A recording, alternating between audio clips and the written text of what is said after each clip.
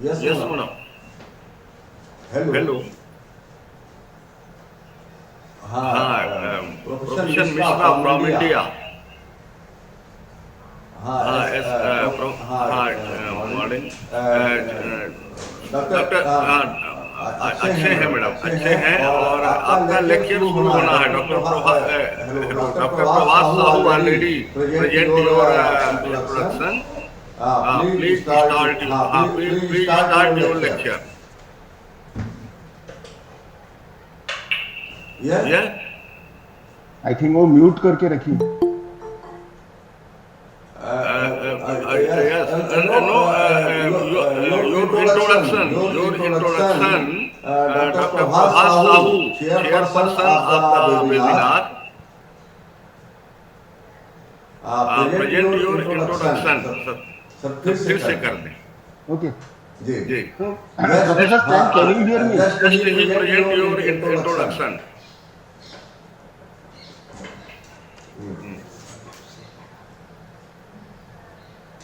Professor Stan, you are not audible. Uh, Yes, yes, yes, yes, Dr. Dr. Prabhas Prabhas Sahu Sahu in in screen. screen. You You see see Prabhas Prabhas Sahu Sahu sir sir in in screen. screen. No. No. Yes, Yes, yes. Yes, Yes, yes. Your Your sound. sound. Yes. Yes. I think you have switched off your microphone. Your Your micro micro is phone. phone. Your Your yes. yes. You are not audible, man. Audible नहीं है. Yes, yes. Okay, let's. Yes. Yes. We cannot hear you. your slide. हाँ.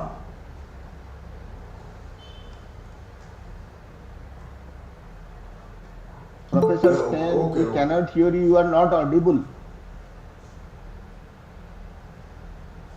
हाँ, वो फिर से वो करके शायद करेंगी. हाँ.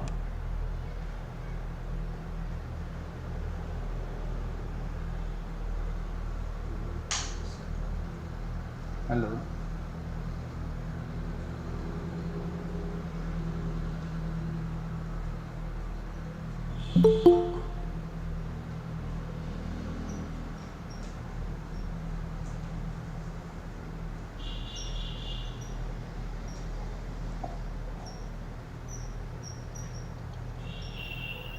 हाँ, वो वो शायद शायद रिज्वाइन कर रहे हैं. But again, she is not Abhi, audible.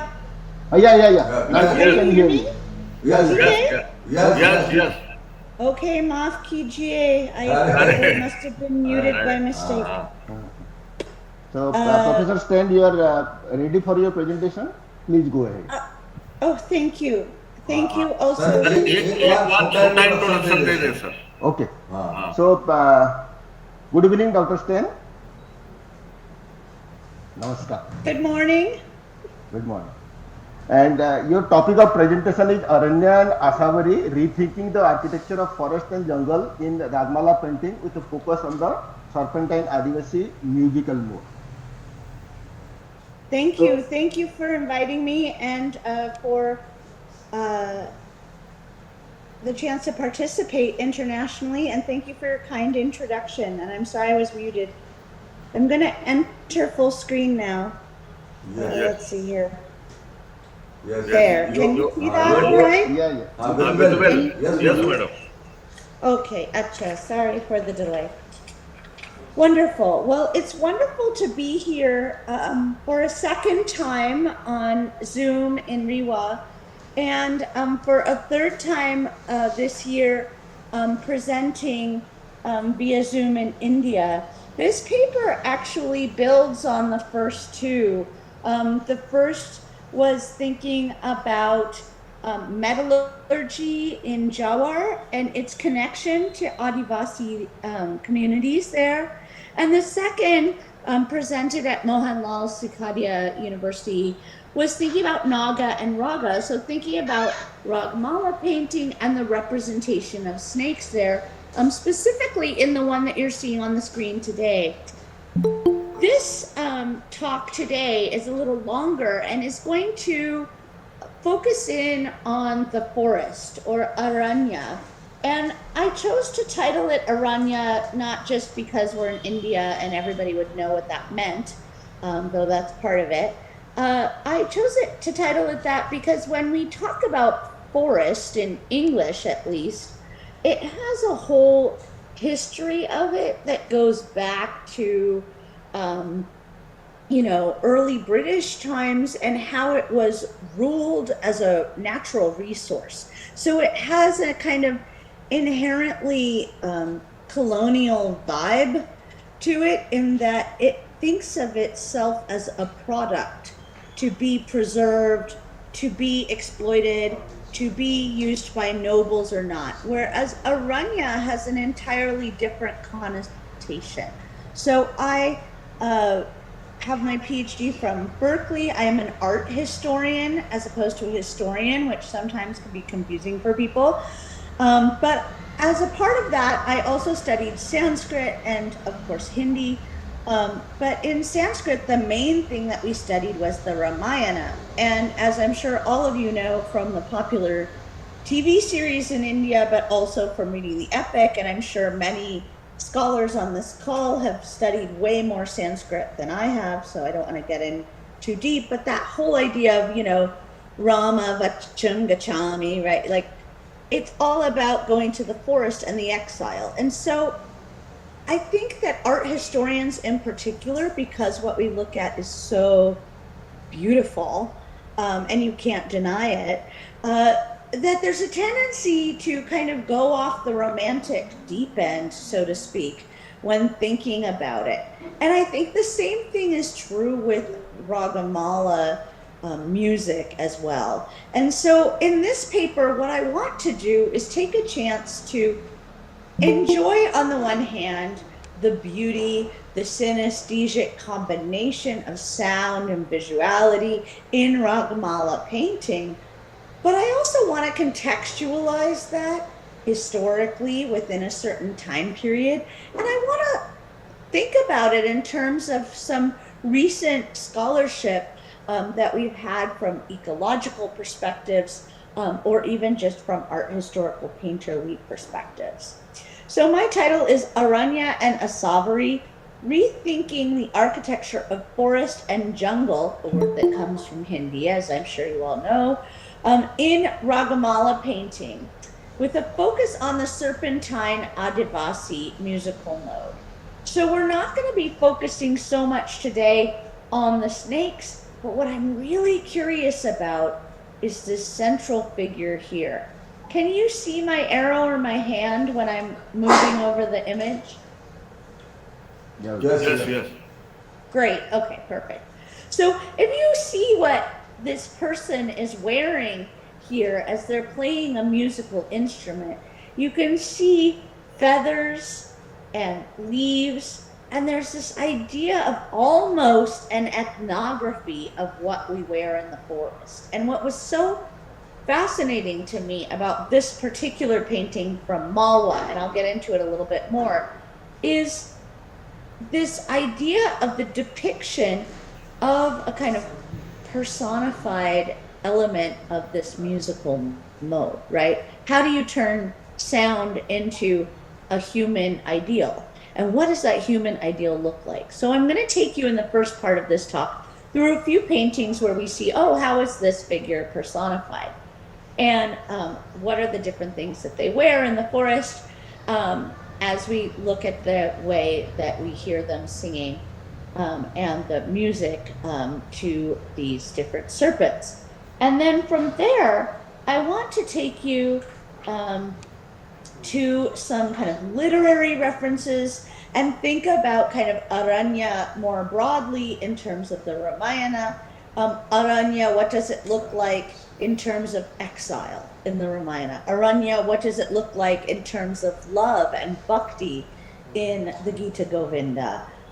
What did it look like the hunt in Persian predecessors, and what did it look like the hunt when we get to Mewar?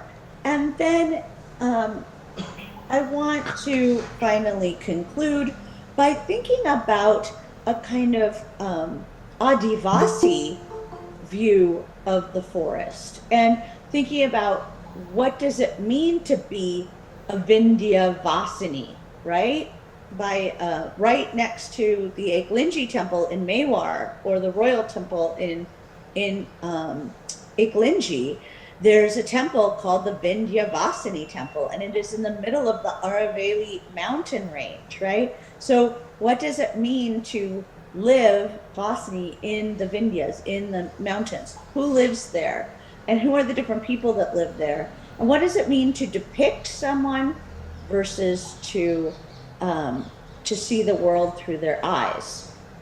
And so I think that the biggest framework for this whole talk that I want you to keep in mind is this kind of idea of agency. Are we looking at representations of Adivasi in the forest, or are we looking at Adivasi eye views of what forest is? And so I have a little surprise for you at the end, but I won't give it all away. All right, let's get to it. First of all, what is Ragmala painting? So Ragmala painting is a set of paintings that is rooted in musical modes. I was looking up the origins of the original text, and it turns out it's from Rewa, which is very fun that we're actually having our webinar on servers based in Rewa. But many of the ones that then were subsequently painted come from Rajasthan, and we'll also be looking at some from Himachal Pradesh, Malwa, and I'll be showing you maps with these and dates. Now, in art history, maps and dates and paintings usually were thought of in terms of style, right? So here you're looking at a painting from the kingdom of Bundi, and it is of the Megha Raga, or cloud musical mode.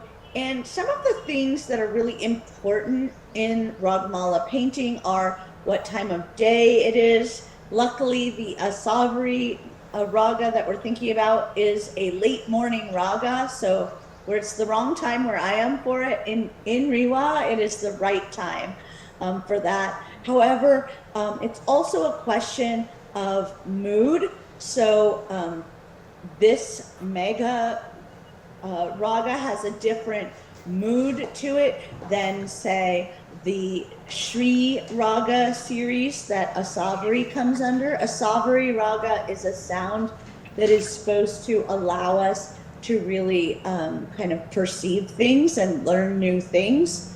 And then the season. So Megha Raga is more of a monsoon one for obvious reasons, and Shri Raga with Asavari is more of an autumnal one. So we're in the wrong season, sorry for that, but we can't plan it perfectly every time. And of course, they're meant to evoke rasa.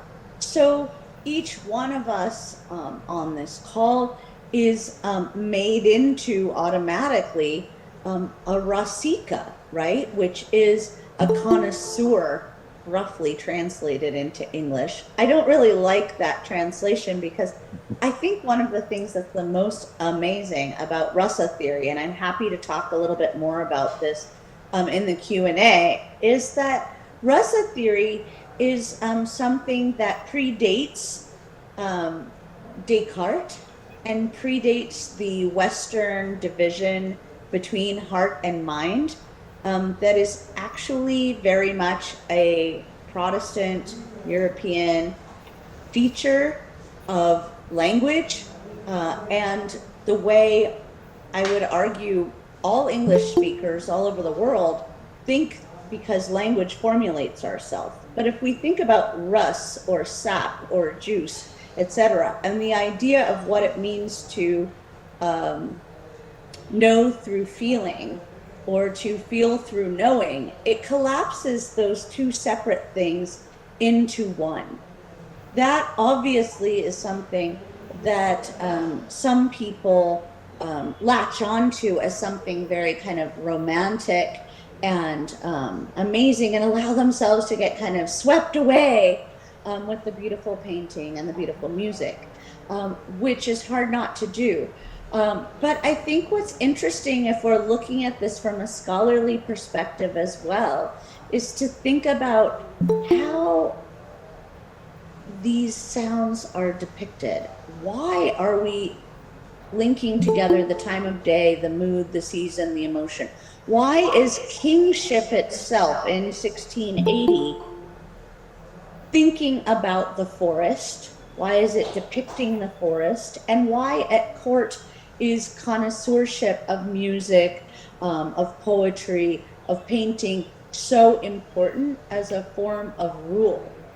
I would argue, for example, that in the United States today, and possibly in India, that ruling a country doesn't involve this level of intellectual pursuit of art and music and poetry as it did then. So the question is also larger in terms of governance. Who is a Rasika?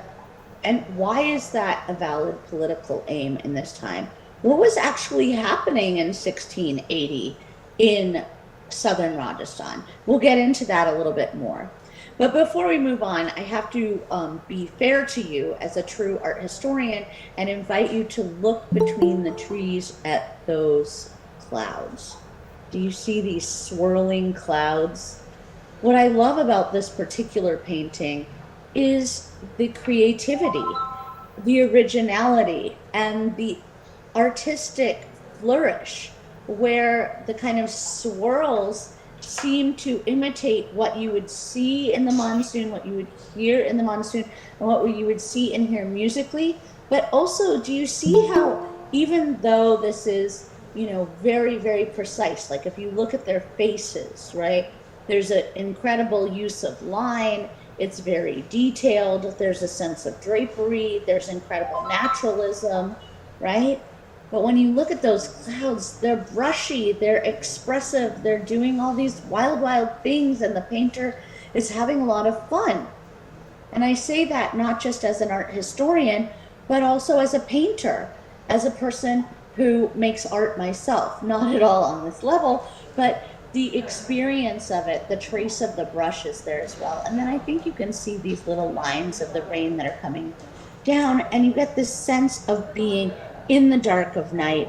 You hear her cymbals and you hear her drums and you see the dance, but you see that they are really under the trees. And there have been a lot of recent writings by Sugata Ray and others focusing on ecology. And I was thinking about this especially since our dear host is a botanist.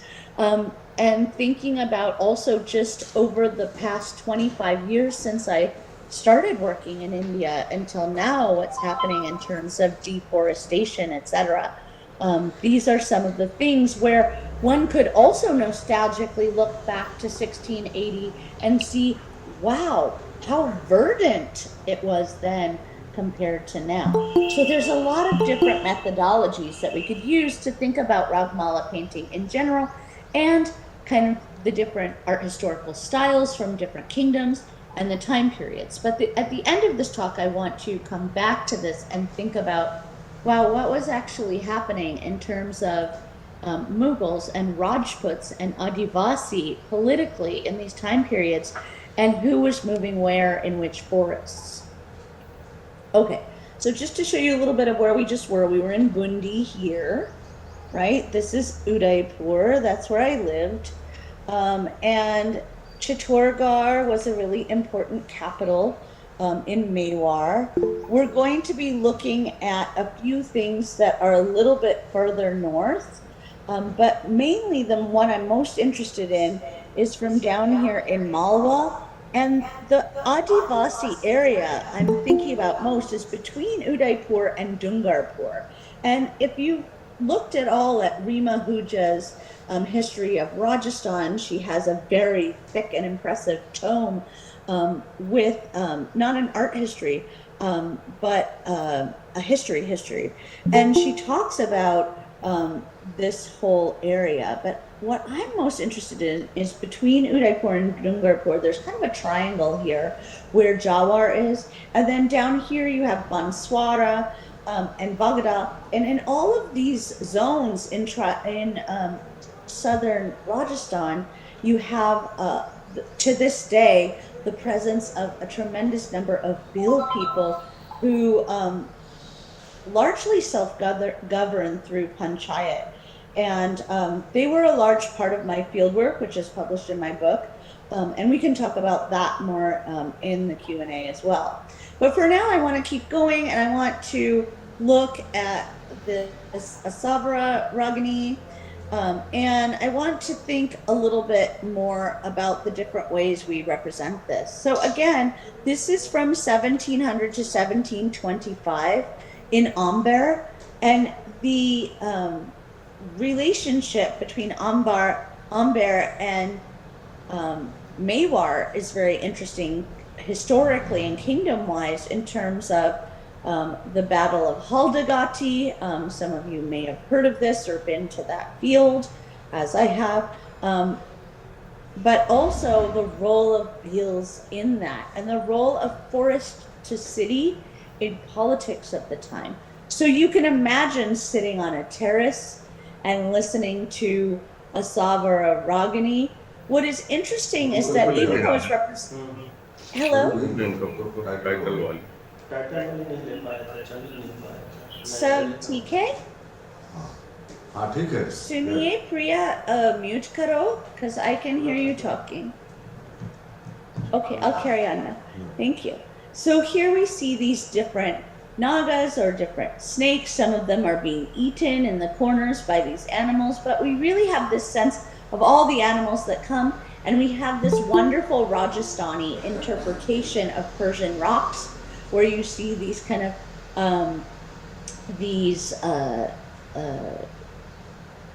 pink outcroppings.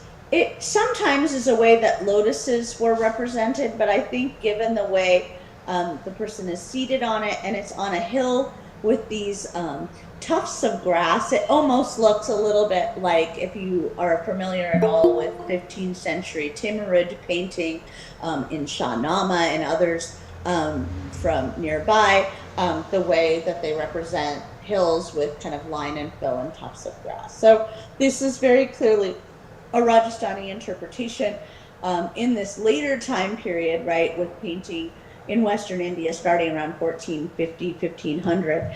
Here we're a good 200 years after, and very late in terms of Mughal terms as well. So we have a kind of hybridization of styles at this time.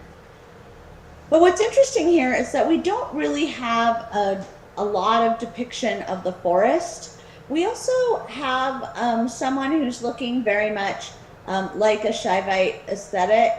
And we have somebody who's wearing a dhoti and some kind of a dupatta shawl, no feathers. They have lines on their forehead there that we recognize, and are playing an instrument.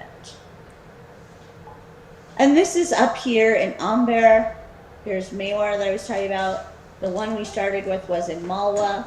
And we're going to look a little bit further north. So this is, of course, much earlier, right? 200 years earlier. But just to give you a sense of where things are. Now, this is the main painting that made me kind of ask this question about agency, right? Going back to that whole idea of like, to what extent do we determine how we are represented? Is this painter living this experience, or is this the court painter's fantasy about how forest dwellers live? So I think all of us in any kind of academic position sometimes dream of escaping to the forest, and given our disciplines, maybe some of us sometimes do. But we're mostly Shaherwalas and Walis, right? Most of us are pretty much in cities that are big enough to have universities, right? We are not living out in the forest, camping in that way. In California, maybe we might go camping, but still. So look behind here. Do you see how you have architecture tucked into the hill and architecture in the front with this very benevolent sleeping tiger? But really, that pink mountain takes up the whole frame. And you have two different, I call them horticulturally correct, because they are very stylized to the point that if I took this painting to a garden store and I said, I would like you to order this plant for me, they would probably know what it was.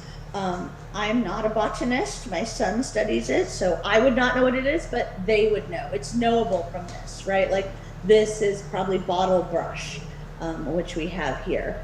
But on the other hand, from an art historical perspective, it's not naturalistic, right? You don't have depth and shading. It's very stylized, and it has what we call today, and people love today, super flat, right? Which is a very kind of indigenous Indian way of painting in these traditions. And we again have this kind of Rajasthani interpretation of or West Indian interpretation of Persian rocks, which again are common in Timurid and Safavid painting in Shahnamas, but here they're a little bit plumper. The outlines are more distinct, and they seem to have almost pink freckles. I'm just in love with this mountain. The other thing that we have in this painting that's really important is this ochre yellow frame for this figure. And that is what we call in English a bower. Now, maybe you'll tell me in the Q&A what the Hindi word is for bower. I'm not sure. But the only time I've ever heard bower used in English is to describe Indian painting, because it becomes such a trope. In these paintings, you see bowers in the Ramayana and bowers in the Gita Govinda, right? Radha and Krishna, they are always making love in a bower. And it's like this forest dwelling, but it has this architecture that actually looks like Islamic architecture, like arches, which in this era is something that is happening in architecture all over North India. And Sugata Ray talks about that a lot more in his book of this kind of architecture of the bower. But the whole kind of idea of this urban-rural divide is there. And you can see the urban parts are very small, and the rural part is just very large in the imagination. We see also here either a bear or a wild boar kind of prancing in.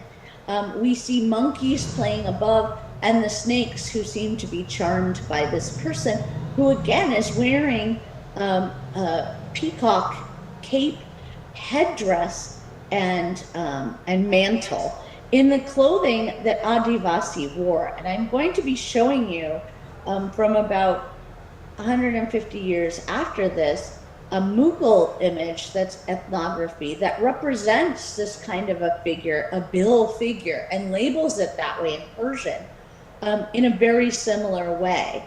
Again, remember, this is very different than what Bil art looks like as we see in the National Folk Museum in Delhi or in contemporary painting, which I'll show you in a little bit. It's not always like that. Look at this one. This one is from 1700, so not that different of a time period. But now we're way up here in Himachal Pradesh at Mongkot, right? Another Rajput kingdom. And we see her, and if we go a little bit closer, she is very much dressed like a palace lady. She is not dressed like an Adivasi. Check out her jewelry. She has all of this exquisite jewelry. She has a veil that is very fine muslin, translucent, with gold borders. She's wearing gold jewelry with tassels, not the silver jewelry that is tribal jewelry that was still worn by Bihil women all throughout southern Rajasthan when I was living there in the late 1990s. And still was there even in 2009, although it was mainly being sold off rather than worn. And you see that this is the same raga with a sabri raga and the snakes, etc. And you can see she's offering this snake milk with her fabulously hennaed hands. And she's very delicate, and she has a bunch of kind of poetic tropes of the Nayaka, right? Like the heroines in these, like eyes like fish and breasts like mangoes, right? These are the kind of common things that we see. And now you get a close-up too of what I'm talking about when I say it's horticulturally correct. Like you can tell what kind of trees these are, but again, they're stylized in the most wonderful way. Okay, let's take a break from Ragamala painting and look a little bit now at Ramayana painting here. So what's interesting about the Ramayana, I mean, of course, the epic goes way, way back, right? With the Ramayana and the Mahabharata as the two most famous epics and whole eras in Indian history. But what is interesting about the illustration of the Ramayana in painting in this time period is that there's this focus on the particular moment of it. So my Sanskrit professors, well, I had 3 different ones who worked on different things, but the Goldmans, who were my Sanskrit professors at Berkeley, translated in, I think, 17 volumes, the Ramayana into English, verse by verse, the entire thing. And so the part that and they also taught an entire semester seminar on the literature of the Ramayana in translation. So the paintings focus on a very particular part of it. They show the whole Ramayana. There are battle scenes with monkeys, but the exile in the forest really takes precedent. And that is heightened here by the boat. There's the sense of like, when am I ever going to see them again? And we see again these forest dwelling huts, these bowers. And in this one, you have this kind of delicious pond here with lotus blossoms proliferating everywhere, and another little forest bower here with a person there. And then you have another little one there. Like there's this sense with this rock that kind of frames this, that you're going to go into this enchanted, never-ending depth of wonderland of forest bowers. And when you do that, Rama and Lakshmana and Sita sometimes take forest garb. So you can see here, they're not wearing peacock feathers, they're wearing leaves.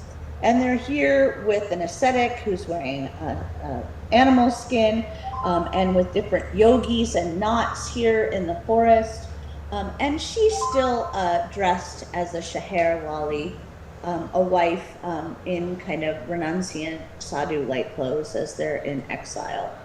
This is actually from the Metropolitan Museum of Art. Most of the images that I'm showing you today, if you want to find them, and I'm happy to give you more information about that via email or WhatsApp or in the Q&A today. So this is Rama, Sita, and Lakshmana at the Hermitage of Bharadvaja. And it's an illustrated folio from a dispersed Ramayana series. But what I want you to do is focus in on how they are dwarfed by this forest environment and by what they are wearing here. So thinking about that fashion. And we're up in Kangra in Himachal Pradesh, and we're in 1780.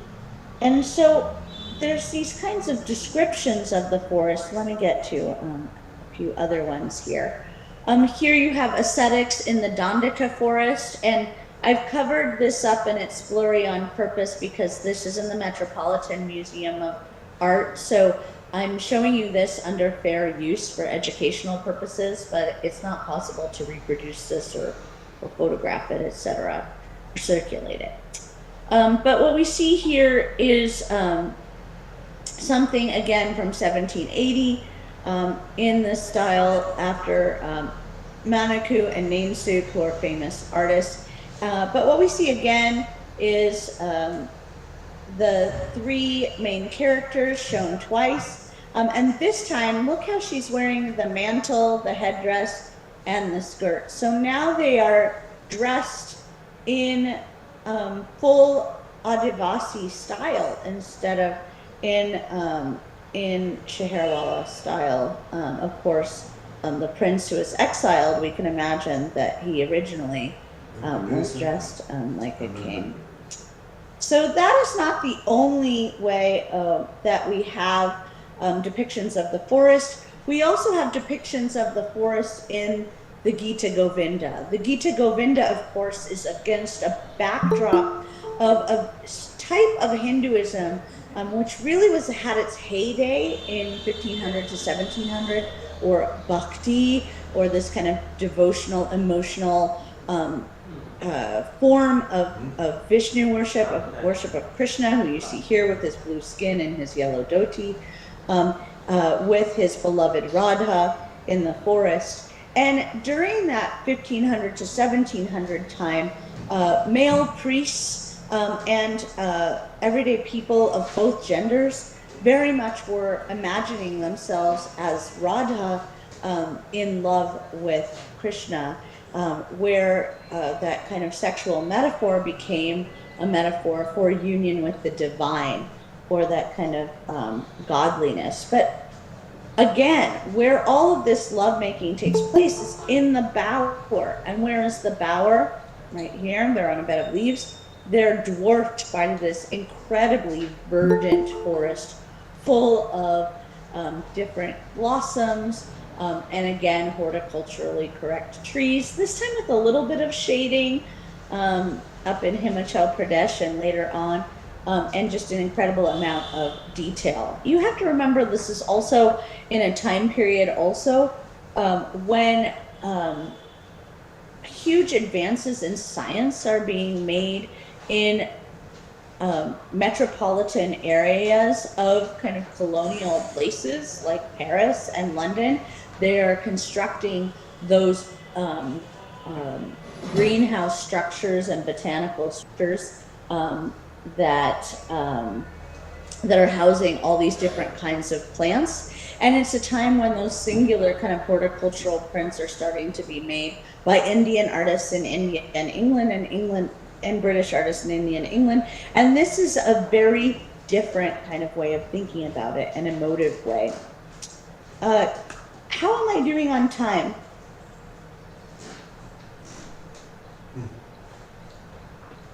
Yeah, you have time up to 11:10. So before Wonderful. that, okay. So up to Good, 11. okay, I didn't know if you were trying to stop me and I couldn't hear you. I can still hear you. Okay, great. So in this description of the forest, what we're supposed to see is this kind of lush fantasy of an environment. So at the one hand, this is like horticulturally and in terms of botany, super duper specific and scientific. But on the other hand, this is a fantasy of the forest. And then on the other hand, this is an area in which, due to political strife, the Adivasi population are being pushed further and further into the forest in this time period. So it's easy to think of how one could kind of romantically lose oneself in this, because if I read you a few verses from the Gita Govinda, sadly from a Kavita perspective in India, I'm going to be reading them in English so we won't get totally swept away. But I must say, even the translation is the only book that has ever made me actually drool in the library. Of course, I was 20 then, a little bit more innocent than I am now. So if you're just looking at the two of them in this forest, I just invite you to kind of lose yourself in the details of this late Congra painting, and to think about what this environment is in relation to the idea of bhakti, or this specific kind of devotion, where all of us imagine ourselves as Radha in the arms of God. His soft mouth moves like an open lotus. Arrows of love won't wound her. Wild flower garlanded Krishna caresses her friend. His mellow speech is elixir of honey. Sandal mountain winds won't scorch her. Flower garlanded Krishna caresses her friend. His hands and feet sleep like hibiscus blossoms.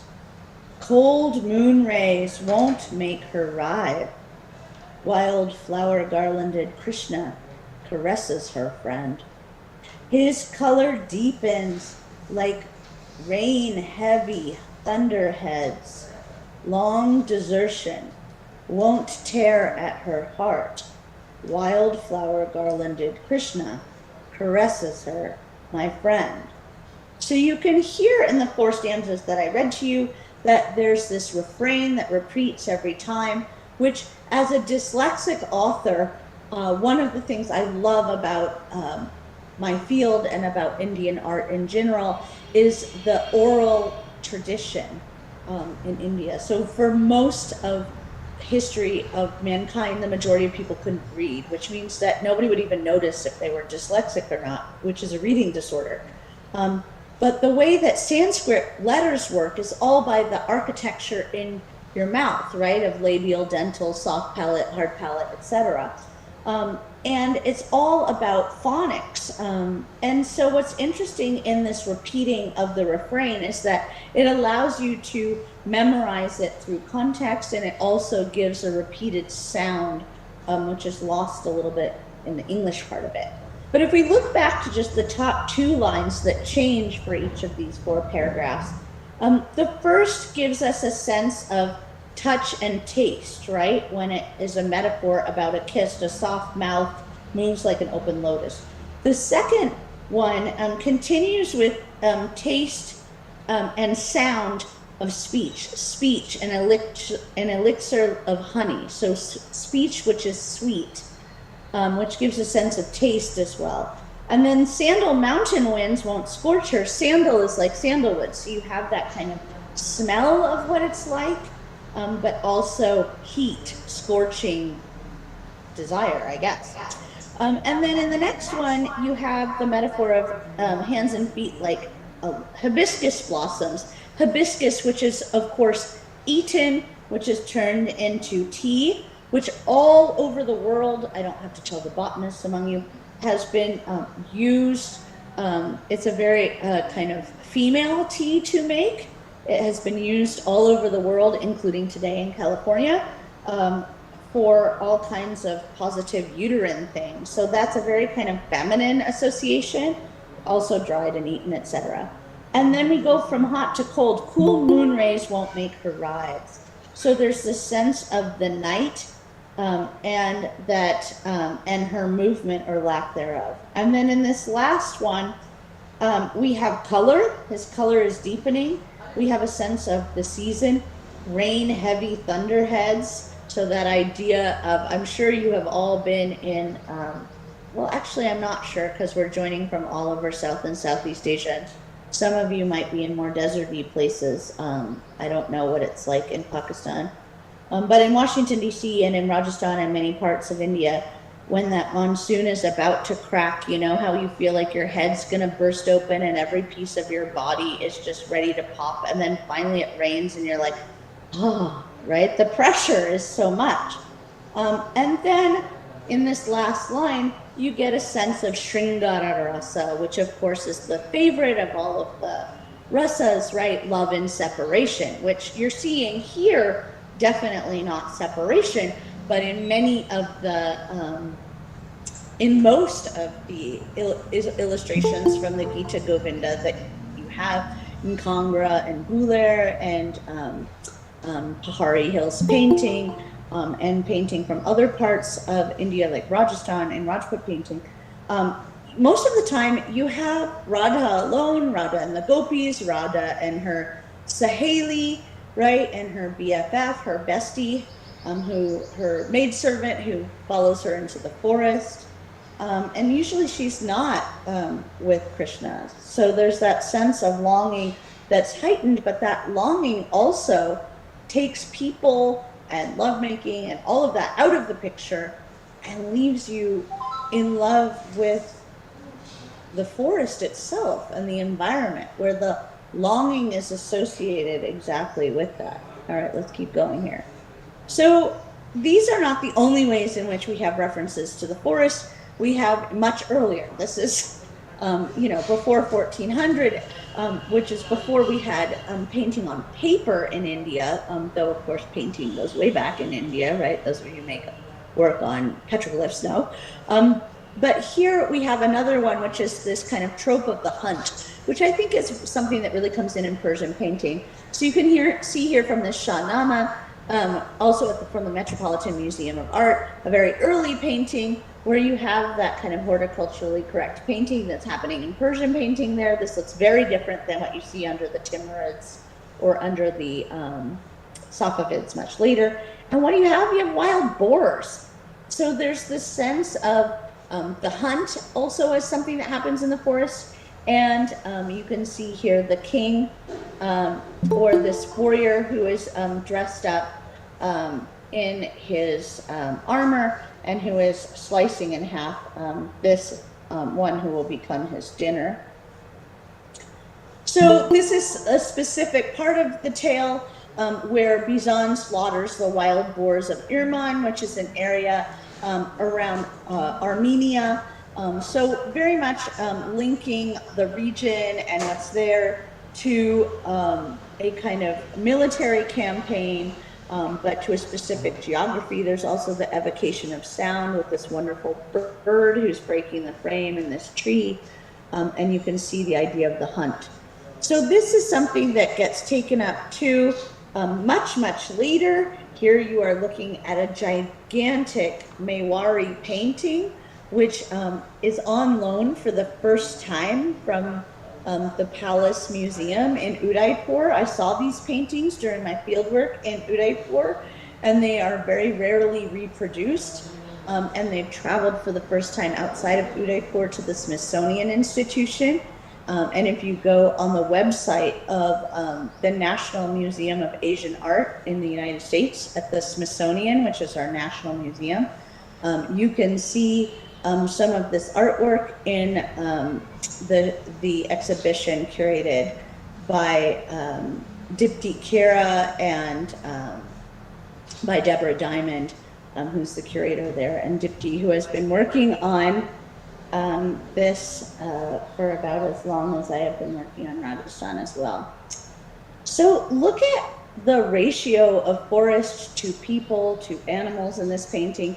Here you're having a hunt again, and if we come in a little closer, I'll zoom you in on this, and I'll zoom you in on the painting, and you have this very delicate repetition here. Sorry, these are a little blurry. I was holding my iPhone so close to this. I went and saw this on Sunday. It was a long weekend in the United States, and I flew to go see this with the curator's tour. You can see how they're using brushes that might have only one bristle to do this kind of stippling, and how you have this wonderful kind of repetitive, fast line stroke here that gets repeated all through the painting. There's this sense of the furriness of the bear, and you can see he's meeting his unfortunate end. And you have the portraits of all of these nobles. And to the people who would have looked at these are not miniature paintings like this. And that's what's so striking about them. There always was this tendency to say Indian miniature paintings, but it's not just the pichavais and other things that are very, very large. This painting is the size of a pool table, a billiards table. And actually, I'm saying that for a reason. They're not meant to hang on the wall. They're meant to be flat. And the gold, if you look at a certain angle, as the curators were telling us, kind of illuminates when they do that. This is meant to gather around the painting the same number of people that are in the hunting party.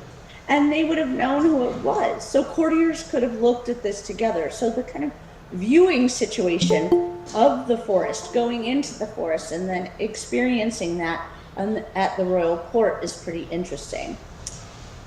I just wanted to just show you kind of the range of the ways that forests were represented. This is a painting from the Metropolitan Museum of Art, and I don't want to dwell on it, but it's not always the case. Like this is Sultanate painting, it's earlier, it's much closer to Timurid painting.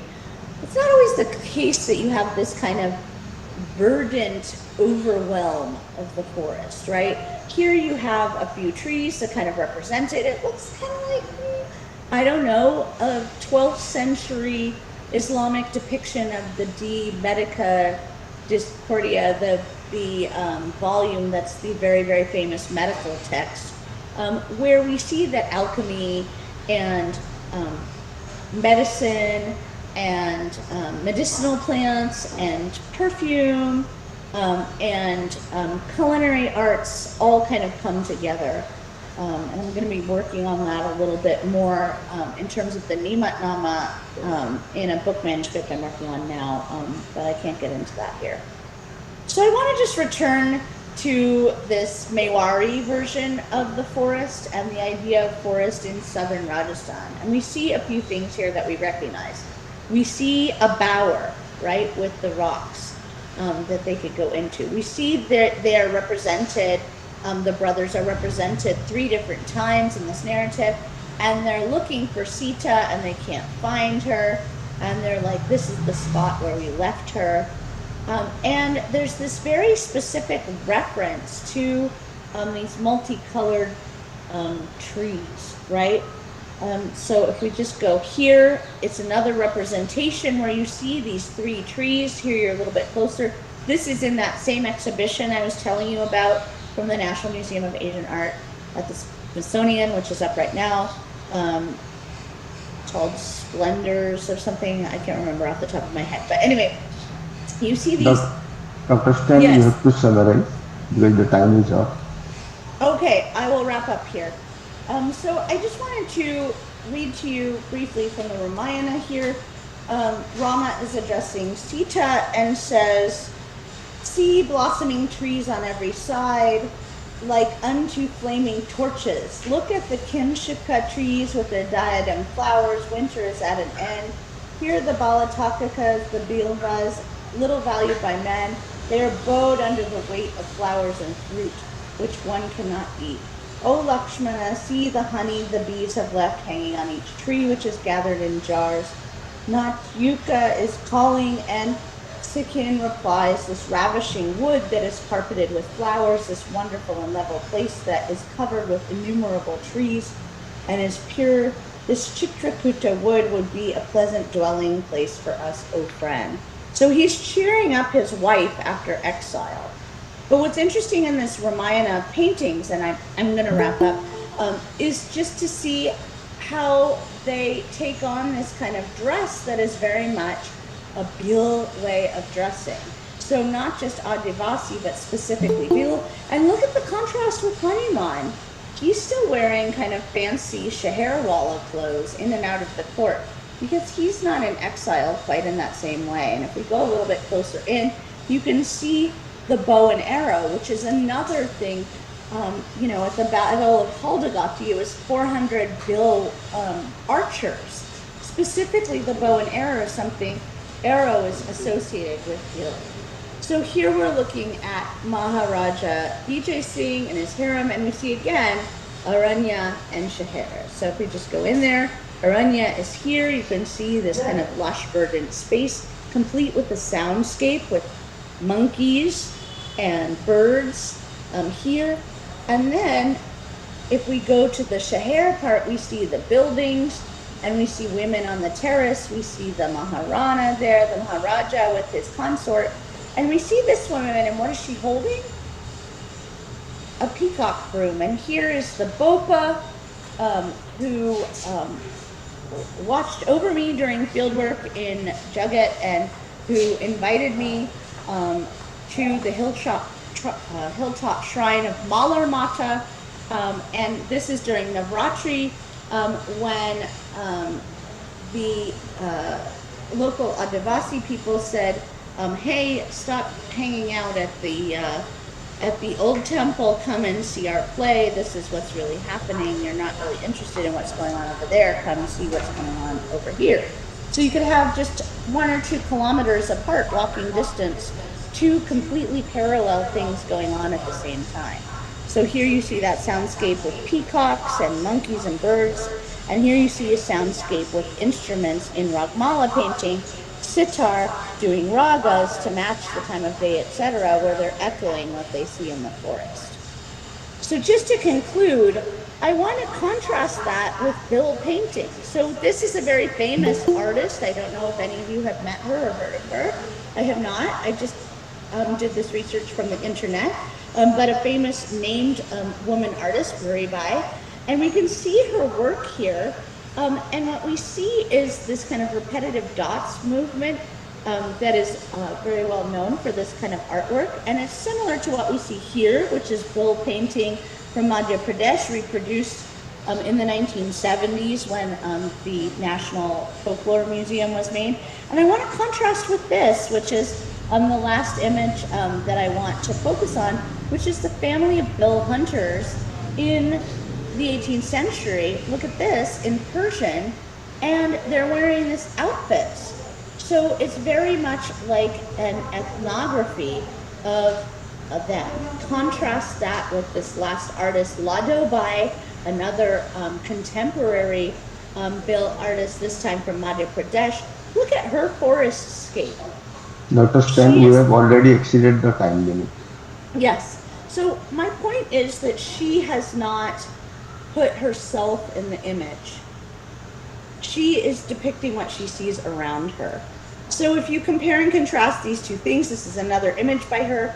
This is how she's looking at all of the birds, and this is how Mughals and Rajputs are looking at them. So these two things have a lot in common, right? Even though they're not from the same time period, even though they are from groups who in kingdoms might have been fighting each other, Rajput kingdoms fighting in between each other, like Amber and Mewar. But all of that kind of fighting is pushing the bills further and further into the forest and really creating this kind of fight over resources. So to conclude, we can think about, you know, the Meena tradition and the bills in Mewar. The king of Dungarpur, for example, cannot be, the Maharawal cannot be made king without being anointed by a Bil person. And that whole kind of tract I showed you in the beginning between Udaipur and Dungarpur is all historically and in the present really a Bil area. So in 1643, you have this Bil-Dond insurrection against Mughal authority, right? And you have Bil's insurrection against the colonial British, right? So having them as an ally and this fantasy about their sovereignty in the forest is something that's not just a romantic notion, but it's a kind of ethnographic fantasy that has to do with the kind of anxieties and kind of power plays of these different kingdoms in this time period. Thank you. I'm sorry I went over, and I will take questions. So, if there is any question. Yeah. Good morning to everyone. Dr. Stein, you have taken a wonderful, you have made an experiment on this one. Excellent presentation. But before that one, just I want to pose one more question. You have mentioned this pertains to Raga Mala. Yes. Raga, which Raga you have mentioned so many paints in the night times, day times, evening times, morning times. Of course, the forest, environment, you have shown everything. But there must be a specific raga is there for everything. From morning 6 to another 24 hours, there must be a raga. Which raga? You have not shown. The main concept of this one is a ragamala. When there is no raga in this one, I think your presentation will not be fulfilled if I am correct. So that raga must be mentioned. If it is in the night times, which raga is there? Suppose Bhairavi is there, that is one type of ragam. Bhopala is there, that is one type of ragam. Todi is there, one type of ragam. In which time that it will be mentioned? Please, can you please? Sure. Yeah. Let me. I'm trying to. Can you see my screen? Yes. Yeah, it is not so. Yeah, now it's okay. Okay.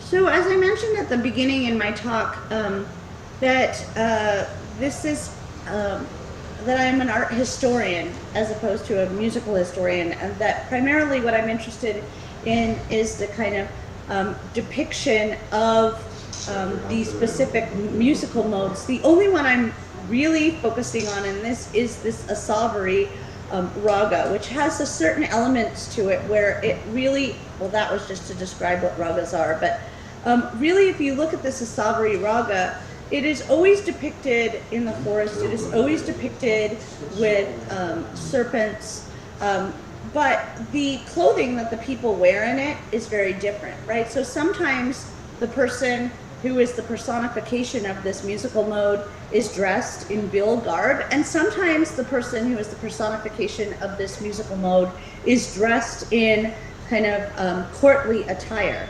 And so I'm really interested in, as an art historian, the difference in the fashion in these paintings of how the artist is using composition and paint, etc., to construct a fantasy about the forest through music.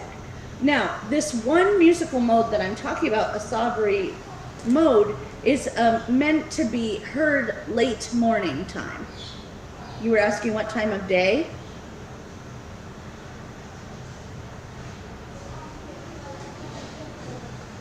Hello. Oh, who was Is it asking okay? me? So whatever your question were, are you satisfied? Yeah, okay. Yeah, so late morning is the time when this is supposed to be performed. I suggest you, ma'am. I suggest you, it's a good presentation you have taken. I suggest you kindly focus even on the different ragas, so that one it will be very good. I think not Okay, only so, Saviri, not only Saviri. Saviri is one type of ragam, absolutely no problem on that one. But there are different types of ragas are there, because I have seen even in the night time, Lord Krishna and another two girls are there, and they are dancing. That is in the night time. The dark is there in the night. In the behind the Mega Raga. This is the Mega Raga. Yes. That's what I'm telling is, if at all if it is combined with that one, then the painting will have, because the main concept of this one is raga mala. That means raga must be there. So that one mala means it's a type of a garland. It's a garland. It A should be garland, filled with the exactly. garland. The raga should be the garland should be filled with this raga. I think if you focus on that one, I think it will be good. You have given an excellent present. I'm not worried about that. But besides that, if you add, that will give more weightage in that. Thank you. Thank you. Yes, and I didn't have time, but I did. I do have, if you are curious to hear, a 5-minute sound bite of this raga here of the Asavara raga. The reason why I'm focused on this is that I have looked at many ragamala paintings of many different ragas, including Mega, Hindola. Those are the two kind of most popular that are represented, but we have illustrations of many different ones, but none of the other ones have snakes in them, and none of the other ones represent this kind of, many of them happen in the forest, but none of them have this kind of clothing in them. Many of them have this kind of clothing in them. But this whole kind of idea of having a Savari raga represented in this way, in this time, in this place, is, I think, a kind of, has a political element of how do we imagine bills at court? The painters aren't bills, these painters are courtly painters. What is that fantasy about in this time and place is really what I'm asking historically, more than kind of producing a catalog of all the different ragmalas. There's wonderful work that has been done by B.N. Goswami, for example, and others that are catalogs of all of ragamala painting that go through the different ones. But if you see here, there's nothing Bill happening here. There's a beautiful depiction of the forest, but the question is what kind of forest? So we see this depiction happening in Ragmala painting. We also see it happening in Ramayana painting. But it's not all of Ragmala painting, it's specifically this one. So I'm glad that you asked that, because it really does vary from depiction to depiction. From raga to raga, they're not all the same. Okay. Thank you, Dr. Stein. So I think now it might be my turn to sum up and hand over the mic to the organizer. So the Ragmala paintings, which are a form of Indian miniature painting, it depicts variations of the musical modes which are called as ragas. And this set of paintings exhibits a combination of art, poetry, and classical music in medieval India. And we have different sets of Ragmala paintings, Pahari Ragmala, then Rajpura, Rajasthan Ragmala, Deccan Ragmala, and so on. And thank you, Dr. Devraj Stein, for an interesting and illustrative presentation, citing examples from Ramayana, Gita Govinda, and so many others. So, because we have already exceeded the time, I thank you, Dr. Stein, for your nice presentation. And I also thank the co-chair of this session and the organizers of the webinar for organizing such a beautiful webinar and giving me an opportunity to chair the session. Thank you so much. Thank you, sir. Rishikesh Rane, Mr. Rane. What's here? Mr. Rane? I think he is not there. Wow, okay. Okay, thank you, Professor Mishra. Yes, sir. So thank you, Chairperson Dr. Pravas Sahu, sir. And thank you, Dr. Deborah Stein, eminent speaker, given nice talk and in this webinar series. So, and Dr. Professor Pravas Sahu chaired the session. Thank you both, sir. Now, next session, our chairperson, Professor M.N. Venkatesha, Dean Human and Social Science Department of Folklore and Tribal Studies, Dravidian University, Kuppam, Chittoor, Andhra Pradesh, India, and co-chairperson Anuj H.R. Patel, historian and museologist, Vadodara, India. Our eminent speaker, Professor T.S. Satyanath, Professor Emeritus, Modern Language and Literature Study, University of Delhi.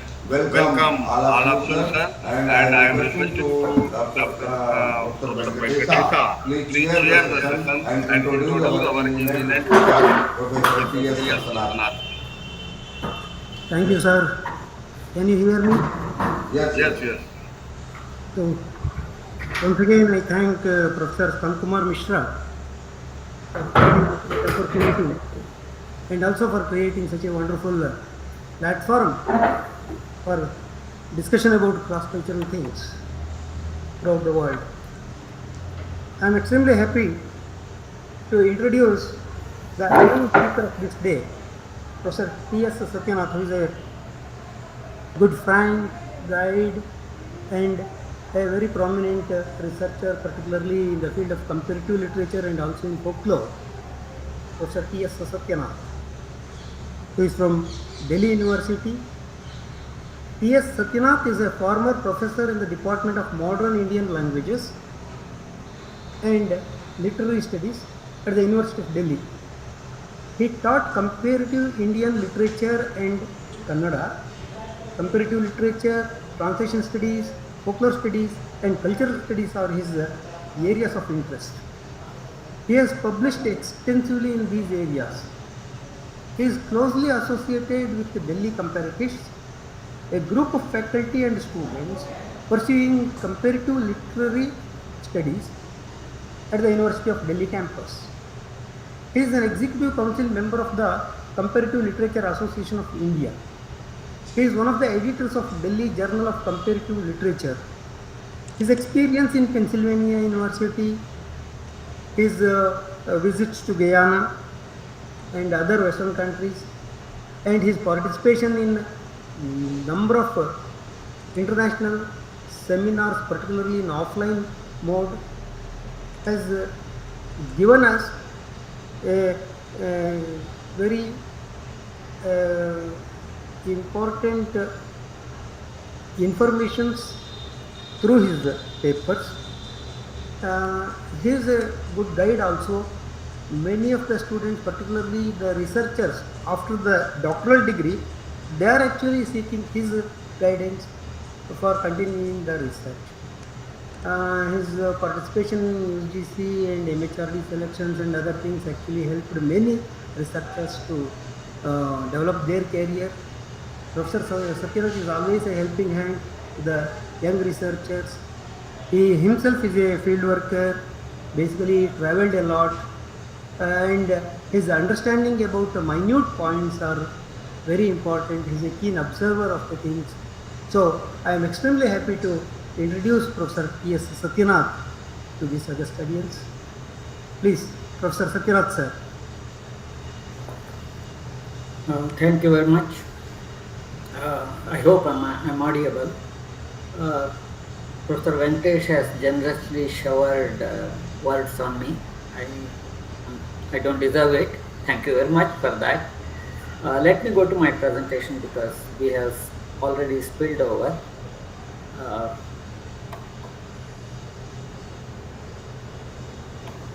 If you just wait for a minute.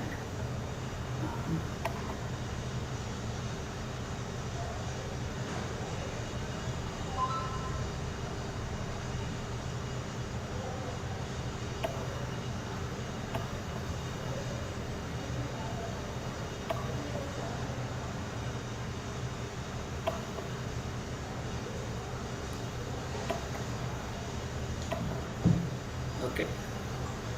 I hope it's visible. Yes, sir, it is visible. Okay, thank you. I will go full screen so that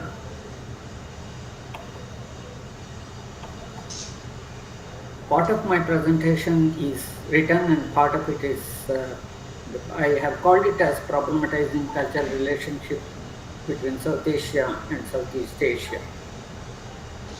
Here is an overview. Briefly, I will do a problematization. I will take a sculpture of Ravana lifting Kailasa from Pattatkal, Karnataka, India, and at Bontleseri in Angkor, Cambodia, and then compare them and try to bring in the models of comparison, the way that the relationships have been read in the last 100 years or so. First of all, the influence model, the Indian influence on Southeast Asia. The second one is the hybridity, the confluence of two cultures. And then thirdly, a constellation model which requires an open structure rather than a closed structure like influence, hybridity, and things like that. Hybridity also includes logical opposition, two systems interacting with each other and converging. Then I go to Panchatantra briefly to make this point. Panchatantra studies particularly, I will look at them. I look at them as writing culture, bringing in the scriptocentric, which is the writing system, the phonocentric orality, which is the folklore, and the body-centric, which is the performative tradition, both the picture showman tradition and the performative traditions, as well as sculpture and painting. I cannot show much. Lastly, briefly, I will discuss about the implications of my presentation.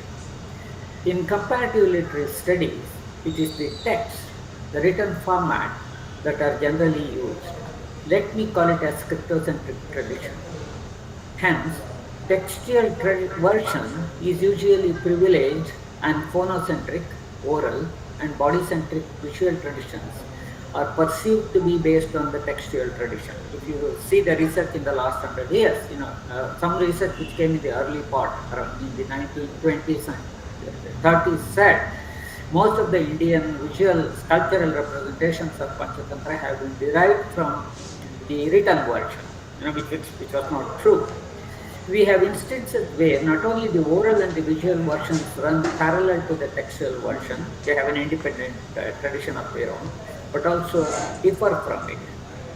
In order to further the point, let me take two sculptural representations of Ravana lifting Kailasa.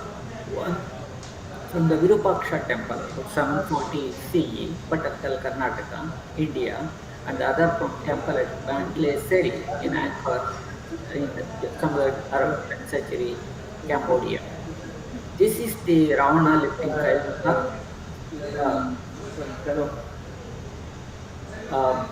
Around 740 CE, Pattakal. There is more talk. Will you please close the? Will you please mute your mic? Ravana lifting Kailasa, you will see here, Ravana is lifting here. It is from a monolithic stone, the sculpture. This is Your slide not moving. Dr. sir. What can I do? I have sent a copy to both to Venkatesh and to Professor Skand Mishra. Will you please play it then in case if my slides are not moving? Could it be done?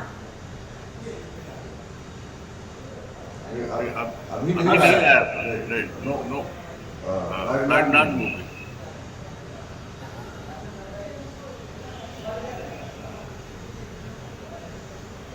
It's not moving even now? Yes, sir. Okay, let us confine to this mode then. This is the Ravana lifting Kailasa from Virupaksha temple.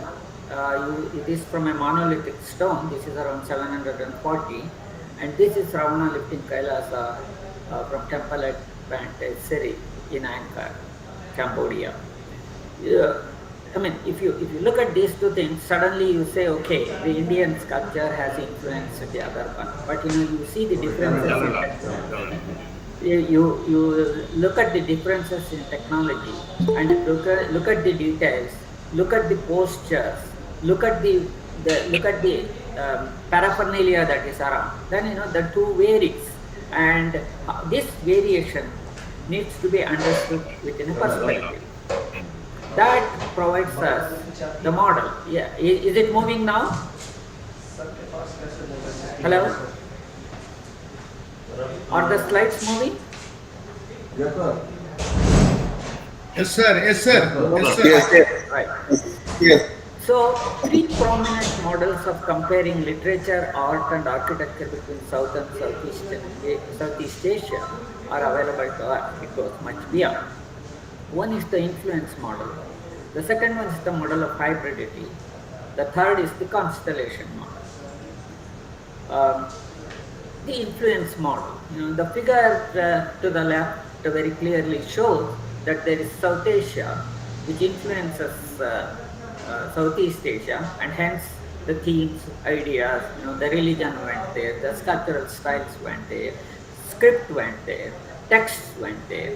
In fact, Sheldon Pollock says there is a Sanskrit cosmopolitan writing culture which works beyond India into Southeast Asia. Okay, but these are problematic. Influence is basically a 19th century theory of comparative literature. It subsumes a colonization theme behind it, so hence it's always very clearly the impact. In fact, the first Bhakti study, which was done around 1824 or so, said that the post-Gaudiya Vaishnava Bhakti of Bengal is influenced by Christianity, which was subsequently refuted, and now it is. Now, this led to a concept of a greater India in the early part of 20th century, where it's a sort of an Indian colonization without quote and unquote evil effects of colonization.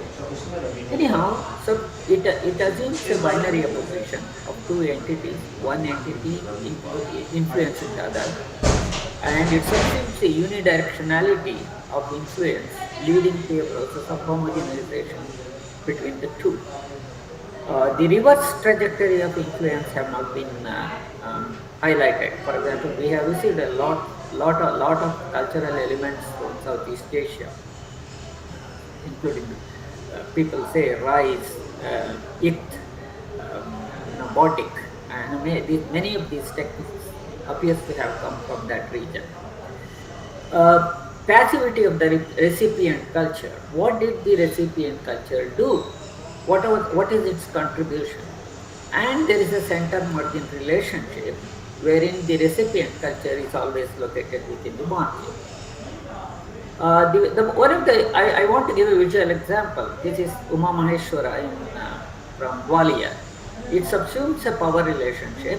Look at the smaller size of the goddess compared to that of the male god. So here is a dominant male and subservient female. The directional semantics of proportion is at play here, and it puts the goddess at a sort of subservient relationship within the general subservient relationship of male and female within the Hindu social system. The second model is of that of hybridity, which suggests the figure makes it very clear. There are two cultures, they converge together to generate a mixed culture. In Indian, medieval Indian discussion, there are plenty of discussion on this, particularly the Manipravada, a discussion that takes place outside Sanskrit poetics and within the poetics of Dravidian languages. It's very important. Here the Mani, which is the ruby, is actually the regional language, and Pravada, the choral, is always Sanskrit. And the perfect concept to accommodate this is the Ardhanarishwara, androgyny, form of Shiva and Parvati, where Shiva and Parvati are glued to each other within a particular position. They are inseparable. It also takes us to the concept like Sanskritization and Shudrization. Sanskritization as discussed by Srinivas and Shudrization as discussed by some time. They are binary oppositions like influence, but the third variety emerges and neutralizes the severity of the logical opposition. I have used the Ardhanarishwara Shiva from Badami here. He is with Nandi and Bringi and a female attendant. This indicates a balanced power, an androgyny of equality, complex and inseparable, and in fact the famous Kalidasa's poem Vagartha Sampruktam is here, and that's how in the Indian theory of meaning, Vak and Artha are inseparable, whereas form and content are separable within the modern formalistic discourse. These are two different ways of looking at the nature of relationship between form and content, and it has implications for understanding the content. In terms of prominence, while the influence model prompts movement from the center to the periphery, eventually resulting in the total absorption, imagine the melting pot theory and things like that, and resulting in homogenization, hybridity implies is a possibility of a marginocentric approach to intercultural relations. One way of reading marginocentrism, for example, the blue one, where I have kept the cursor, that shows the influence, the center to the margin. You can perceive a marginocentric influence or perspective, marginocentrism, by moving the things from periphery or the margins to the center, which happens in the case that we discussed. But there is another way of, in a place like India, of multilingual cultures and multilingual communities, you have a different way of understanding that. You have a capital C and capital M suggesting a center at a margin, but you also have multiple languages, multiple cultures, each one suggesting M1, M2, C1, M1, C2, and they all interact not only with the center, but also capital C, but also among them. So, the nature of interaction that is subsumed in a model of this sort is quite complex, and hence we need actually some other concept to do it. I thought a model like constellation could be a better model because it's an immediate model that I can think of for the time being is of a constellation. A constellation is an area on the celestial sphere in a group of stars forms an imaginary outline or pattern. These patterns are all imagined. We only know that. It is not a reality because these stars are not even on a plane.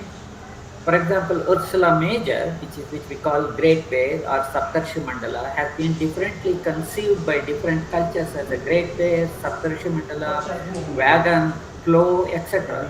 And its shape changes from location to location depending upon which place on the latitude and longitude. And the pattern emerges from the local data.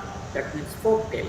You have a folktale in India in which the 4 stars of Great Bear is a cot on which an old lady is sleeping, and the 3 other stars are one of them we call it as Vasistha and Arundhati, are also 3 stars are the 3 thieves trying to steal the money while she is asleep. So this is the constellation model that shows the patterns are basically arbitrary. They are culture specific. In that sense, the model becomes culture specific. It has a spatial variation. It is based, connected on a thematic pattern, and its reorganization or rearrangement is possible depending upon the theme that leaves an openness in the model, and a model of decentralization. We are not thinking of center periphery anymore. To make this point clear, what I have here is Hariti with children. This is from Kushana period, and this I have used the paper by Madhav. These children in the hands of Hariti come from different cultures. I have Hariti, her daughter or son Priyankara or Pingala, Egyptian child Harpocrates, Hellenistic twin Dioscurus, Phoenician Cyprus temple boy, Hindu gods Kandakarikeya, and Zoroastrian twins Amurda and Harda. It's here, I'll skip over. The constellation model represented by Hariti provides a model of sustenance through circulation of material culture, representations, and ideas as compared to the influence model or the other one that suggests that replacement of local culture by the dominant culture, and the hybridity model that suggests the convergence between the 2 cultures. I will take up 3 comments made by Ahuja regarding the process of incorporation of deities from the trading communities into Hariti's iconography in Gandhara. They are as follows. It is the rejection of the possibility of the hybridity, recognition of marginality, universalization processes like globalization and cosmopolitanism need not necessarily have to be homogenizing points. It's a radical point. And here is a Hariti from Mandu, Java. So we also have the Southeast Asian counterpart. Taking a cue from an openness in the circulation of material culture, representation and ideas, and in the next part of the presentation, I will try to follow the trade routes through which Panchatantra moved, in the hope that trade routes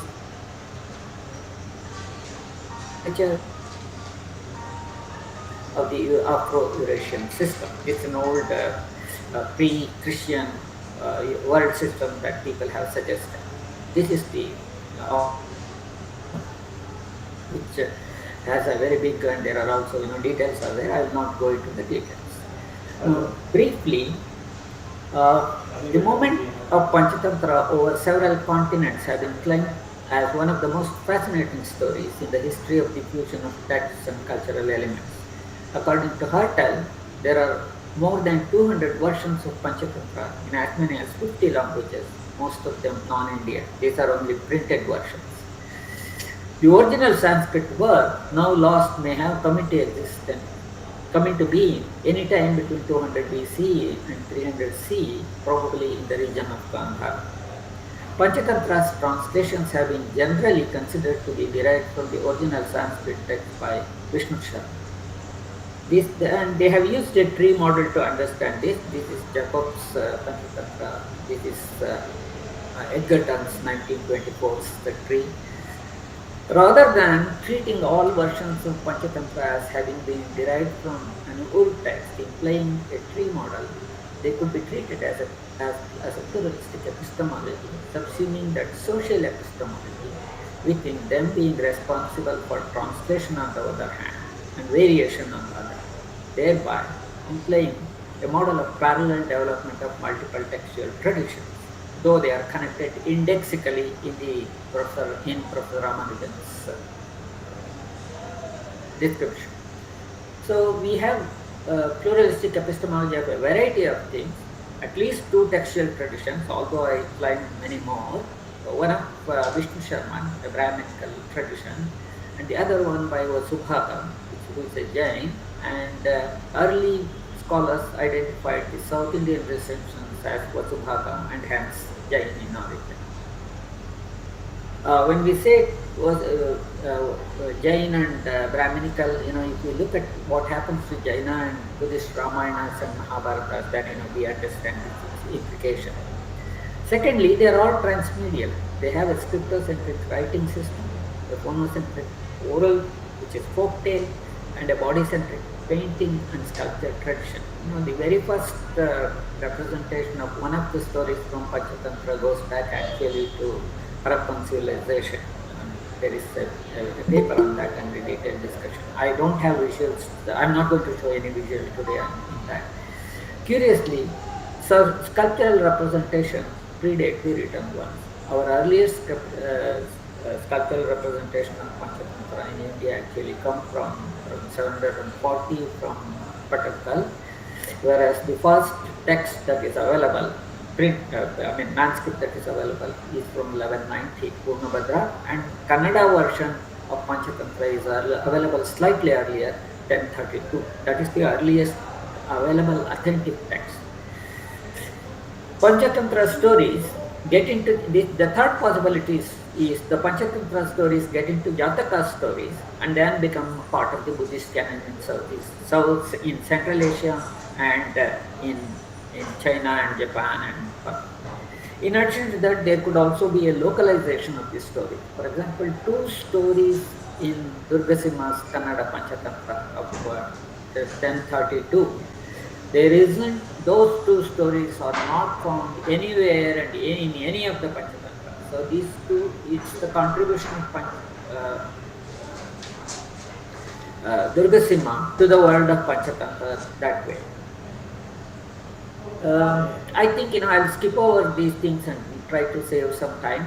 So the one transmission is, this is the printed, this is the Middle Eastern distribution, Pahlavi to Syriac to Arabic to Hebrew to European and then into the print culture. Then the other one way of looking at would be to look at Silk Road translation, adaptation. They are serial translation. They did not take a text and do it. It could be via the Jataka story or the oral tradition or the one translation leads to another translation. The Silk Road translations, adaptations, Chinese, Tibetan, Japanese, they are all we have textual evidence. That is, we have the early Sogdian paintings from 6th century CE. We also have the path of Jataka stories going into popular lore and into the folk and then precipitating back into the written tradition. This has been shown in the case of Chinese folk. And very interestingly, people point out that no animal tales in early Chinese literature. So around 10th century, you suddenly start getting these animal tales. And the possibility of that is the prosymmetric transformative text, which is called as Pian Yuan, traveling through Chuan Pen, which is turning scroll paintings like the Patuas, the BHOPAS that you see today. And scholars have speculated mostly the Buddhist, the Panchatantra tales in Buddhist Jatakas traveled along with this picture showman tradition along the route, Silk Roads, entered popular level of Chinese literature and then entered classical Chinese literature around the 9th to 10th century. Then, we have a series of trade contacts between South India and Southeast Asia, and Deccan played a very important role because the Southeast Asian script actually owed to the particular form of Brahmi script called the Kannada Kadamba script, and it could have developed. The first earliest text is a Kannada text of Panchatantra by Durgasimha, 1031, and around 1200 you have an incomplete Tamil text and a Sanskrit Tantropakhyana text. Both follow Durgasimha, or rather, both follow Vasubhadra. Durgasimha follows Vasubhadra. And before 1200 CE, we have three Javanese Panchatantras called the Tantri group, Tantri Kamandakara, Tantri Kedari, and Tantri Dhamma, all the three before. From 1507 CE, you have a Laos Panchatantra, and a little after that, you have a Thai Panchatantra. These are the texts which are available in the print format. Coming to sculptural versions, South Indian and Southeast Asian sculptural representation predate their corresponding textual versions. That means the Javanese one that I said, their pictorial or the sculptural versions predate the Javanese Panchatantra version. The Arabic version, Khalila wa Dimna, also traveled to Southeast Asia in the 17th century, and certain elements from it appears to have entered into the oral and performative traditions of Panchatantra in Java. So there are two waves of Panchatantra going. One is the Khalila wa Dimna going there, and then the South Indian or the Deccan Panchatantra version going.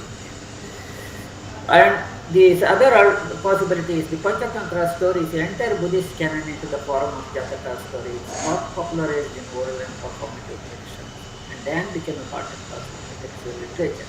But the three formats, oral, performative, and textual, coexisted together everywhere with variations. In order to further substantiate the type of transmissions that I have suggested here, we need to look at the world system other than the Afro-Eurasian world system. Around between 12th, 13th, 14th century, when this activity, Panchatantra, was swiftly moving and getting generated in different parts of Southeast Asia, Vinay Lugod actually proposes a world system model. You have different systems operating, world trade systems and cultural systems too, and they overlap each other, and also they interconnect each other. I will not go into the details, they have significant implications. This is the medieval trade routes, the lines. I will not go into the details. In the next 10 minutes, 15 minutes time that I had, I would like to read the implications and bring the whole thing to a thing. First of all, comparative studies of Panchatantra conspicuously attempt to construct an oral text. Hence, the entire diversity associated with the textual tradition, whether spatial, temporal, medial, or stylistic, becomes subservient to a single written textual tradition, and the dynamic cultural dialogues involved in the process get subordinated textual. Versions of Panchatantra have been formed in written, oral, and visual formats, but literary versions have been privileged at the expense of oral and visual versions, despite there is enough evidence to show the visual versions predated the written versions. The second issue relates to the intermediality of the text. If you undertake a comparison of sculptural and painting representation of Panchatantra tales in India, starting from the Indus Valley to the 19th century, when the painting comes to an end, and the Persian and Arabic illuminated manuscripts from Middle East, Sogdian paintings from Central Asia, sculptures from Southeast Asia and different regions of India, and look at them from the perspectives of their location, in terms of technology, in terms of details, in terms of the significance of the marginocentric perspective as a methodology of comparative studies become evident. It not only reverses the trajectory of center-margin relationships, but also brings in the dimension of spatiality into the study of Panchatantra and its translations. I have attempted to show how to map the dynamics of social epistemology in the study of multilingual and multicultural communities by using the world systems model and pointed out how it helps in understanding the literary cultures. Furthermore, it should help us to think about pluralistic possibilities of doing comparative literary studies, translation studies, and re-examine the nature of world literature from multiple world systems. Comparative literature has been perceived to be a product of modernity, print culture, and reading public sphere. The multilinguality and the multiculturality that the age of expansionism encountered was a consequence of moving from one world system to another. The conceptual categories like East, West, translation, donor, recipient are a result of expansionism, domination, and the power structure inherent in the colonial discourse. The multilingualism and multiculturalism that we noticed in the Gandhara type of world system, and the consequent multicultural representation and translation activity that we see in Asia, provides us alternative ways of thinking about comparative literature, translation, and world literature. This world system is a system of shared social epistemology and truly cosmopolitan in nature. The immense popularity of Panchatantra and the high degree of translation and multimedial representation it has undergone could as well be due to the inherent multicultural receptivity that has been integral to its composition, and that means the multiple forms. The very fact that the reception to the stories is at folk, popular, and elite levels in the translating society suggests that the stories permeated all levels of the social Asian society. It should also prompt us to take a relook at the colonial texts written during this period.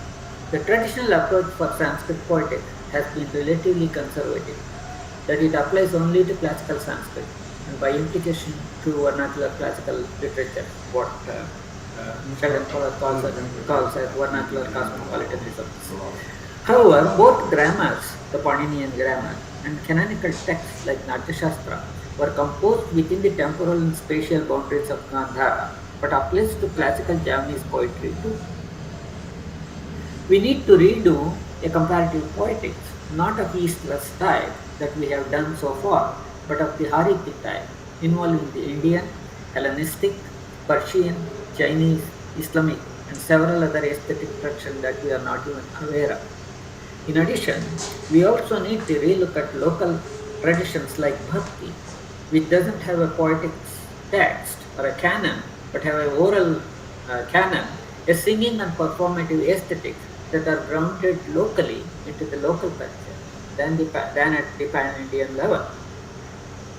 As a matter of fact, the four families of Panchatantra, the Pahlavi, Southern, Brihatkatha, and the Northwestern, along with translations into various languages of the world, could as well be considered as a relatively autonomous textual tradition, with only an indexical relationship with the purported original. These links themselves can constitute a network, resulting in a constellation of text, a model that is generated by the archive of text and their interrelationships. Accordingly, several questions could be asked here. How are the families related to one another? Is one the descendant of another? Or some families of the paternal descendants of a common ancestor? Can families be treated as parallel developments? Which family is closer to the supposed original of Panchatantra? Is the concept original really relevant here?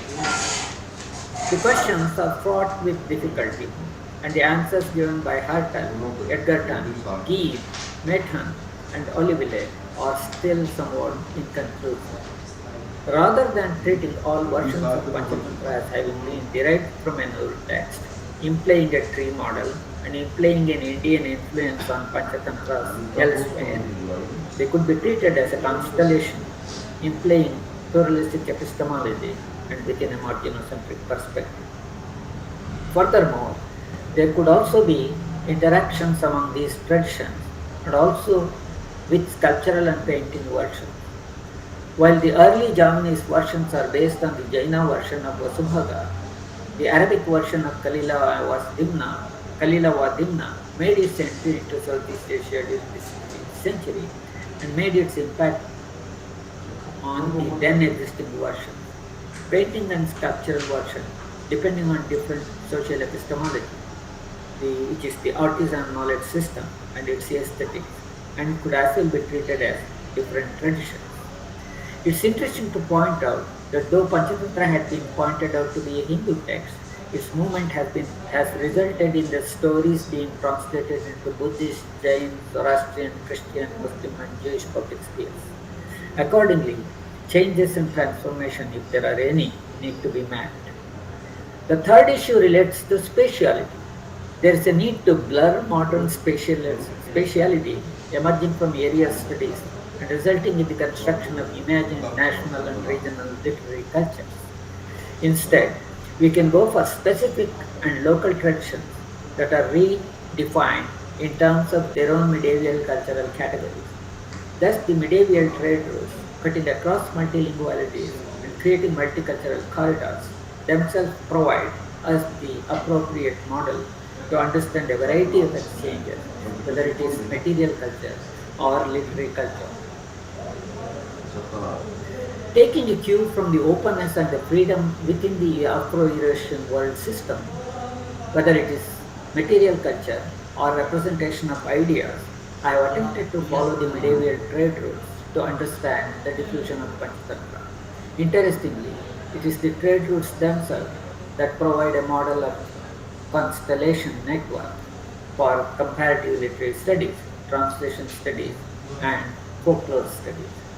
The immense reception of Panchatantra in terms of a high degree of translation and multimedia representation could as well be due to the inherent multilingual receptivity that is characteristic of the Afro-Eurasian world system in which it operated. The very fact that reception to the stories is at both popular and elite levels suggests that the story is permeated into all the three public spheres or public. Figure given below schematically represents the Panchatantra literary world system, which could as well be the medieval world literary system. This is the one, if you follow, suppose, imagine this to be a map. The Silk Roads, Central Asia and China diffusion, both at the textual level, the oral level, and the performative level.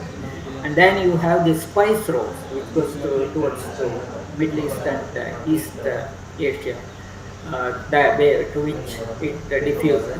And then you have a sea route, which goes towards Southeast Asia, particularly Java and Cambodia and Thailand, where the text and the oral, in all these cultures, you have Panchatantra stories available in the written format, in the oral format, and in some cases at least in the visual format. So we understand a literary culture which involves visuality, sonority, and textuality in a complex web, and that is the attempt that I have done here to put my ideas in front of you. Thank you very much. Thank you, sir. Thank you for your paper. Venkatesh sir, Sir, sir का power point थोड़ा छोटा हो गया था, तो मैं अभी YouTube पे चला रहा हूँ अपनी तरफ से. okay.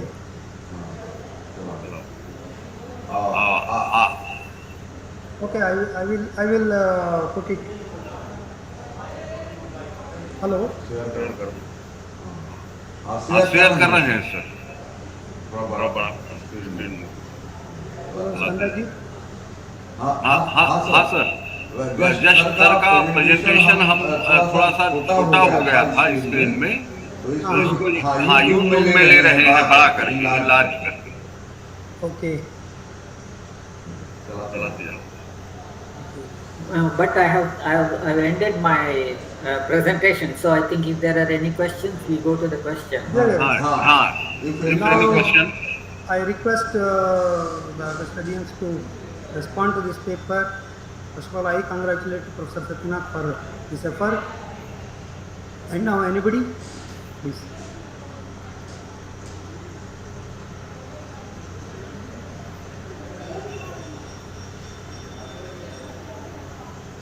think no hands are raised.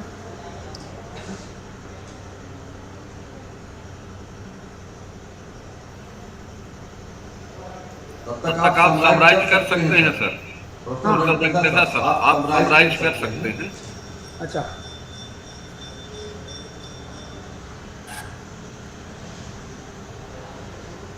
okay, anybody?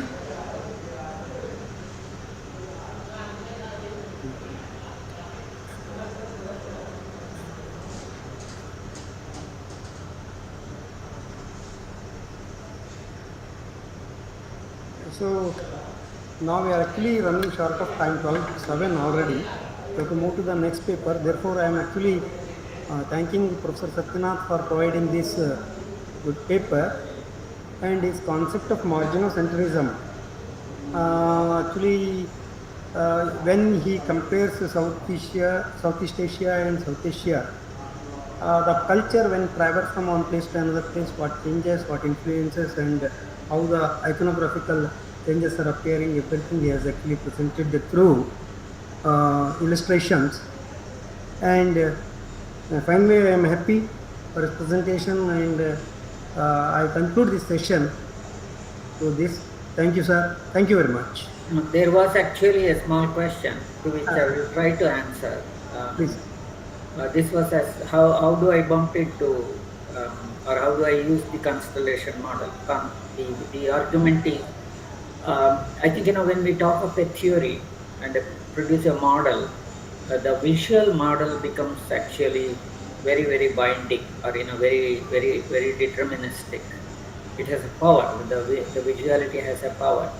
So when you say influence, there's a directionality of flow, and the flow is always from above to below, from a higher level to lower level, and so is the case with hybridity. When we talk of that, we normally use two overlapping circles and show a particular portion overlapping each other and define that. So they basically still think that there are two entities. The two entities emerge as a consequence of logical oppositions, which are part and parcel of the modernist theory. They are binary oppositions. So they allow, for example, the East-West, they oppose each other and also totalize and homogenize the diversity that exists within the entities. It's in this connection that I thought of a constellation, because it's open. Based on the data, the constellation gets constituted. So hence, as I'm a comparative literature person, the thematology or theme studies are very important, one of the important components of comparative literature. So we use the theme and the data, or the archive that you construct for a theme directs you, and that actually subsumes a constellation model, which you can link it via theme, via geography, via contacts, and the nature of contact, and a variety of other issues, including the social epistemology. For that matter, how does caste gets conceived in the Ramayana in Southeast Asia is a very fascinating picture. The way that the previous talk came, how does forest get conceived in different representational systems? To my best understanding, this provides the model of a constellation which we construct, rather which publics constructs. That means public sphere construct their own, each public sphere can have the potential to construct their own constellation representation. They vary from culture to culture. That's one thing. Secondly, the Hariti from Gandhara that Namane Puja discusses, and the one that I have discussed is that itself provides a case as in a world system, and in a place like Gandhara, which is the confluence of multiple groups living there, where probably the earliest translation project begins, because it is the Buddhist hybrid Prakriti emerges there, which is a hybrid language. in addition to that, a variety of translation takes place in the in the early part of the Christian era from Prakrit into Sanskrit or Prakrit into what they call Gandhari, the language. So I look at Gandhara as a very potential minuscule space of what we see in the 20th century India or 20th century South Asia, which is a highly divergent and multilingual, multicultural area. The diversity of Asia Pacific region, linguistic diversity is 0.93, which is very high compared to 0, which is high T, where there is no linguistic diversity. So I think I'm through a series of criteria that I have considered both historically, sculpturally, literally, linguistically. I've tried to bring them into a concept, and constellation is the best concept that I thought of. I mean, I'm open and still prepared to look for a better alternative if it is available, and that's something which I suggested. I think I've made it a bit clear. Thank you, Professor Satyanatha sir. Given a nice talk in this webinar series. And Professor M.N. Venkatesa, our chairperson. Thank you both of you, sir. Now next session, Thank you. session chairperson, Professor Dr. Soham Siva Dwivedi, Head Drawing and Painting Department, DGP College, Kanpur, Accredited University of Kanpur, and our eminent speaker, Professor M.N. Venkatesa, Dean Human and Social Science Department of Folklore and Tribal Studies, Dravidian University, Kuppam, Chittoor, Andhra Pradesh, India. Welcome both of you, sir. And I am requesting Professor Soham Siva Dwivedi, please chair the session and introduce our eminent speaker, Professor M.N. Venkatesa, sir. Yes.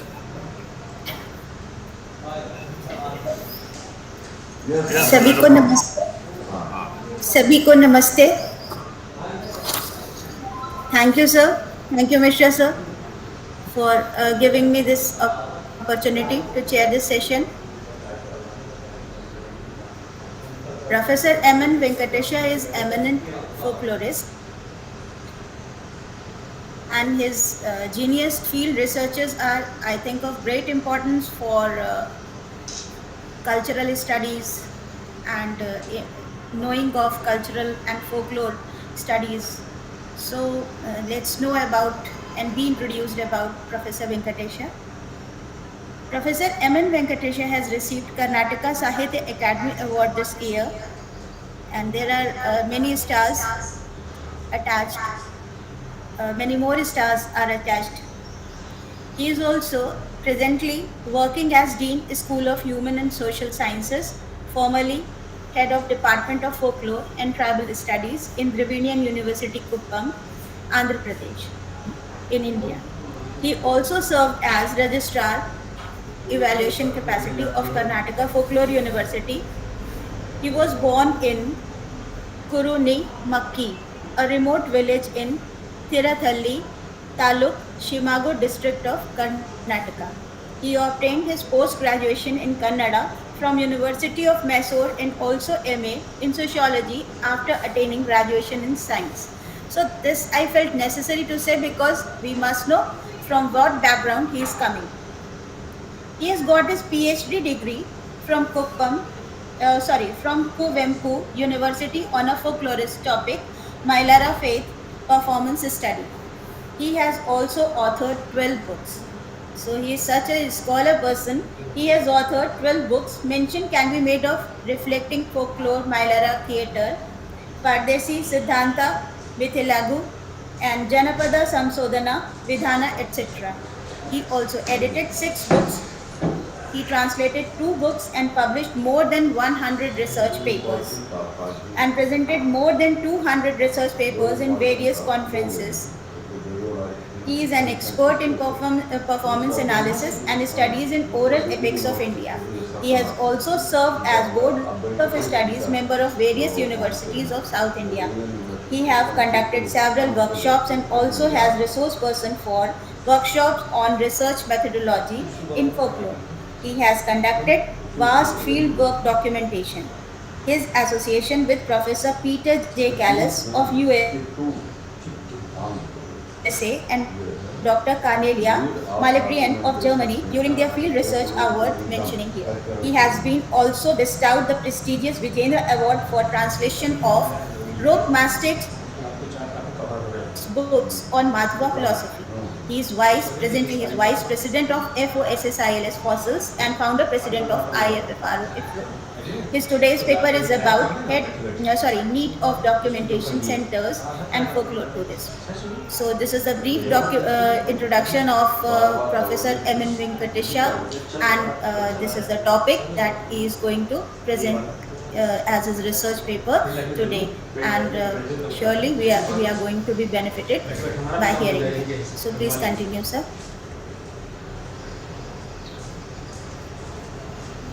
Hello, Professor, sir.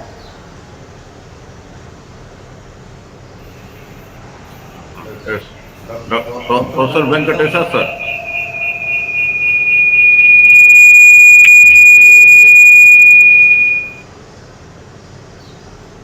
Hello, Professor Venkatesha, sir. Sir, please unmute yourself. Unmute yourself.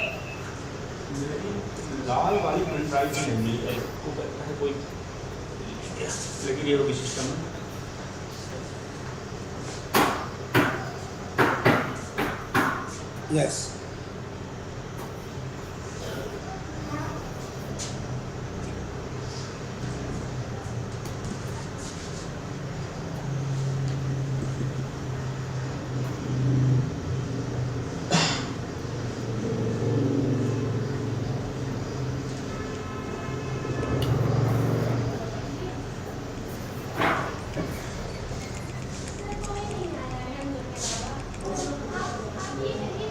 Sir, am I audible?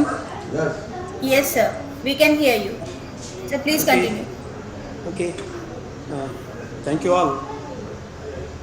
I am extremely happy to present my paper on need of documentation centers in folklore tourism.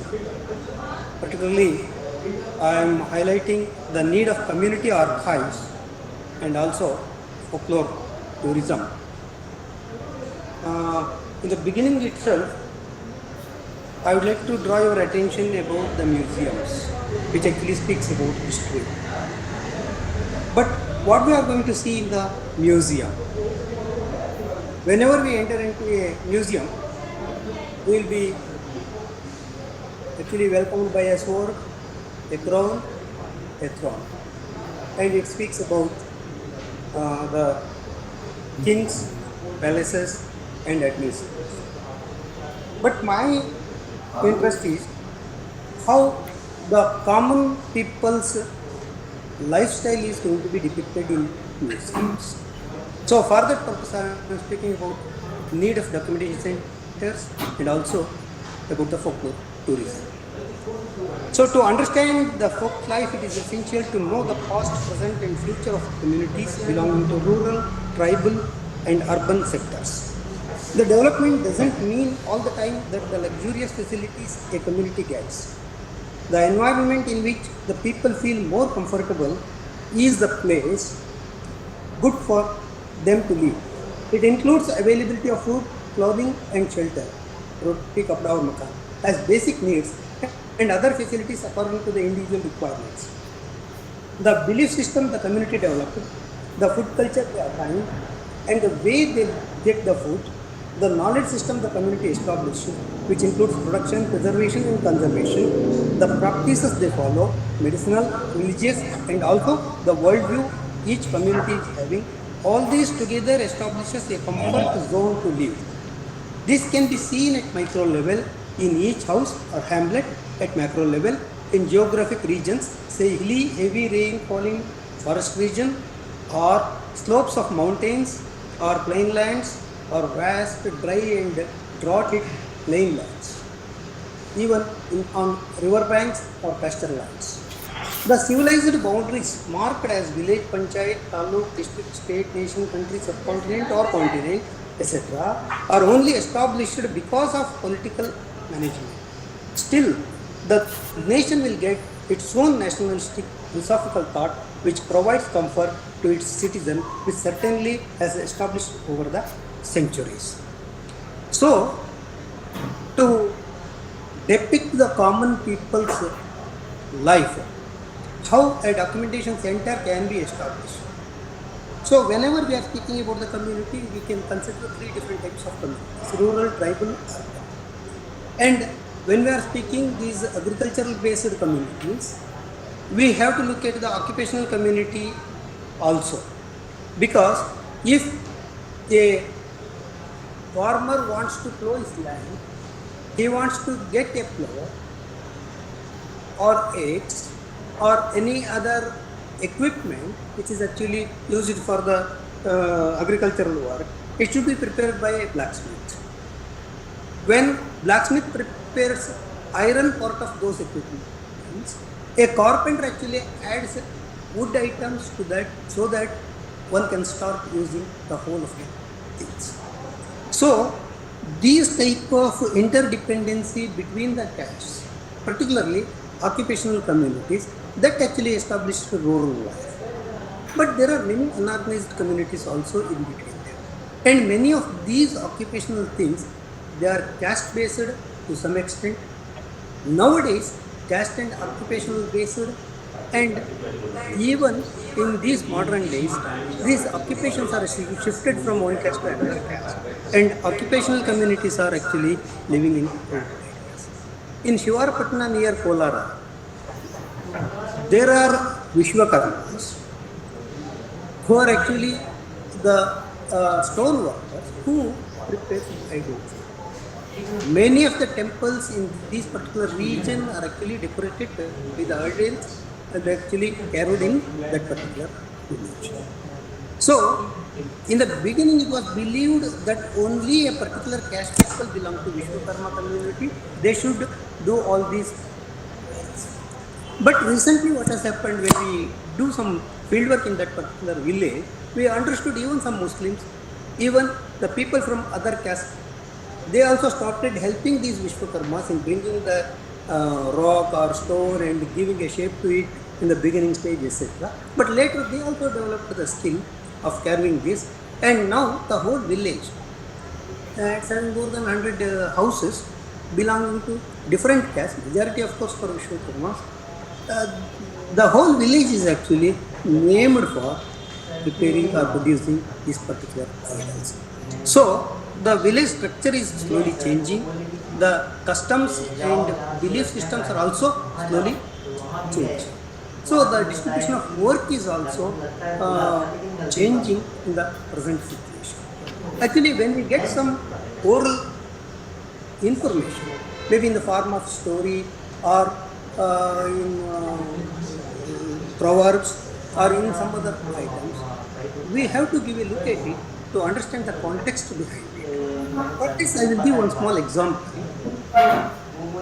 In a village, a few students, maybe of 8 to 10 years old, they were playing kabaddi, a folk game. When they are playing near the bushes, a serpent came there, and suddenly these boys, they got frightened first, but later, because of the age, they took the courage also, and they used some sticks and stones, they killed that serpent. After some days, what happened? Something has happened, age has come actually, and one by one, all those 12 boys, they died. So this is a small story actually, told by one Lakshman Rao to his friends in a place. Suddenly, if we listen to this particular story, we cannot get any context behind it. It's a common thing which could happen in any village, because serpents are more common, and students or children playing kabaddi is also very common. Soon after that, what happens? The person who narrated the story, he continued that story. He is telling, see, we all died later, therefore we born at a later date and we became juniors. And among us also, seniority and juniority is there. Some are seniors, some are juniors. But the snake which died earlier to all of us, it is most senior, so that snake has become manager today to us. Such different things are actually are included in these ritual practices. So documentation of these things are very essential. At the same time, tourism is a very important industry which is having both entertainment and educational components. Pilgrimage provides a third dimension with which the religion plays a major role to define and design the structure of tours. The tour does not mean just jump into bus with a handbag and roam all around wherever you like for whatever the days is. Yes, it's also one type of tour, but the concept of tourism management has given specific structure to the tours. And then, folklore is the knowledge of folk as defined by Archaeological. Folk means the group of people constituting at least two with at least one characteristic in common. This Anglo-Saxon word got introduced by W.J. Toms in 1846 through a letter written by him in a disguised pseudo name, Ambrose Merton, to the editor of the journal The Athenian, which was in circulation in Scotland. The book Folklore and Folklife by Richard and Dawson clearly gives a picture what all the things covered under. Then, a museum gives a glimpse of the past through the materials exhibited in it. Usually, the museums exhibit forts, crowns, coins, idols, and many more alongside the monuments which speaks about the kings and courtmen, the legends in the real life. Say, for example, the freedom fighters. But here, I would like to show some other items. See, this is a beautiful temple. It does not belong to any king. It is not the palace of any king. But it is having many artistic and religious importance. Whether we are going to depict these things, whether we are going to exhibit these type of productions in museum. Then, folk culture studies actually speaks about way of living, that is folk life. It also speaks about the customs and practices, local knowledge system, traditional knowledge system, and different methods of preservation and conservation, and how these traditional knowledge is being transmitted from one generation to the next. Those items are also being explained in this. Many rituals are there. See, we cannot get the reproduction of these activities in museums, but certainly we can get a visual documentation of the rituals which we are actually practicing in the different communities. See, many of the fairs and festivals, they speak about the folk life. Particularly here, the people are moving the dog or torch in their hands.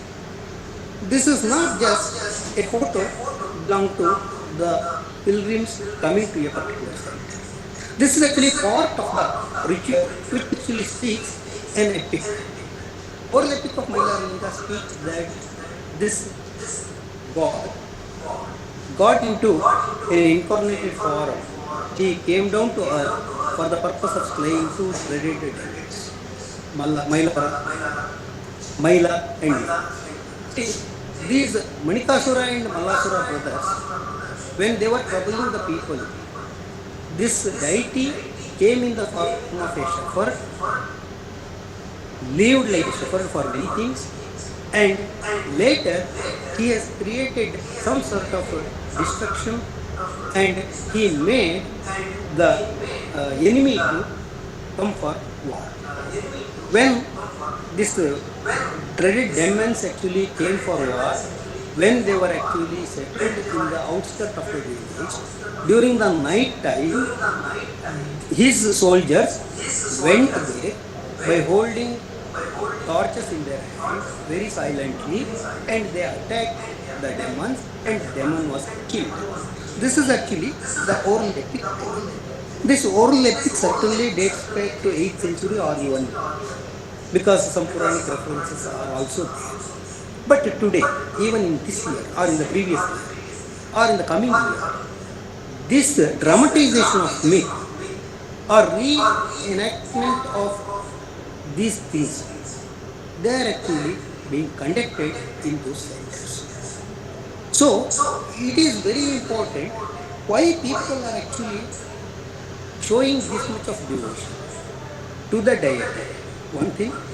At the same time, why they believe their ancestors' stories very much, what links they are actually having, etc. These things are worth studying, and folklore actually gives attention to such things. Over the centuries, as a part of civilization, the humans have segregated themselves as different clans, class, caste, race, and are broadly divided into three communities, say urban, rural, and tribal. Each community is having specific identity, and the members collectively have their own worldview. The lifestyle of each community is unique and are not just designed by the natural resources on which they established their lifestyle, but also through the folk religion which they have created, formed, and practiced for the sake of themselves. Folklore is nothing but the language, literature, the folk technology, local traditional knowledge system, the dress code, the food habit, the lifestyle, the do's and don'ts, the law and order, customs and practices they follow, everything which are designed by the experiences of the senior generations and are transmitted to the next generation through oral tradition. It is necessary to understand the way of living of each community to understand the people as a whole for better understanding of way of life. How these things are transmitted from one generation to the other. It's one of the major points to consider. Cultural tourism is a specific form of tourism in which the glimpses of culture of various communities are shown.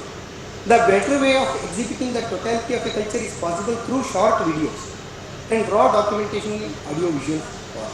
Therefore, a community archive is an urgent requirement. This also can show intimate connection between nature and culture.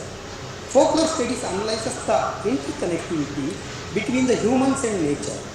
In specific, humans and environment by studying folklore.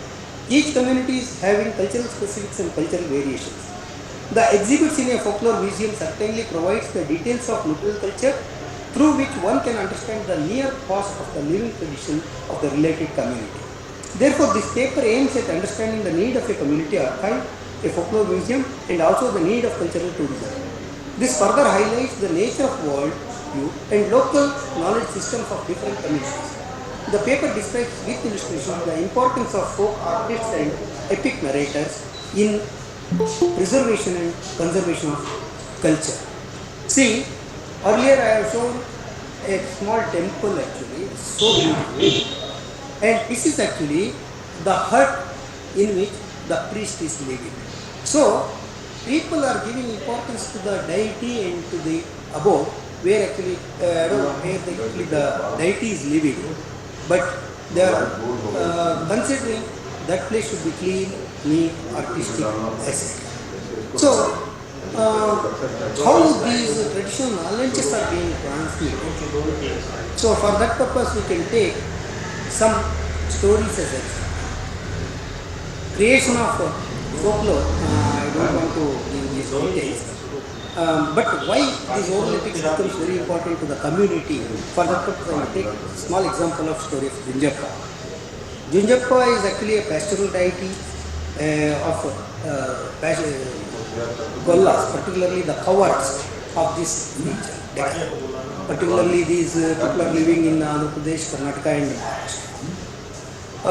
Junjappa is their deity. He actually, this community considers him as one of their ancestors who lived earlier only for 16 years. But during that time he fought against his own maternal uncles and also with the Padakas, local chieftains. Here, Junjappa becomes very important because he questions the Padakas. Cowards' major duty is to take the cows in hundreds together from one place to another place, because as summer comes, they may find short of grass. For that purpose, they resist or runs towards Malnad hilly region. So, while going from one place to another place, they will get different pasture lands, and there actually they graze the cows. But one such year when they are moving, this new agricultural land system has entered in the 17th centuries. So during that period, what has happened? People started putting the fences.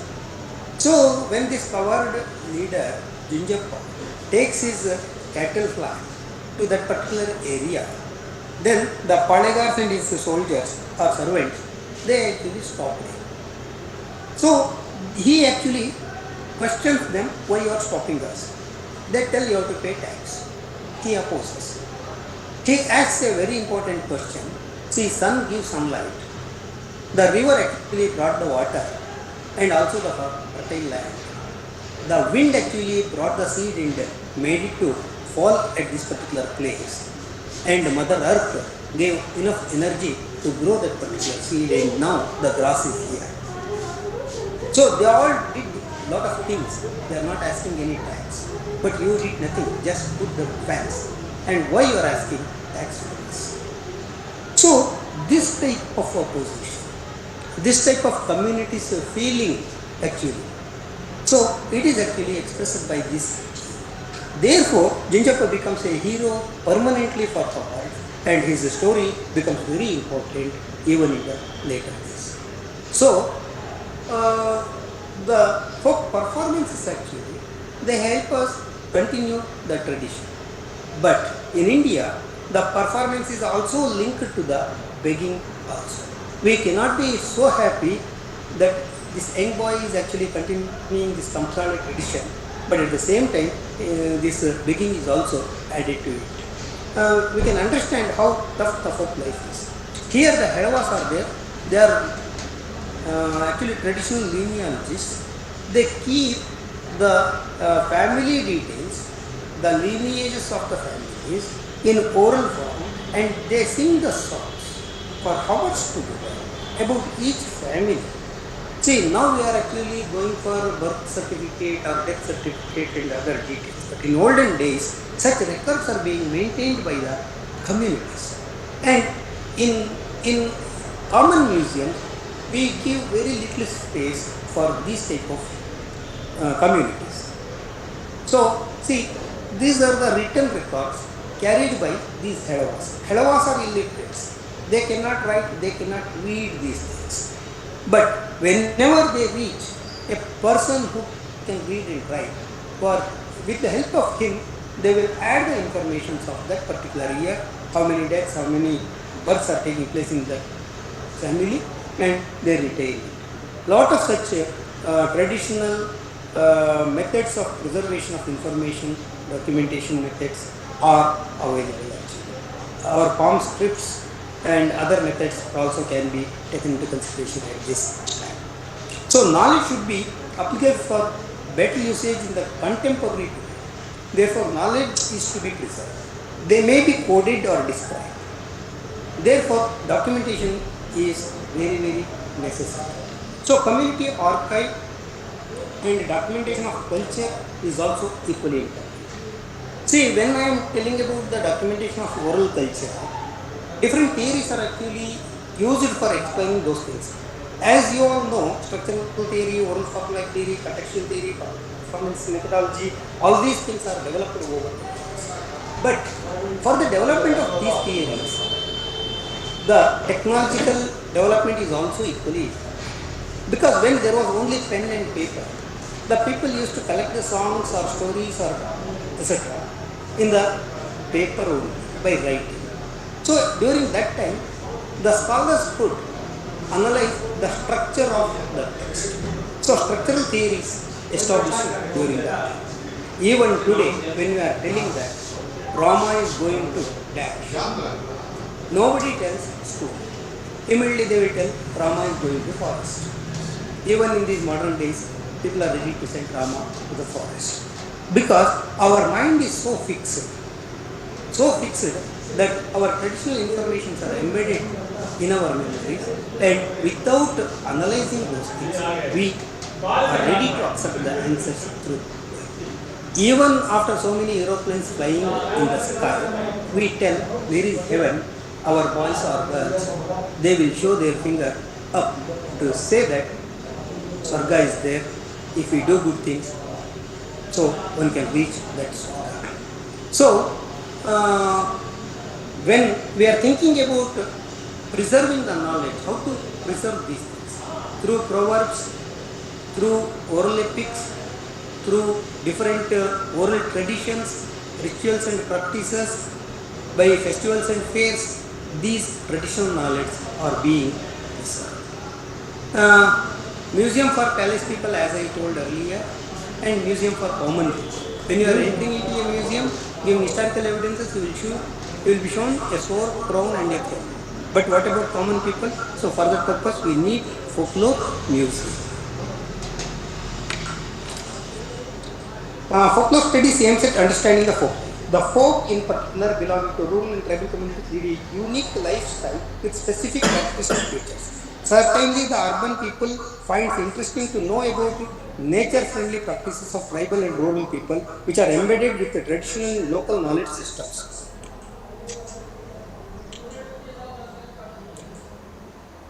Therefore, establishing a tour package to explain this along with historical and other touring spots will work as a value-added program. Folklore is the knowledge of common people transmitted from one generation to the next through oral tradition. This includes their methods of agriculture, food, medicine, production of artifacts, belief system, do's and don'ts, customary practices, etc. Oral epics are best examples for the method of preservation of the knowledge of elderly generation.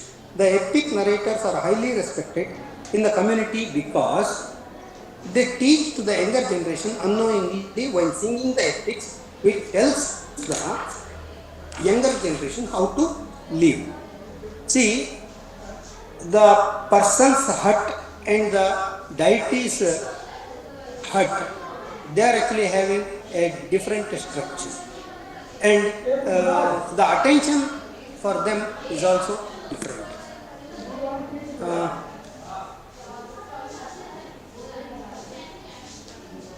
The agriculture, see, when one epic singer dies, we lose a walking encyclopedia about that particular community. The agriculture is a system evolved with the experiences. In Karnataka, we have 3 different topographical and geographical variations. Heavy rainfall in hilly region with a dense forest is called Malnadu. Coastal Karnataka called Karauli. Wide dotted plain land is known as Bailsime. If we take the example of Haveri, which is in between Bailsime and forest region. Actually, here rain comes, but no guarantee. At the same time, it is drought area, but there is no guarantee of drought throughout the year. So, what type of crop one has to grow in that particular place? So, that doubt always will be in the minds of the people. So, for that purpose, what they do is, they actually established a mixed crop system. In the paddy field, they put tur dal, ragi and also paddy. If heavy rains comes, they keep paddy and they remove tur dal and other items as weeds. If they get very less rain, then actually the paddy items will be removed and tur dal and other item jowar will be retained, so that they will not be put under loss. See, this is possible by experience. And we are not actually giving the teaching of these things in our curriculum. So, our museums are telling about our past. In such situation also, we are not actually giving for these life-saving items.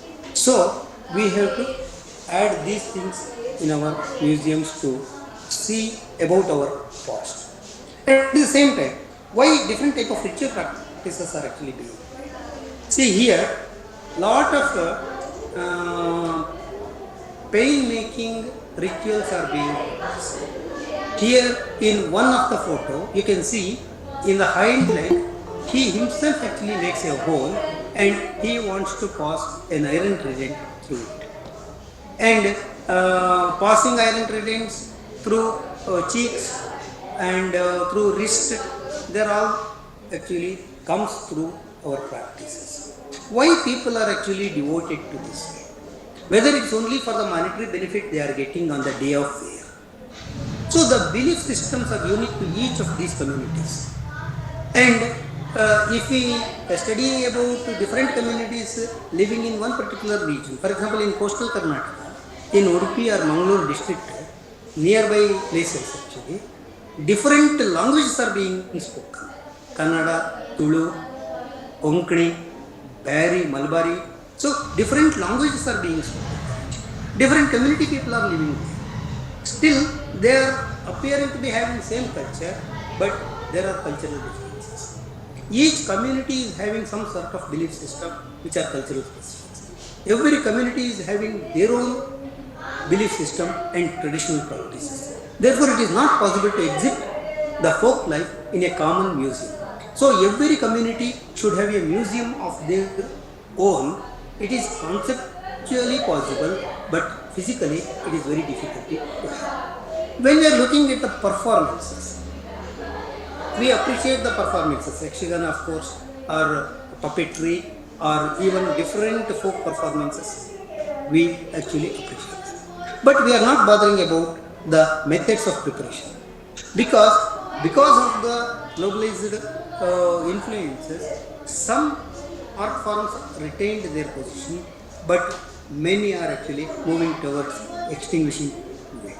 So, if they are actually vanishing from this particular area, then if you want to rejuvenate such items, we have no clues actually. So, therefore, our documentation should give concentration on these preparatory items also. So, we can show the glory. Now we can see the videos which actually tells about the puppet show. But the previous photo, it actually gives how it's going to be prepared. So, these folk performances are also having another different type of importance. We can call them as edutainment items. They are giving lot of messages also. Every human being may have a Ravana in his heart. And that Ravana is to be killed in every person. Therefore, every year we are actually conducting that Ramlila or Ravanavada during the Vijayadashmi. Otherwise, Ravana died long back, and why it is necessary to kill him every year in front of so many people? So, we have to understand, we have to explain these particular items in this way so that we can give good education, good method of how to live to our younger generation. So, we have to look at the see, when we are actually thinking about a drama, we will consider a stage. A stage means it is covering three sides, and in one direction open screen will be there. When screen is lifted, the actors will be seen. Duryodhana, Bhima may come and fight with each other, and that story will be told in different dramatic way, and people are sitting in front of that. We feel that is the situation. But when we roam around the nation, we can see different type of things. Actually, near Kuppam, there are one particular community people called by the name Vannikula Kshatriyas. Vannikula Kshatriyas believe that they belong to Draupadi community or Pandavas community. And they actually enact 18 days Mahabharata every year during the May. During Gograhana, Uttara Gograhana episode, all the cows from the villages will be taken to a particular place near the temple and they celebrate performance. On the day of Bakasura Vada, a bullock cart will come to every house of that village, and a performer in the decoration of Bhima, he will drive that bullock, and that cart will be taken to the temple, and food will be collected from each house as it was done during the period of, because in museum we cannot place all these things together. Museum is having its own limitations actually. And to visit the museum also, lot of patience, time is very necessary.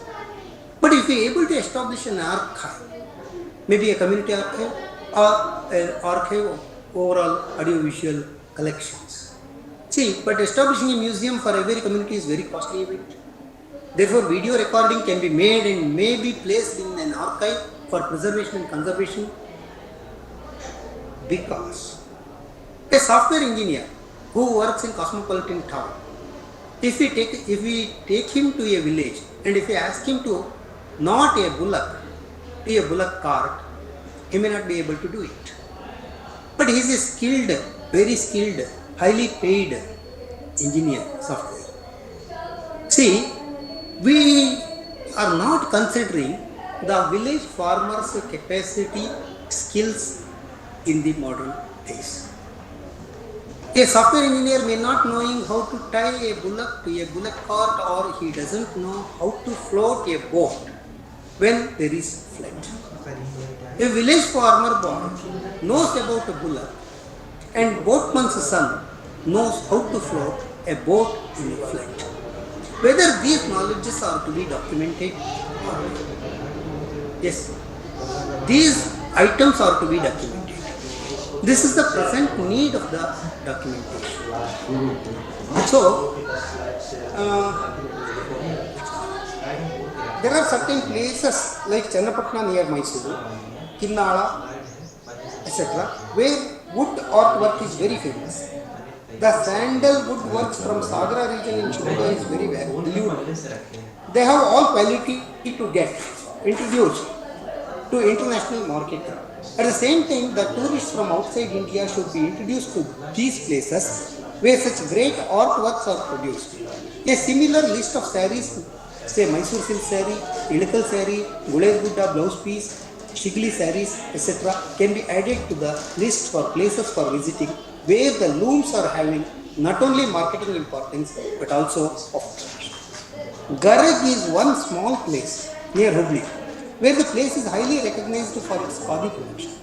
Garag is the place where most of our national flag in khadi cloth is being produced. When it comes to specific food items, Belagav Kunda, Gokaks, Karadantu, Savanur Kara, etc. are having links with specific places, and Jawar roti and connected recipes like brinjal curry are in common in northern part of Karnataka. Though dosa is popular in the whole of South India, there is specific Davanagere Benne dosa. If we are able to make a big list of these items, the tour programming gets meaningful additions of such items, either for enriching the knowledge or for the purpose of window shopping, or for having taste of food of special attraction. So, this actually leads to cultural tourism. Tourism, when we are speaking, we consider picnic, pilgrimage, educational excursion, entertainment. Sightseeing is also equally important. But why? To get more pleasure. Only getting more pleasure is important, or to get more knowledge. There is a proverb actually, Kosha Vodu Desha Sudha. Kosha means Vishwakosha. Vishwakosha means encyclopedia. You read encyclopedia or roam around the nation, then you will get more knowledge. The tribal lifestyle is entirely different from rural and urban communities' lifestyle. Certainly people from the cosmopolitan cities, they would like to visit certain huts where actually they can get tribal people's folk life to see. So nature and culture will be there. They live with forest products, but they are not harming the forest structure. We have to identify specific things, particularly in Karnataka near Jog. Jog is a world famous Jog Falls, where actually people are coming to see that. But near that there is one town called by the name Sagar, where actually Gudi Karas works there. Sandalwood crafting is very famous in that. Yes. Near Sagar, there is one village in Osnagara called by the name Batte Mallappa. It is famous for creative art preparations, particularly from the straw of this paddy, they prepare different art items. Ikeri Keladi is there, which are historical important places. And Kinnari Jogis and Dollukulika performances are there. If you add one or two such small glimpses of such folk performances available in that region, that tour program becomes more meaningful. With this, the tour takes a shape of cultural tourism. Similarly, in Mysore Palace, for history we can make them to visit palace, KRS Dam for natural beauty and for understanding the development. To see the wildlife, they can take to Bandipur or Nagarhole. For Bombay production, they have to take to Chandigarh. Similarly, for understanding religious feelings of the common people, they have to be taken to Malay Mahadeshwara and Biligiri Rangana hills. And they can made to participate in 1 or 2 fairs and festivals. The performance of Kamsale, Nilgaras, Somalkanika, etc. will add to the glimpse of these things. All this together creates a new concept of folklore tourism. So, by doing all these things, it is possible to establish a new type of combination of many things. Alongside a museum, if we are able to establish a cultural documentation center, there actually culture of common people can be placed. At the same time, if we are able to establish a small tour to the different huts where actually tribal people are living, or where craftsmen are living, or where actually different importance are there for some folk important places, so then such tourism becomes more and more meaningful. So, in addition to the specific touring programs, it is essential to identify specific time and place for having tour to the places of cultural importance. As I said, in Karnataka, Joga, Murdeshwara and Gokarna for natural beauty and religious importance, but Beluru, Halebeedu for specific cultural importance, and also because of the specific art of the temples. In addition, if it is possible to visit 1 or 2 Siddhi hamlets or hamlets of Soligas, in addition to Biligiri Rangan Betta or Malay Mahadeshwara Betta, alongside a famous KRS Dam, certainly the tourists will be able to get an understanding of the tribal life of this part of our nation. The tribal world is entirely different when their worldview and interaction with nature is concerned. A singer who sings an oral epic related to Kadugulas can explain the utilization of every plant and a tree available in that region, in which in many cases the modern science is yet to make enquiries for scientific application. The Kadugulas, Yerulas and a few other tribes are having specific knowledge about how to handle snakes and also about the medicine to be applied when there is snake bite or scorpion bite. It is not just the blind belief, there is proven ability of curing in many medicinal practices. The village like Hulsogi is a place which is considered as motherland of Dodata because traditional Dodata performers either emerged or trained in this village for quite a long time. There are some places created by modern artists, say Rock Garden by Solabakanavar at Godpudi in Haveri district or Dakshin Chitra near Chennai. They are the spots created by specific artists in which the village and tribal life is reflected through exhibits. Tukaram Pujari's own house museum in South Kerala is another interesting spot to visit. Folklore Museum in Mysore University and Janpat University in Chicago have a different look and gives a different understanding of the life. Then what is community archive? Community archive is a preservation center of audio visuals in a digital form. Each community is having its own cultural richness which will be expressed in the form of their fairs, rituals and traditional practices. The oral folk epics, folk songs, tales and other oral narratives have rich traditional knowledge in them.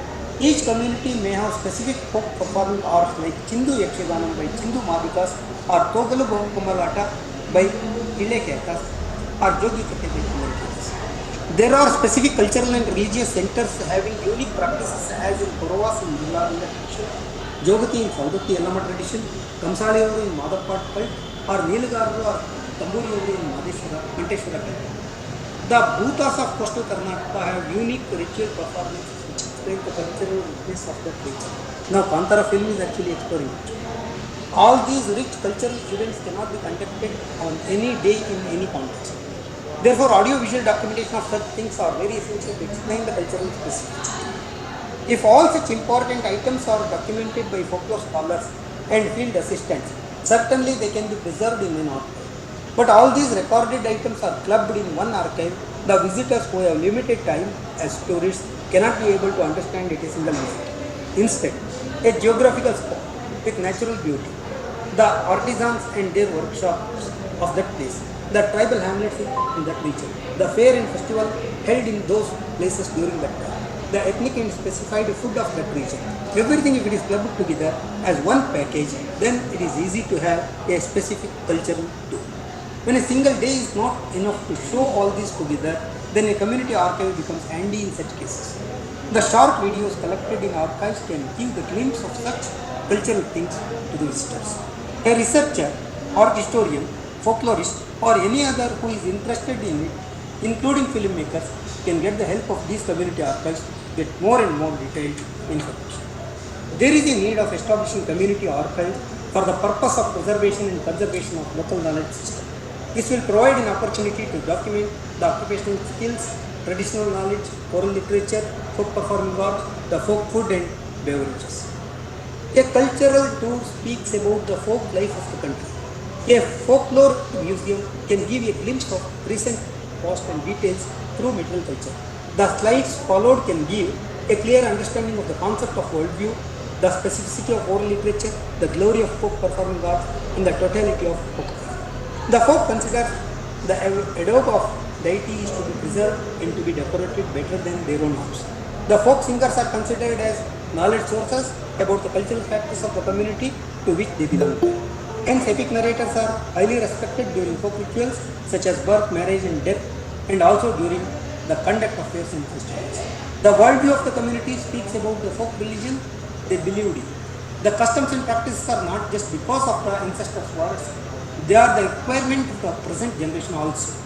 For example, piercing iron tridents through the hind leg of a devotee is one of the extreme devotion and faith expressed because of the traditional belief that through that the appeasement of demon souls are possible. It is not just for the monetary benefit they got on the day of a fair, or it is not just for the sake of land ownership because some land is donated way back in several centuries ago to do that performance. It is the belief and feeling of cultural ownership of such a The community archive and cultural tourism should introduce the culture of the region in a selective way by showcasing important places of natural beauty, ritual importance, and a cultural complex of various production activities. With this, I am concluding my talk. Once again, I am very much thankful to you for giving me this particular opportunity. Thank you. Thank you, Professor Sir. We are very much privileged to hear this research paper and your talk about this research paper about documentation, need of documentation, what are the essential elements that are presentation को हटा लें। हाँ जी, मैं कुछ 5 slide में line बोल हो गई थी तो उसको मैं सेट करने वाला हूँ। अच्छा जी, हाँ जी जी, here are few madam points. Conclude करें।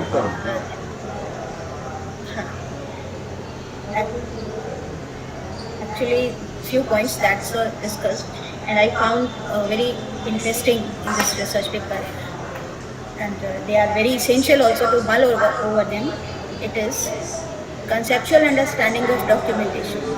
So what is documentation? First we should understand, and then we should move towards the forms of documentation and the preservation, and then what are the documentation centers like temples. So actually, sir, I want to take one 1 minute ka break.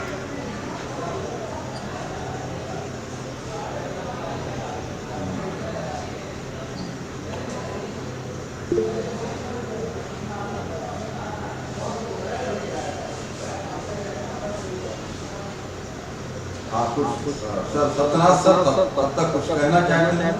हाँ, एक point raise करना था। Yes sir, yes sir. Venkatesh,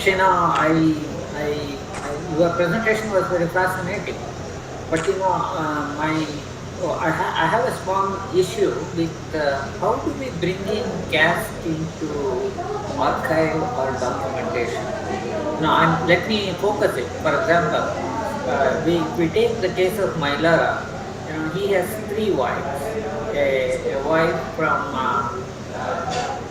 the dominant community, a wife from the oilman community, say Kupada Madava, wherever you want to, a wife who is actually from an untouchable community, and if you go to Maharashtra, probably you also have a wife from Muslim community.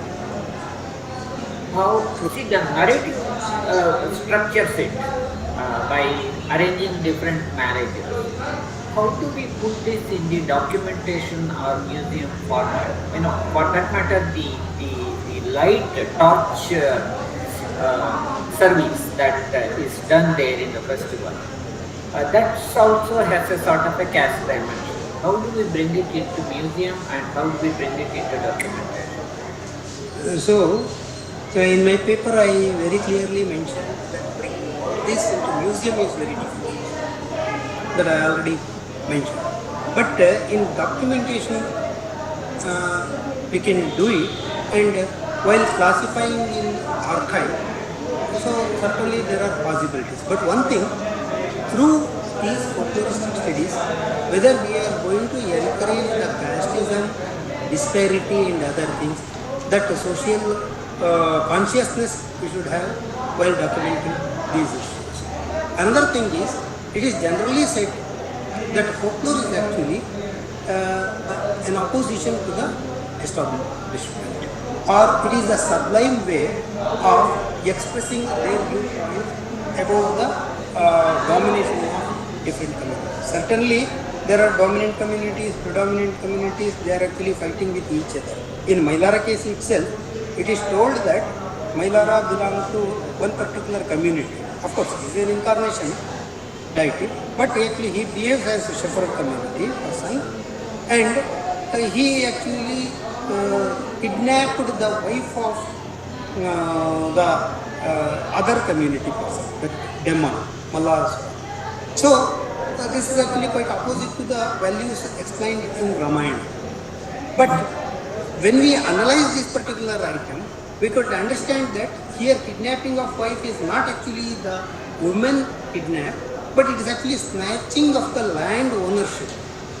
So if you are able to understand such contextual things in deeper micro studies, so those things can be explained through the archival documents while analyzing the performances. Because reenactment of these epics are always available.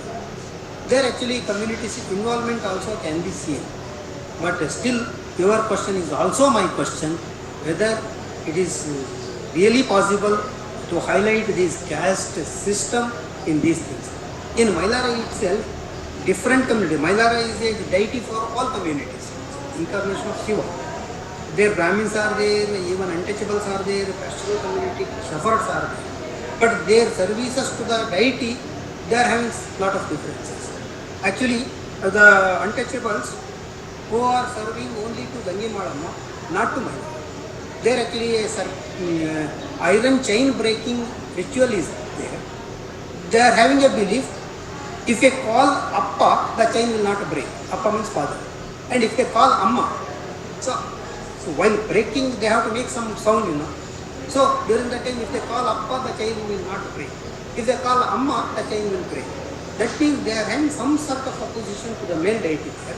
And they are actually the devotees for the mother goddess. Maybe a mother goddess tradition might have been dominated by a male deity tradition, and such cultural mixing might have been taken place. But the ritual practices still, they may tell about all these things. To get the identities for different communities, these documents also becomes important, because you know, in Karnataka during 70s, actually the tamate, that leather instrument, it was thrown to the fire, because that particular community, Madhiva community, they did not want to recognize through that particular tamate as untouchables. But within 5-6 years, during 1985 or 84, the same community actually conducted one agitation in front of Rizal South by beating those committees, and they are telling that those dumps who are sitting as politicians inside the Vidhan Sabha, we will make this sound to listen to them. So like that, the same become cultural identity for that particular community. So creation of these identities for different castes is possible by giving data to them. Using those things, it is actually beyond the researchers. This is my understanding. Dr. Soham, Madam, please conclude and allow my session time.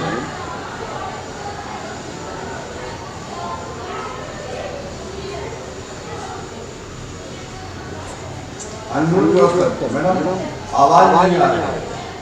Sorry, sir. First of all, I apologize for the interruption as I had very important call and urgent call, so I had to attend it. So actually, sir, now we are moving towards conclusion of this session. What I was speaking of the few fascinating, very essential points which professors have raised, and we have to mull over them. That what are the essential elements of the folklore sustenance? Why it should be sustaining? Why it should be moved for sustenance? What is the need of its sustenance? And what are the communities which are involved with folklore that should be archived, that should be preserved in museums for performance and for video or audio or any type of communication? That should now there are two types of people. He makes distinction. There are two type of people who are going to museum. One of elite class of palace people, and another is common simple people who is connected with their traditional knowledge system, and how we are going to propagate this knowledge, their knowledge system for them. So this is the point. We have to propagate the knowledge system for them, their knowledge system for them. And what will be the essential points, what will be the essential elements, what will be the essential types that should be needed for this preservation. And of course, he mentioned about tourism, about pilgrimage, about tourism of cultural centers, about tourism of tourist attractive places and the cultural attractive places as well. So I conclude. I thank Professor Sir for his very nice research paper presentation, and we have very thoughtful discussion. Thank you so much, sir. Thank you, Dr. Professor M.M. Director Desai and our chairperson of the session, Professor Soham Tiwari madam. Thank you both of you for this session. Thank you. Next session, our chairperson, Mr. Bhujan Ram Botany, Director KRC, RF, Nagpur, India, and eminent speaker, Mrs. Anita Bose, author, researcher, Bangkok, Thailand. Welcome, sir, and Mr. Bhujan, sir. Please share your session and introduce our eminent speaker, Madam Anita Bose. Thank you. Thanks a lot. And this is a second golden opportunity to introduce about Anitaji. Before of this, I was called her for her great lecture regarding Ramayana and her works too. So today I will be happy to introduce about her. Miss Anita Bose and another surname Ghosh from Kolkata. She is an author, artist, independent researcher, guest lecturer at Ramakrishna Mission Institute of Culture, course coordinator of appreciation of the Southeast Asian art and culture to study of Ramayana, founder member of the Sakana Sharda Ramakrishna Chakra, a spiritual volunteer organization, guide of National Museum volunteer, Bangkok, Department of Guiding, former steering committee member of the National Museum volunteer, Bangkok, member of Siam Society under Royal Patronage, Thailand. She was appointed as the chief convener of the Global Encyclopedia of the Ramayana project by Ayodhya Research Institute, Lucknow in 2020, which is under Ministry of Culture, Uttar Pradesh, and successfully published the first curtain raiser volume of Global Encyclopedia of the Ramayana on March 6, 2021. She is also ex VIB, a designer, San Francisco branch. And as author, her famous books are Ramayana, Footprints in Southeast Asian Culture and Heritage, Odisha Patachitra, this Saptapadi. Her well-researched articles published in various journals, famous magazines of India and Southeast Asia. She gave numerous lectures, presentations, talks in various university organizations, museums of India and abroad. Social services for underprivileged women and specific children almost 15 years under Ramakrishna Mission and other. As an artist, she did 18 exhibition show in India and Thailand. Her few achievements are like she was awarded by Honorable CM Yogi Adityanath ji for her Ramayana research work on Southeast Asian countries in Dipotso 2019 Ayodhya, and awarded by Ayodhya Research Institute for Global Encyclopedia of the Ramayana Project and the Culture Ministry in 2021. So I humbly welcome to Anita ji and request her for to start our today's session. Thank you so much, sir. Thank you so much. Thank you so much, Professor Mishra also and Bhujang ji for this wonderful opportunity to say something about the museum. Because for me it's really a great opportunity. So I believe that it's better to give the presentation and then share the thought. So it will be more convenient for all of you. Can you see my presentation? Is it done? Yes. Yes. Okay, so I am going to the whole screen, so that will be, yeah. So thanks again to Professor Mishra and all the other dignitaries. Please click on hide. Please click on hide. Very sorry. Please click on hide. Stop sharing के बाजू में एक hide option है. Okay. Yes. Okay. Is it okay? Okay. Yes, it's fine. Okay. So there are so many great scholars in the last few days. I am listening, and every time I am learning something, because learning is the life motto for me.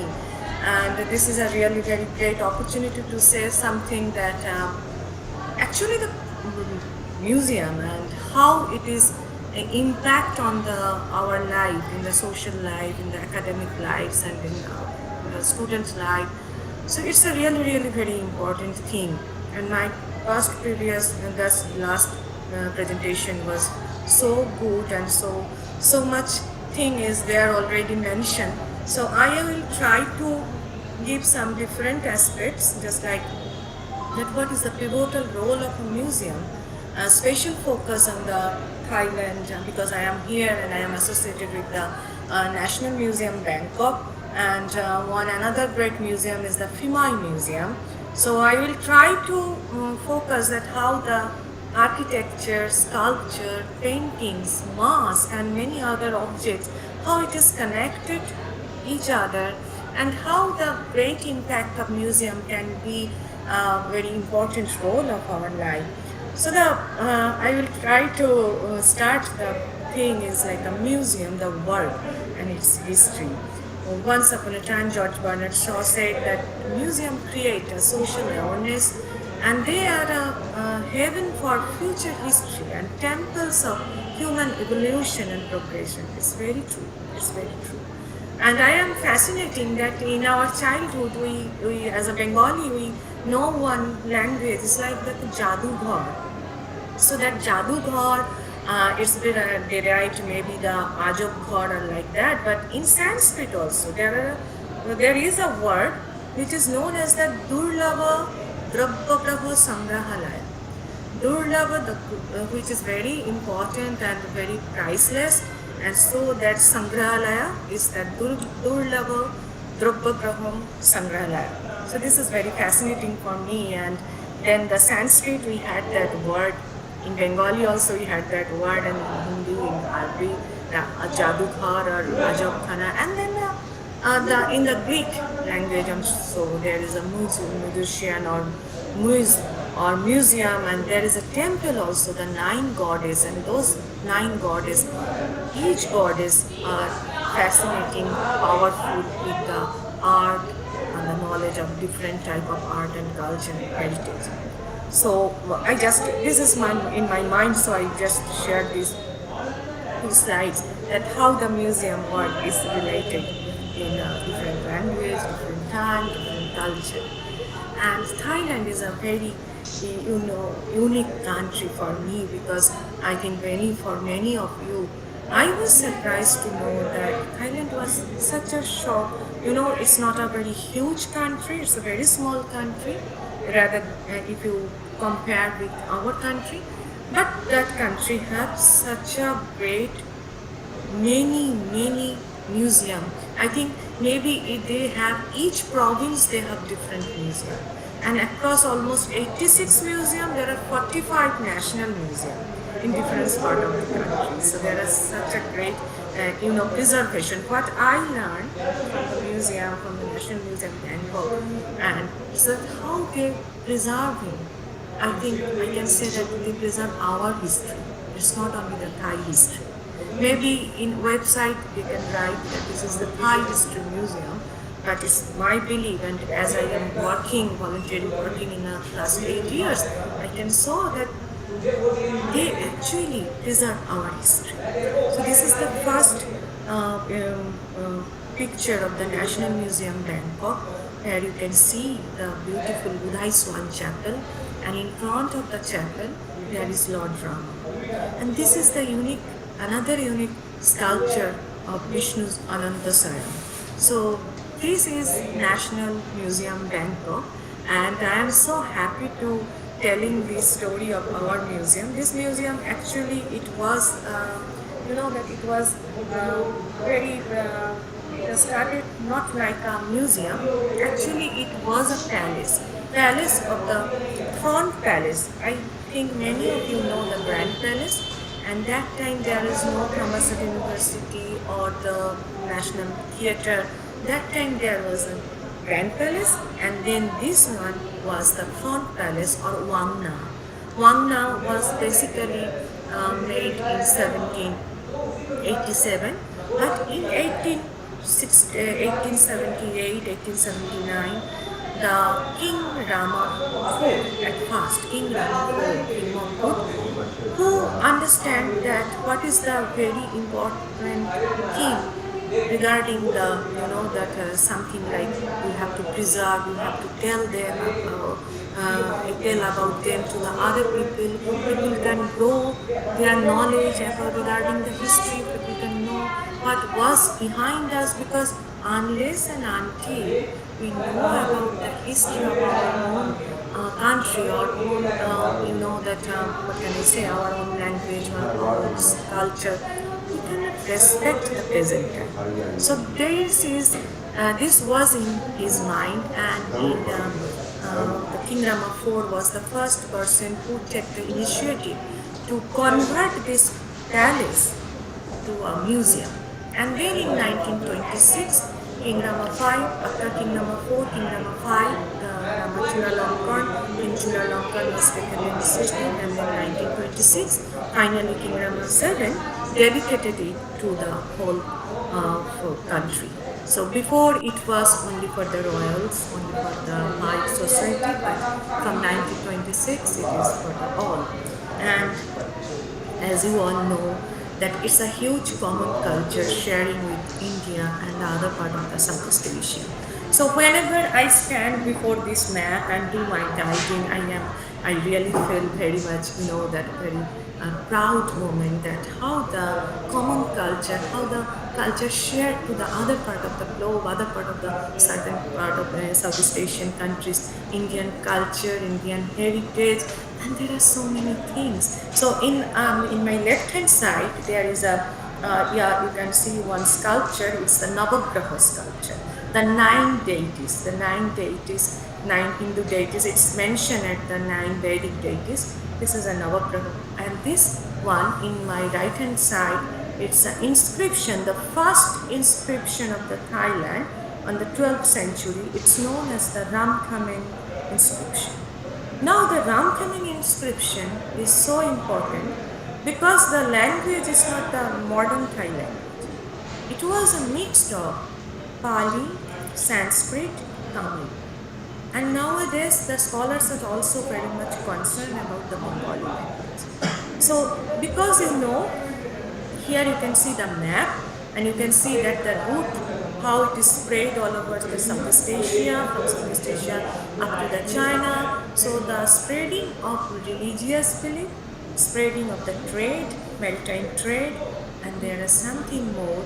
There are Brahminism, Hinduism, Buddhism, and animalism that made the whole Southeast Asia in a different way.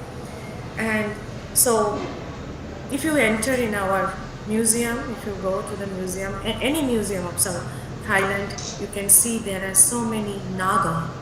Here you can see that the beautiful small architecture building, and there are so many Nagas, the 3-head Nagas, 4-head Nagas. There are so many Nagas. The concept of the Puranas is very clear here. The Ramayana is very famous in Southeast Asia, but at the same point, I was surprised to see that people of the Thailand, the kids of the Thailand, they know about our Puranas. They know the story of Nal Damayanti, they know the story of Shakuntala and those things, and that's why you can understand that Puranas is so popular in Thailand. They accept it in their way, but they are very much fond of that. So Naga and the Vashuki Nag and those Kaliodaman, you can see the sculpture everywhere.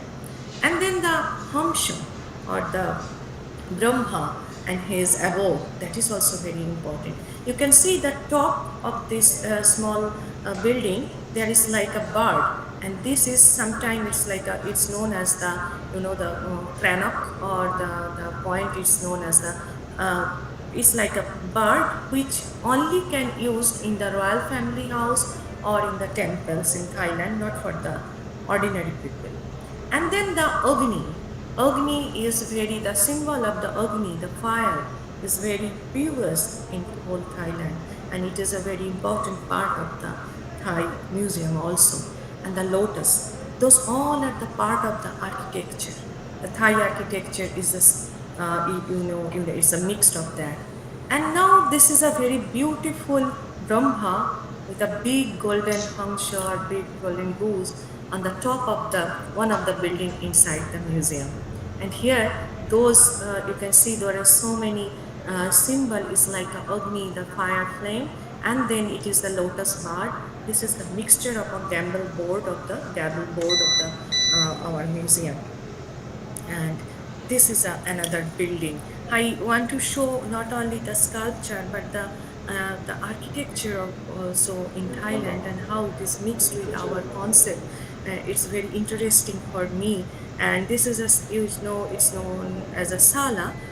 Basically, they believe that sala word came from the Portuguese word, because sala means in Portuguese it's like a open air stage, and in between this place, inside this place, I am fortunate to be attend one occasion when the princess came here, and she sat over there, and all the common people, they will sit around her in the outside. So it looks like something. It's like our Am Darbar, where the common people can go and common people can say their problem to the kings, queen, or the someone to the royal family. But the fascinating design is you can see the Naga design here in the top, and then the beautiful the work, which is the gilded work, which is the lacquer work, which is very famous in Southeast Asia.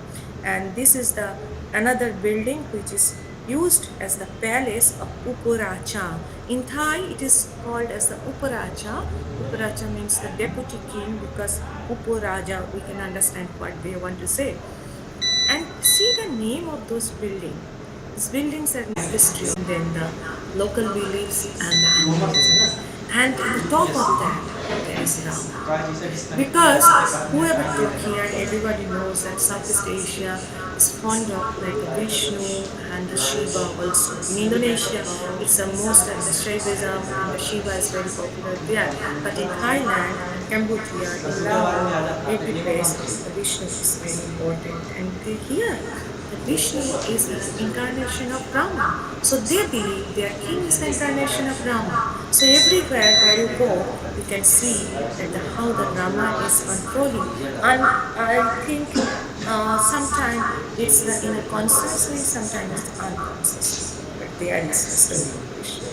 And this is the beautiful oldest mural painting inside National Museum, Bangkok, and all those Devata, Updevata, or the monkeys, who they all are in our, they said in Thai it is Twai position, but it is in a Namaste position, and their eyes towards to Lord Buddha. So this is a very unique painting. And again there is a very old lacquer painting on the wood carving. Thailand is famous for the wood carving. Thailand is Southeast Asia, not only the Thailand, the other part of Southeast Asia, so they have a very beautiful lacquer work. And here the Ramayana painting inside the Buddhist temple. So this is very unique. That this is a national museum, the highest position in the on Thailand regarding museum. The Bangkok National Museum is the top of that, and inside that Bangkok National Museum there is the second most important Buddha temple is inside there. And inside that temple there are so many Ramayana stories is depicted, either in painting, either in sculpting, or like that. And on the top of that Buddhist one temple, there is one. So this is a unique amalgamation in the blending of Thai history and culture. And this is the wonderful art of lacquer work. There are so many, there's like a cupboard, which are actually, they put it inside the temple for put the monk's robe and the Tripitaka and the other scriptures of Buddhism. But the interesting thing is, they are keeping inside the Buddhist scripture, Buddhist robe, but the outside the whole almirah or whole wooden block is painted by the story of Socio-Cultural. And this is our Fra Viman Hall, and that Fra Viman Hall, we have lots of different type of textile, we have lots of different type of palanquin, the royal families use those utensils those have, but this mask room and the Ramayana room of that hall is very important. Here you can see the trained of mask dancing, mask drama. They are preserved, those old masks of Rama, Lakshmana, Hanuman, Jambuban, and also the leather puppet. And this is the shadow puppet. It's a very beautiful Hanuman and Rama in the leather puppet show that they preserved it. And this is the different type of royal regalia. This is actually the throne, where the royal throne is inside that. And here is the Phra or the Brahma. So the Phra or the Brahma is another important deity in Thailand, and this is inside the National Museum, Bangkok. It's the copy, it's a duplicate one, the original one in the Oirawat temple, Erawan temple in the MBK Junction. Who are often visit Thailand, they know that I think in 2014 there was a bomb blast also. So that was the same idol which was there. We have that replica. And I said that the Naga is also over there. So Naga god is a guardian deity. So if you make a throne, or if you make any seed, you have to put the Naga or as a guardian of your safety. So this is another part of the old palace where and this is the library of National Museum Bangkok. This is a very unique museum who are making the guides. So I am very fortunate to be part of this. So we have libraries, we have many things. So we are taking we had a course of 4 months, and after passing that course, then only you can do the guiding. You pass almost in a good way. So this is another very interesting feature. It's like a Garuda. You know that because these countries believe that their king is Vishnu. So they are also believe the Garuda. So in the international emblem is Garuda. But this is not Garuda, this is called Tantima.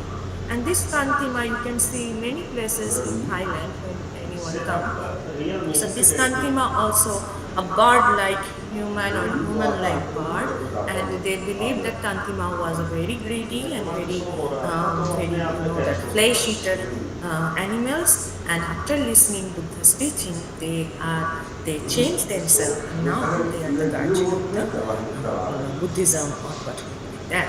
So this is a very unique piece of the Thai National Museum, and that is the Lakshmi from Java. I will go to the Java room, and before that, here you can see that the Rama and Lakshmana is a Nagabandhan. We had remembered that story, and the monk is true. They are very much crying, and Rama and Lakshmana is sleeping there. Actually, this is from Trimai. I will tell the story about Trimai later, but this is one piece from Trimai we have in our museum. So I am telling about the Vishnu. So here is the beautiful Vishnus from 4th century to 6th century. This one is the tallest one, which is from the Takwapa, and this one is the. Can you listen me? Is it clear? Yes. Okay, okay. Yes, sir. Okay. So this is the oldest Vishnu from the 4th century and 6th century. This one, this long one, this is the four hands and the huge. I think it's almost more than 6.5 feet or 7 feet. It's carved from the one single stone. This is from Takwapa from 6th century. And this Vishnu from the 4th century from Thailand. So there are I believe that there is, I don't want to use that word Indianization, but the thing is everywhere you can see the symbol, you can see that how it was so deeply impact on those countries. And this is the biggest Ganesha of Thailand, but this is belong from the Java, they present it here. And it's very unique because you can see that the Ganesha is seated over the skull. His seat is made by the skull.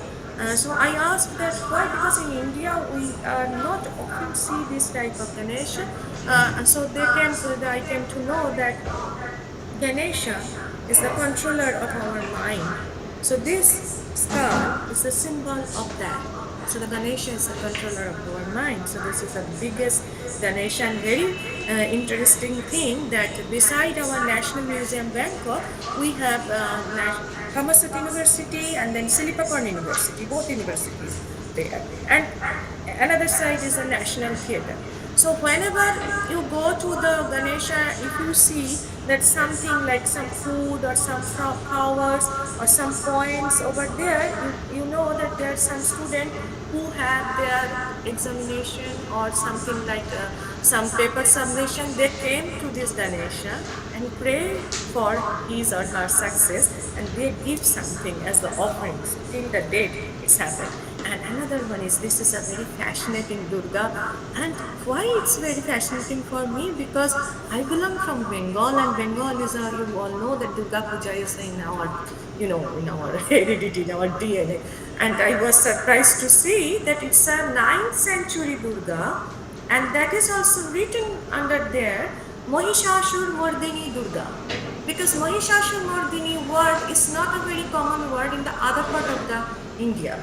Sheravali Durga, Uma, and Ma Parvati is okay. But this Mahishashur Mardini word is very famous in Bengal. And here they give the caption that Mahishashur Mardini Durga, and that is also from the 9th century. And another is the Augusta, the story of Augusto. When I came here from 2014, my belief is more strong that yes, there are so many things. It's very much true, because from childhood we tend to know that about that Augusta Jatra. Augusto went there and never came back. Here in every museum, in that oldest temple, you can see that Augusto was there. And he is like a very venerable Ayurvedic doctor. So he had this bag where he had that medicines. And one of my friend who is doing the doctor, he is a doctor in Japan, and he said that, do you believe that in that old Japanese doctor, they have a Agasta Murti in their table because they believed Augusto was a very good doctor. And somehow in Indonesia, Cambodia, Thailand, Augusta was very much popular and very much worshipped also.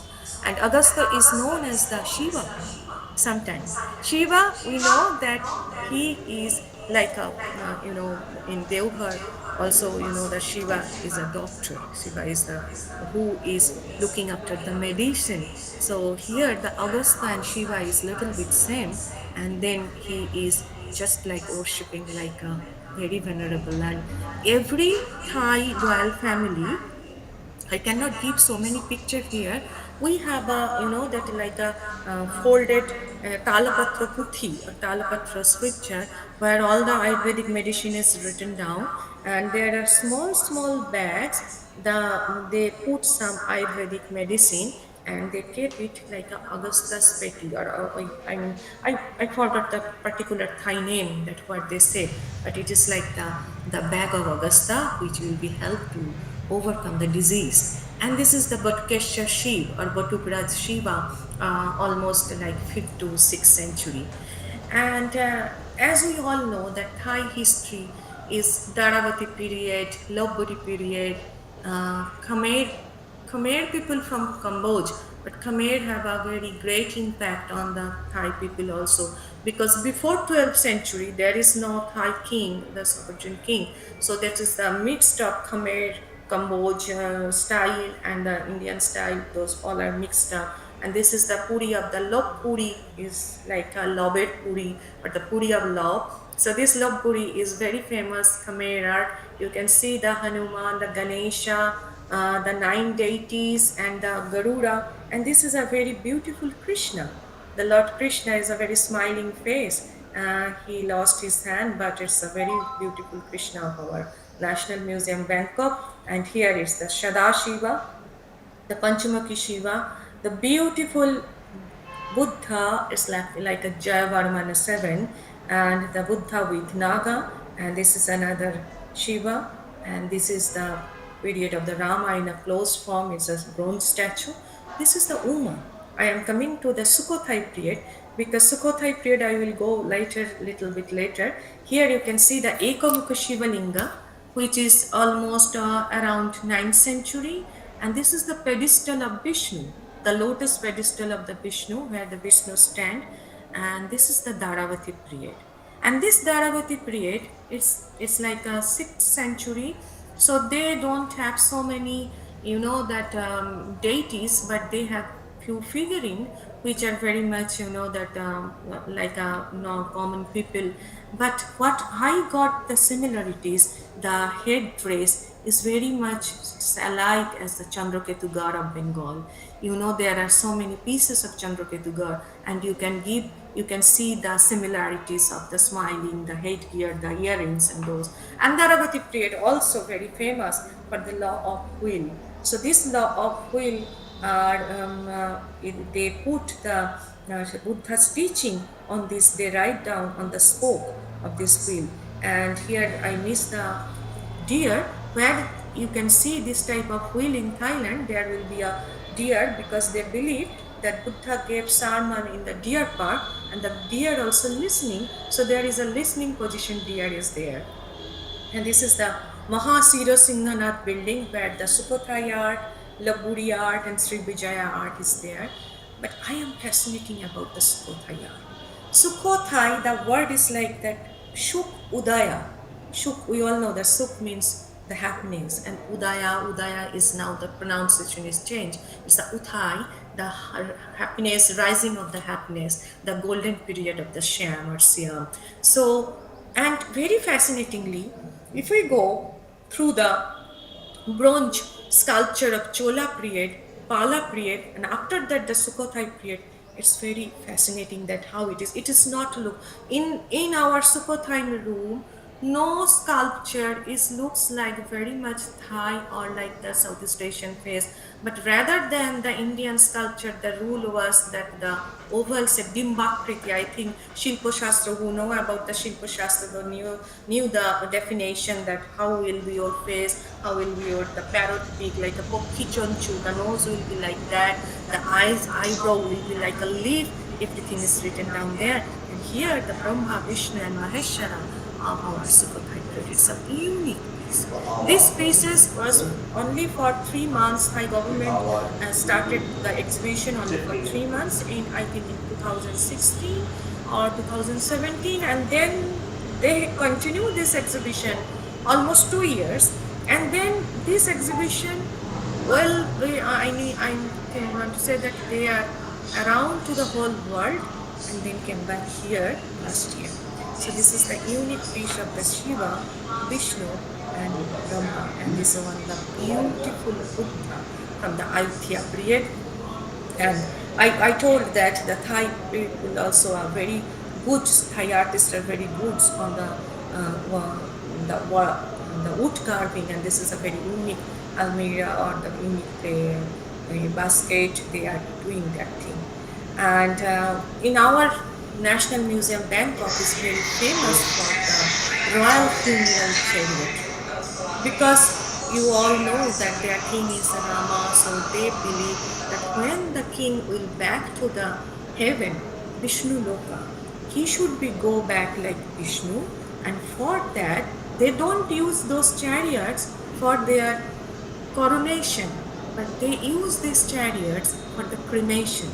We have 2 big chariots and 3 small chariots. This is the big chariots, which are almost, it's pulled by the 216 soldiers, and there are so many Nagas, and then the Garuda, everything is there. And this small one, here we have 3 small chariots. In these small chariots, the priest, one Brahmin priest, one Buddhist monk, and the would-be prince will be follow that. And this is the place, this is the palanquin, which are used for carrying the urn, the pot, where the body will be kept as a Vishnu's body or Rama's body is kept. And then they make this beautiful sandalwood urn for making that thing. And this is the place, the Royal Funeral Ground. This is a sample in our museum. The same thing we'll make in the Sanam Luang ground, just opposite our National Museum, Bangkok. And they do the cremation here. This is the place, because they believe that king is the incarnation form of Rama and Vishnu. So he should be back like that. This is this one. This one made in 2017 for the cremation of King Rama IX. They made it in 9 months, and I was fortunate to went to the Lakrabang Art College, and I saw that they just translate our Puranas from Bengal, from our language to their language, and they kept that page in front of the artist, and they are making this thing, that which side it should be Ganesha, which side which deities, which side which animals of the Sharga Loka. They make the Vishnu Loka, and they did the cremation here. So this is a very unique museum of Thailand, and I will request to all of you, because unfortunately Indians are not visit that National Museum Bangkok. When you will come, you definitely come here. And this is another beautiful, magnificent museum of the National Museum of Royal Barge, because the whole, I think you can say the 50%, more than 50% ritualistic work still follow in Thailand as a Hindu way. So they have different type of, the royal boats, that's the Naga boats, Hamsha boats, and for the king Narai, King Rama IX, he made this special boat which have the Garuda who carried the Narayana. And this is the Garuda, only the Garuda boat also, the monkey boat also there. So there is so many boats which are, every year they have some procession, they use this thing. It's not only the part of the museum, they use those things. So you saw the royal chariot, that is also the part of history, but part of the living history, they are using those things. And this is also they used every year. So this is the beautiful barge museum in Thailand. And now very quickly we are coming to the Phimai. So why Phimai? There are so many museum in other part of the Thailand, but I am fascinating about Phimai, because Phimai is actually the city of Bhima, the Bhimayapura. From Bhimayapura, the pronunciation is different, so it's a Phimai. So that's the city of Bhima, or city of Bhimaya, and it's very similar to a small Angkor Wat. The Cambodge king was they are actually made this thing. It's a junction. The Fimai is in Nakhon Ratchasima province, and they had an old road also, which one is directly reached to Cambodia. That is not used by today, but they have that. And I was really, it's like a pagla Hindi mein bolte, pagla gaye the. I was literally like that, oh my God, their museum, their prasad is full of our Ramayana and Mahabharata. The lintel, the windows, the hallway, everything is made by the story of Mahabharata, either story of Parvati or Shiva, either the story of the Pandavas, and it's so much fascinating over there. So this is the beautiful temples, the historical part of the Fimai. And from Fimai, there is something with the Ramayana, but it's not so clear. I am trying to put all the image, but few images are so high resolution that the PowerPoint cannot take that one. So here is the lintel where you can see the Naga Kaliya Daman.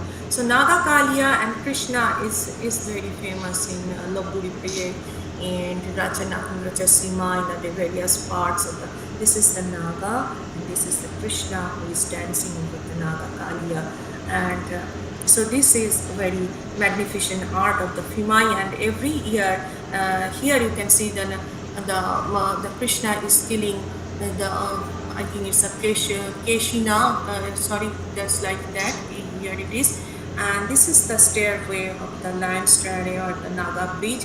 And every year they celebrate the Fimai National Day, and they make the whole history like the sound music and sound and music show, the light and sound show we are seeing in other place. They do it same thing here also. So thank you so much. Actually, there are so many, but I have to be in the time. So I'm just close my presentation, and I hope this is something is new in my presentation. Thank you so much. Boss madam, hello. Yeah. थोड़ा बीच में light चली गई थी, तो थोड़ा सा आप एक बार प्रेजेंटेशन को एक बार चला दें, तब तक लाइट कंक्लूड होता रहेगा. Okay, 1 minute, sir. So I have to give it from the beginning, okay? Yes, just a minute, sir. Just a minute, I'm sharing. Yes, sir. What is, sir? Yes, thank you. So it's a really a wonderful presentation, and for me, being as a student of museums and museology, when I'm trying to wrote my encyclopedia of museums, which is in 10 volumes, at that time also I was studied about these museums. But now today we got here the complete information. Well, thank you so much. Yes, thank you. I am trying because actually I am not doing justice with my museum because there is so many things, but it's not possible to show it everything in this short time. So I will request to all of you, please come and visit. I will be happy to guide it because it's my passion. Definitely will come, because it's already planned around 26th March. We are planning to come to visit the Bangkok, especially for the museums. And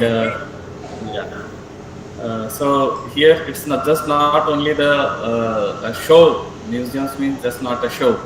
It's being as this culture, values, beliefs and thoughts, and the practices which till today going on. And in your presentation, which you have shown here, the sculptures, the temples, the music and architecture. Amita madam, ये share ठीक से नहीं हो रहा है. ये आप जो है इसको स्लाइड को जैसे प्रेजेंटेशन आपने किया था, हाँ, ये स्लाइड्स को आप मूव कीजिएगा ताकि सभी लोगों को फिर से पूरा देखने को मिले. Yes, please continue it. आप, हाँ, यस, ओके. सो ये सारा आपने जो सारे definitions, history of the museums, the museology definitions आपने बताया. Yes, please continue. आप उसको मूविंग करते रहिएगा. And then all the deities which are here in Asian countries like the Shiva, Parvati, or the Rama, Vishnu, Ganesha, Durga, Lakshmi, Mahishasura Mardini, Agastya, Krishna, and so on. So you are giving such a wonderful information because why it's called as the words which is used, the similarities between these also. Like the shala, which we use the pathashala. Till today in Marathi also we use the word pathashala. So it's a Devanagari and Marathi word pathashala. So shala, Ayurved, pakashala, bhujanale. So in Ayurveda, rasashala. So like that we use the here. And as you mentioned about the Garuda, an interesting story that before when he was started to eating the flesh and that all, and after the Buddha came, he became like non-violent. So it's a really interesting story, and we need to read more about that too. So such a beautiful paintings, Ramayana paintings and other sculptures too there. ये हमारे लिए like it's a feast. So thank you. and yeah. So this again you use the words like the Farafum for the Brahma, and this Shiva, the word, and the Moksha, Vimana. So it means there are so many such similar words are there, and these traditions of Royal Regala and these all. So it means that there are so many connections between these all cultures, which we call like the civilizations, the Indus civilization and the different civilizations in all over the India. We need to find out such all these connectivities and put it again in front of the society for to connect the worlds together. क्योंकि हम लोग दुनिया मुट्ठी में बोल रहे हैं, मगर हमारे मन जो है, दिल जो है, वो टूटते जा रहे हैं. So we need such connecting dots. These are the connecting bridge. My fifth book was about museums, archaeology and culture. And in that book, the first cover page, I mentioned that the museums are like the connecting bridge for the cultures. Yes. Yeah. For me, it's like a thank you so much, Pujanji.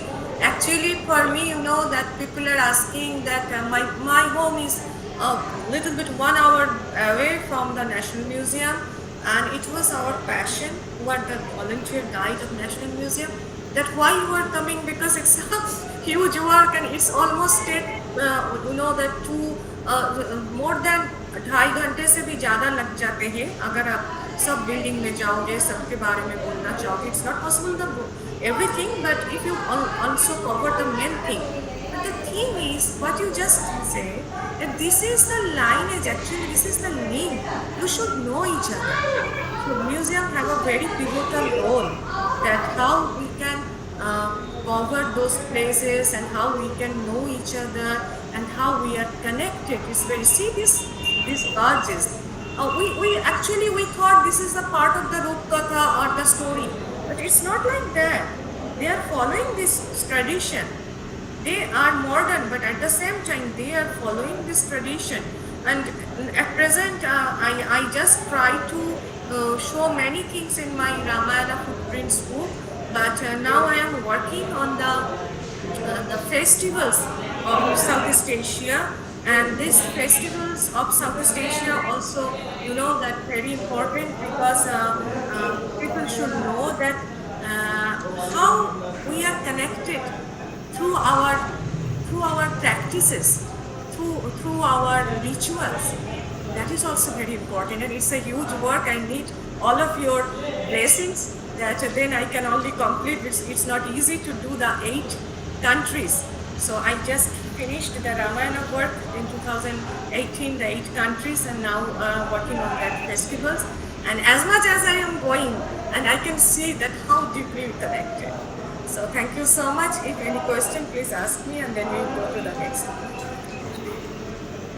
Yes, thank you, thanks a lot again. And as you mentioned, there around 89 museums are there in Thailand, and as up to today morning, we documented around 1500 museums from all over India. So, but we got so many such connecting points over there. So once again, humbly thankful to you, and thanks to Sundar Mishra. Thank you so much, Thank you. Thank you, Chairperson, Mr. Bhujan sir, and eminent speaker, Madam Anita Bose. You made a nice talk in this village. Thank you both of you. Professor Cyril sir, I am requesting Professor Cyril sir. This session about one session about 40 minutes late. So first talk Madam Mahmuda Madam, then your talk, sir. Next talk, our chairperson, Madam Anita Bose, author and researcher, Bank of Thailand, and eminent speaker, Madam Mahmuda and Associate Professor, Department of Philosophy, Jahangir Nagar University, our Dhaka, Bangladesh. Welcome both of you, and I am requesting to Madam Anita Bose to share the session and introduce our eminent speaker, Madam Mahmuda. Thank you so much, sir. Ma'am, namaste. Accept my humble namaskar from Thailand. And it's a very great honor to give the introduction about Mahmuda ma'am, because the subject what she will deliver us, that's a very another important subject for the whole society.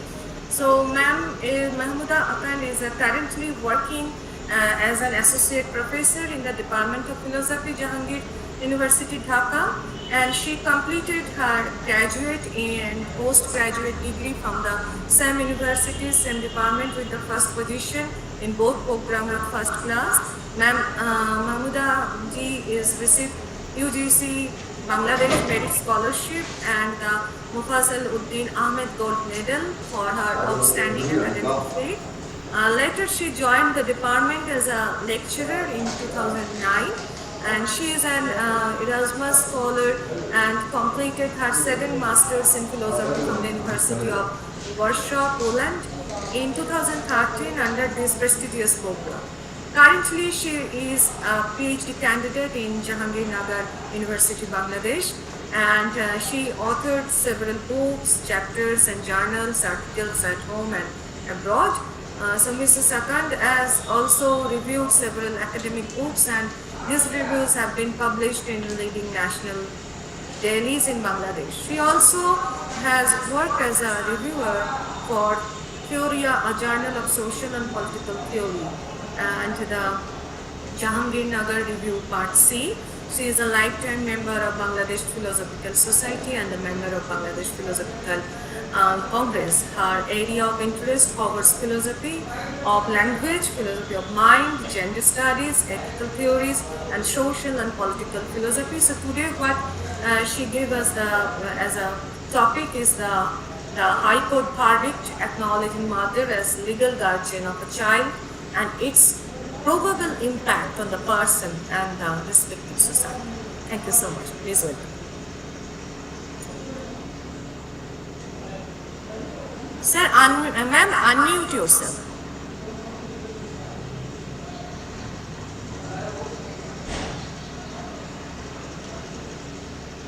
No, ma'am, we cannot listen you.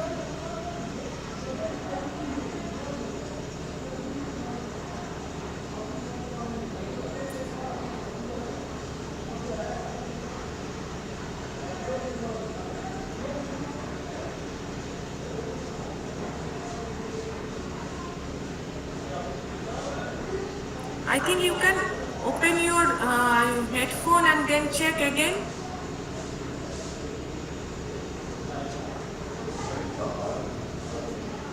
No, it's not coming.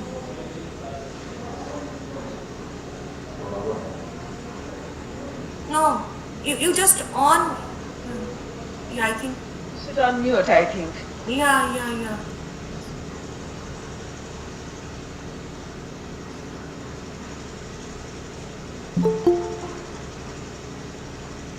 No, ma'am, we cannot listen you.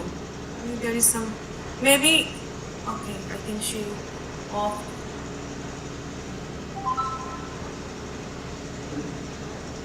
So maybe she can join from other device. Maybe there is some problem in the device. It's a technical problem everywhere. So we can wait, we can wait for her because everywhere it's a problem sometime. And It's a net problem. Yeah, maybe it's an internet problem. And sometimes you know that device also are very greedy. It's like a tantima, because sometimes everything is there and you cannot open. So That frustrated. is true. So That maybe, is true. yeah, that's very. I think, ma'am, just try to unmute and speak. I have already unmuted. Am I audible now? Yeah. Okay. Oh, yeah. I'm so sorry for the technical hassle, and please accept my apology. Thank you, madam, for introducing me in that way, and I express my sincere gratitude to all the organizers of this international webinar. And today, my topic is the High Court Bangladesh verdict acknowledging mother as legal guardian of a child and its probable impact on the person and the respective society. Please allow me to share the slides.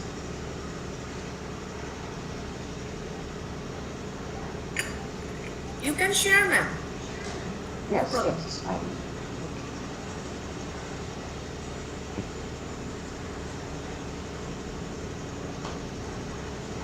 Is this visible? Yes. Yes, you can see. Just give it the full screen. Yes, sure.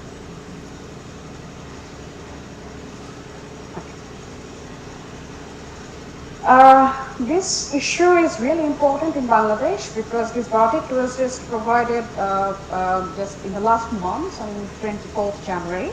And after that, we have observed that people from various phases, they are expressing their reaction towards this verdict. Some reactions are very positive, some are really negative.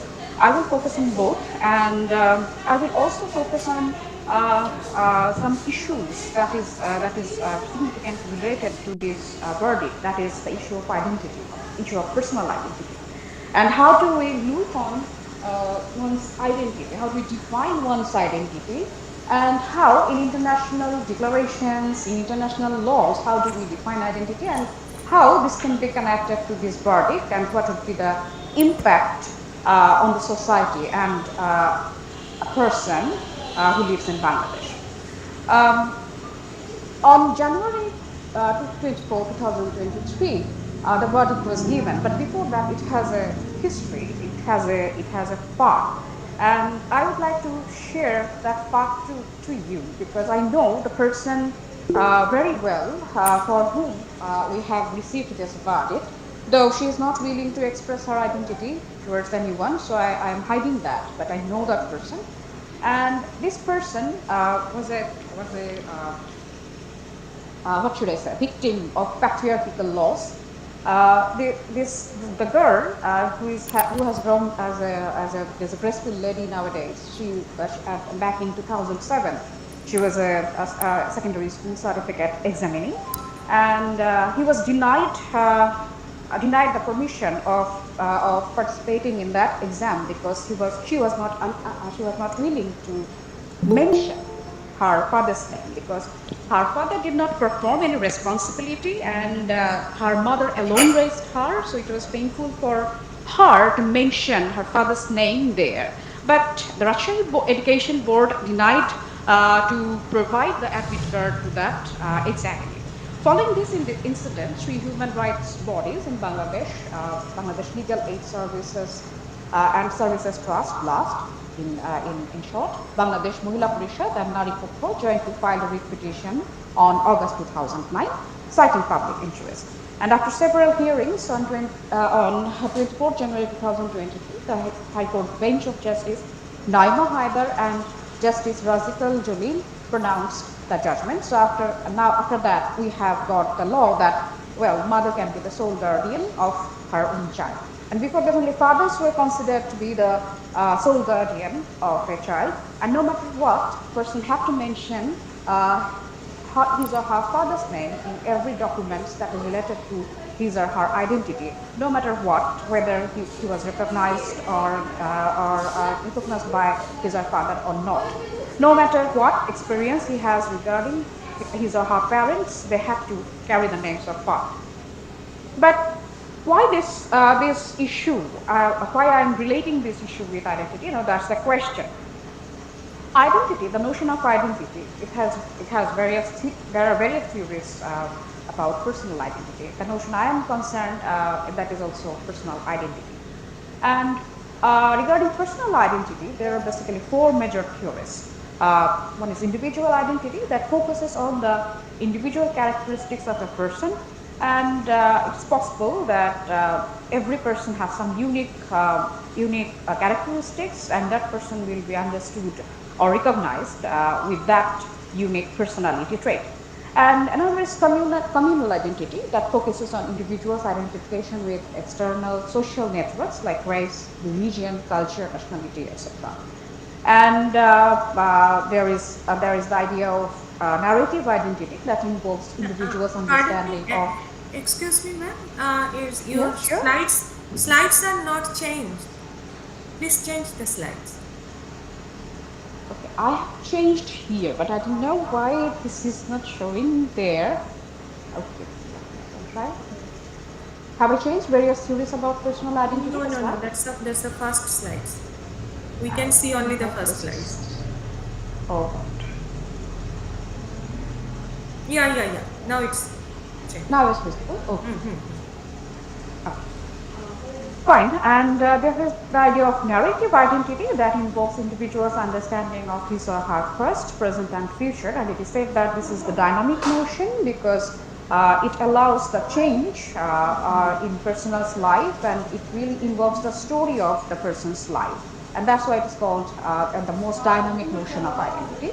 And finally, we have the notion of genetic identity, that focuses much on one's genetic progenitors and connects genetic ties with identity. So parenthood is really very important in genetic identity.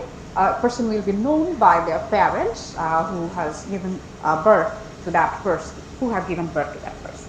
And in international treaties and humanitarian documents, it has been shown that these documents really focuses on genetic identity rather than other notions of identity. Let's see some international documents, how they define identity or conceptualize identity in those treaties or in those laws. Significantly, I will discuss here about the UNCRC, that is the United Nations Conventions on the Rights of the Child, and the World Family Declaration. I have analyzed the preambles and other articles of these two documents, and I have found that both of these documents have considered human identity in terms of genetic identity, not in terms of narrative identity or communal identity, or they have given less focus on those type of identity. And Article 7.1 of UNCRC, that has claimed that the child shall be registered immediately after birth and shall have the right from birth to a name, the right to acquire a nationality, and as far as possible, the right to know and be cared for by his or her parents. So again, in UNCRC, parenthood is very important.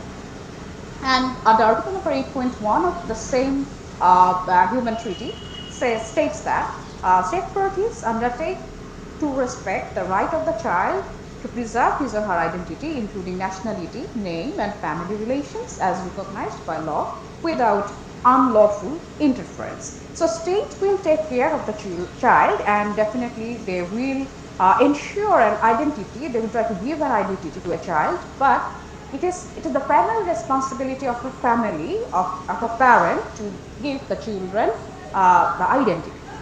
And in the preamble of World Family Declaration, it has been claimed that family is the cradle of life and key to the formation of children's identity.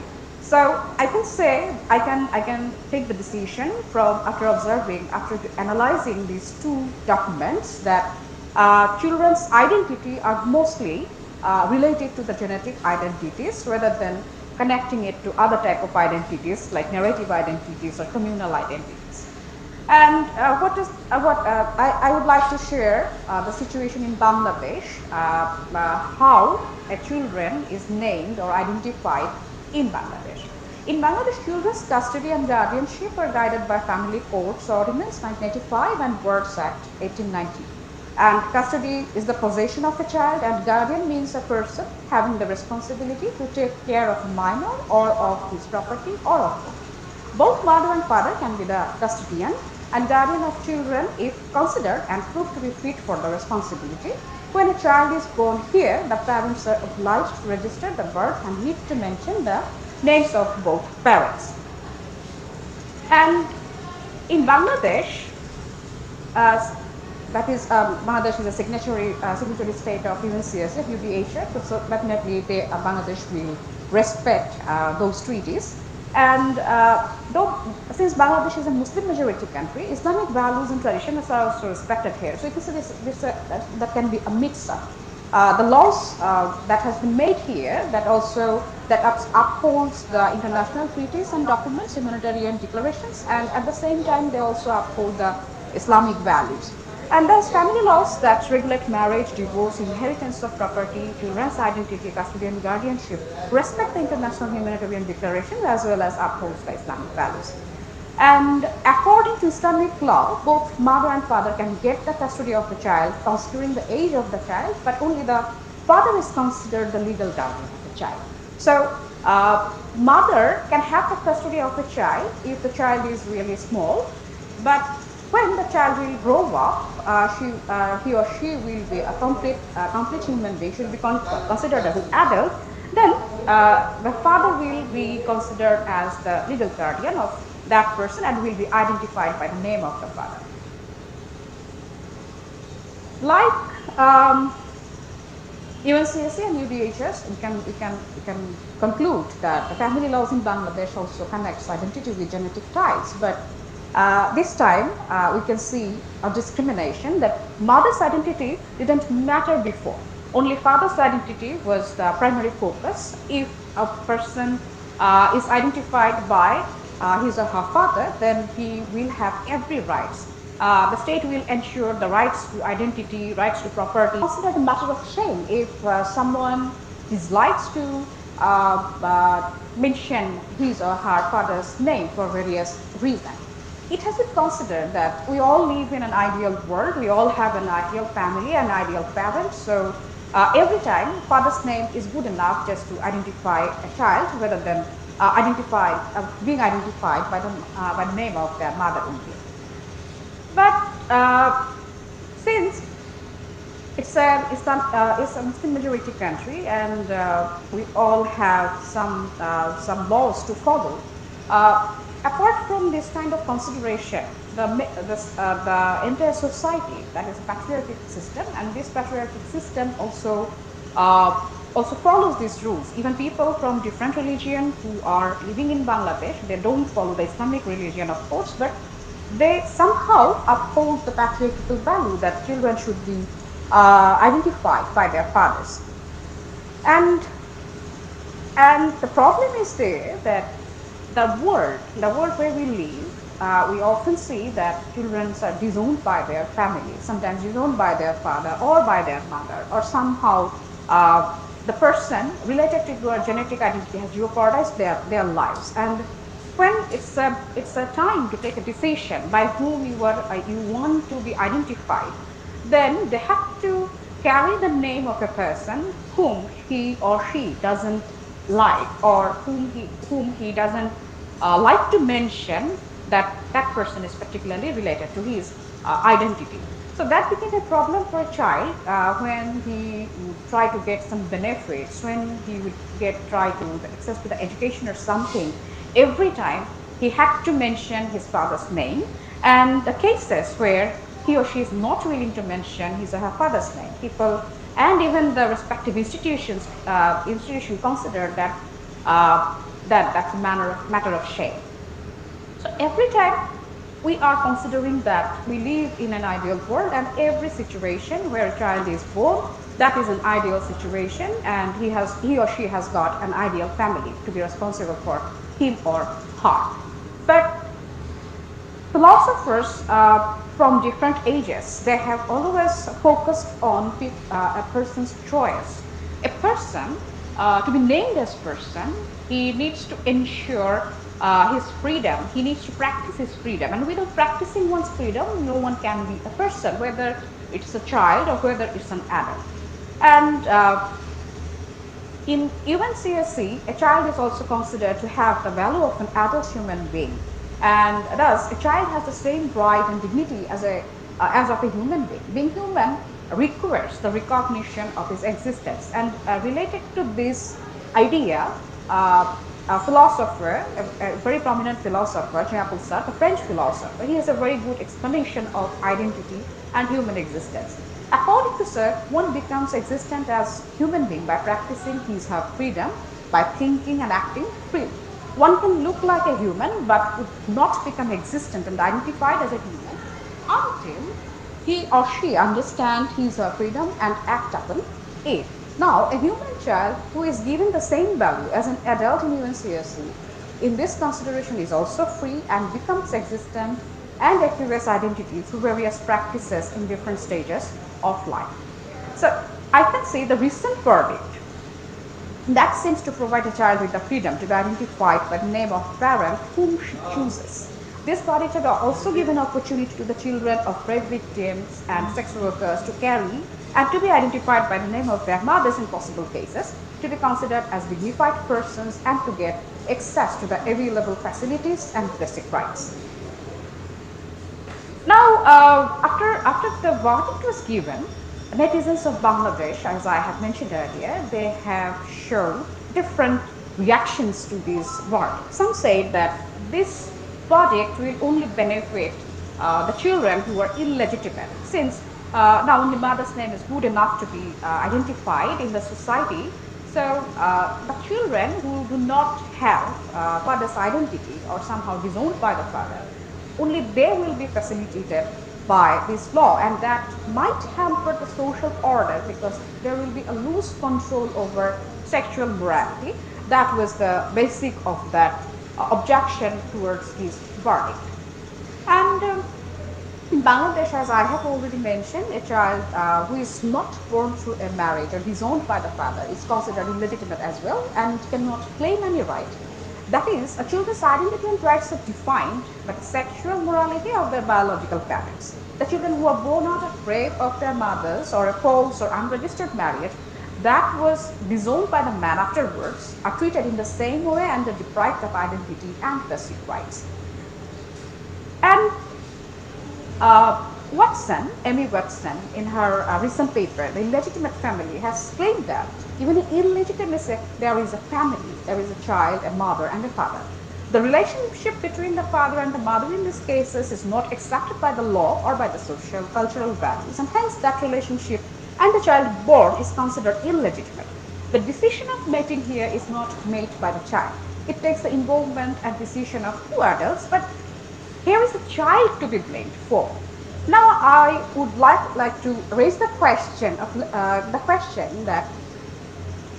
question of legitimacy can be raised against the relationship, raised towards the relationship of the adults, but not about the legitimacy of the child and his or her existence.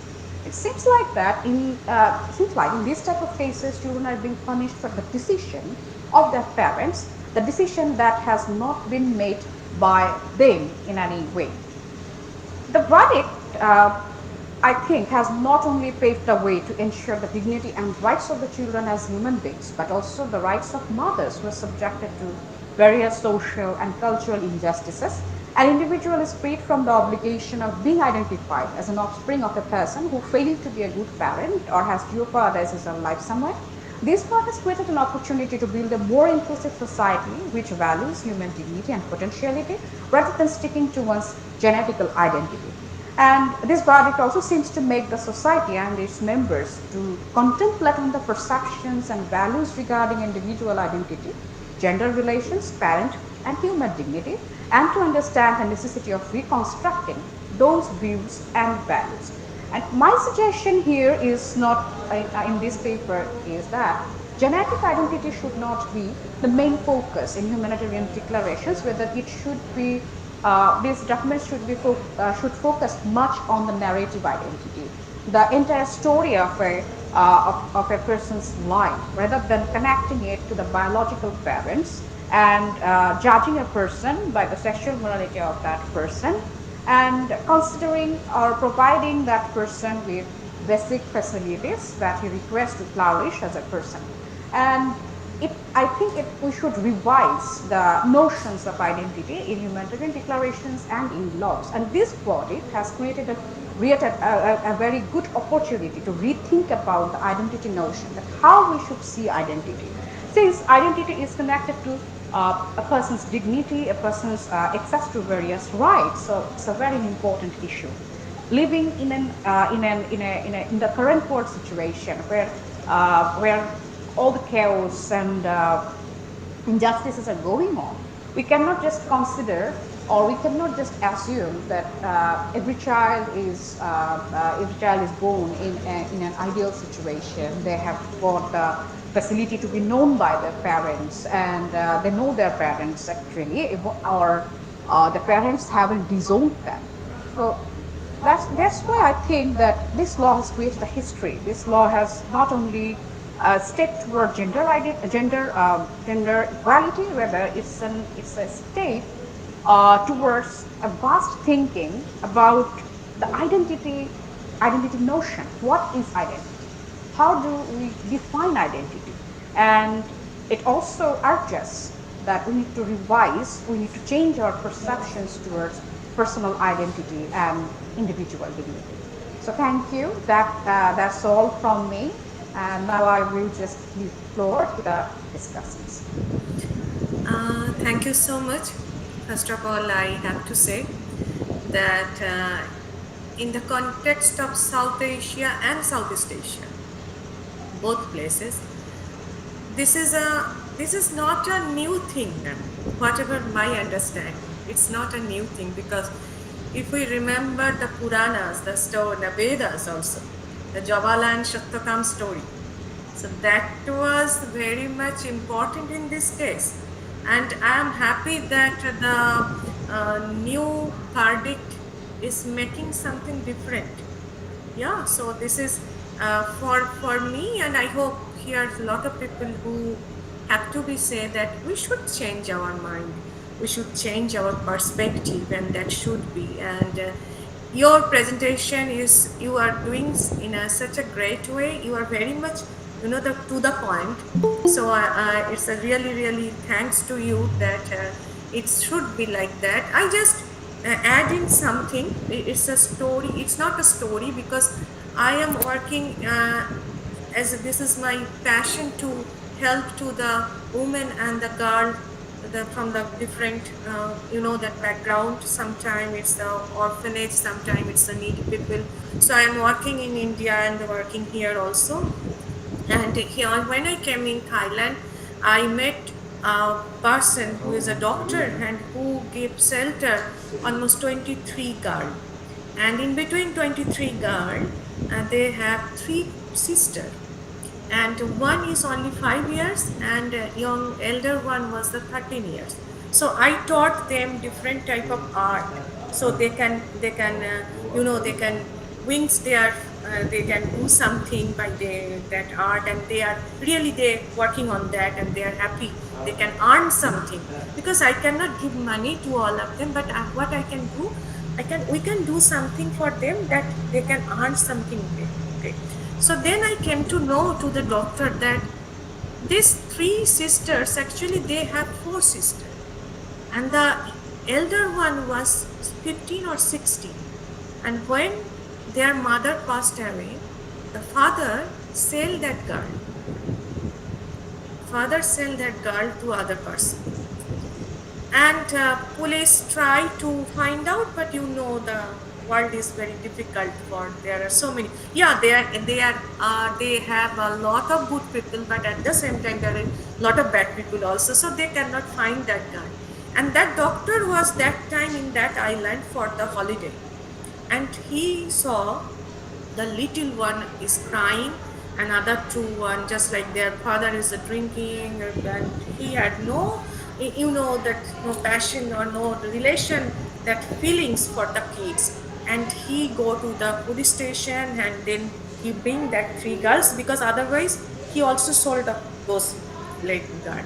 So this is this is not a new thing or this is not a new problem for our society. This is a very old problem for our society. But I am very happy to know that Bangladesh give this type of verdict, and it should be a, that exemplary for many of us. And thank you so much for arising this matter and telling about this. Thank you. Thank you so much. Thank you so much, ma'am. If anyone want to ask anything, they can ask. Otherwise, we will go to the next session. Dr. Misra? Yes, sir. Thank you, Madam Mahmuda, and Madam, given nice talk and discuss the very important problem our society and our chairperson, Madam Anita, both given time for share the session. Thank you both of you. Madam, एक Anita madam, एक request था, एक आपने जो उदयपुर में present किया था आपने, थोड़ा समय कम मिला, मैं भी उसको सुना था वहाँ पे, मैं गया हुआ था, फिजिकली मैं उसको अटेंड कर रहा था, तो टॉपिक बहुत अच्छा था और कांग्रेचुलेशन, आपको वहाँ से बेस्ट प्रेजेंटेशन का अवार्ड भी मिला है उसके लिए। पर थोड़ा वहाँ का भी ऑडियंस और हम लोग भी थोड़ा सुनना चाहते थे उसको और ज्यादा, लेकिन वहाँ थोड़ा समय कम था। Okay, sir. When you want to listen, please tell me. Yes. तो यदि आपका टाइम हो 1 मार्च को। Okay. Okay, I will let you know, sir. Okay. Okay, thank you. Thank you so much. Thank you. Thank you so much, Mahmuda ma'am, and thanks to all the dignitaries and Mr. Sir for giving me. Mahmuda madam, पहली बार जुड़े, first time in this our webinar, तो आगे के लिए भी उनके further के लिए भी मैं सपोर्ट चाहूँगा वहाँ से। Yeah, sure. Okay, thank you. Thank you. Next talk, very important talk.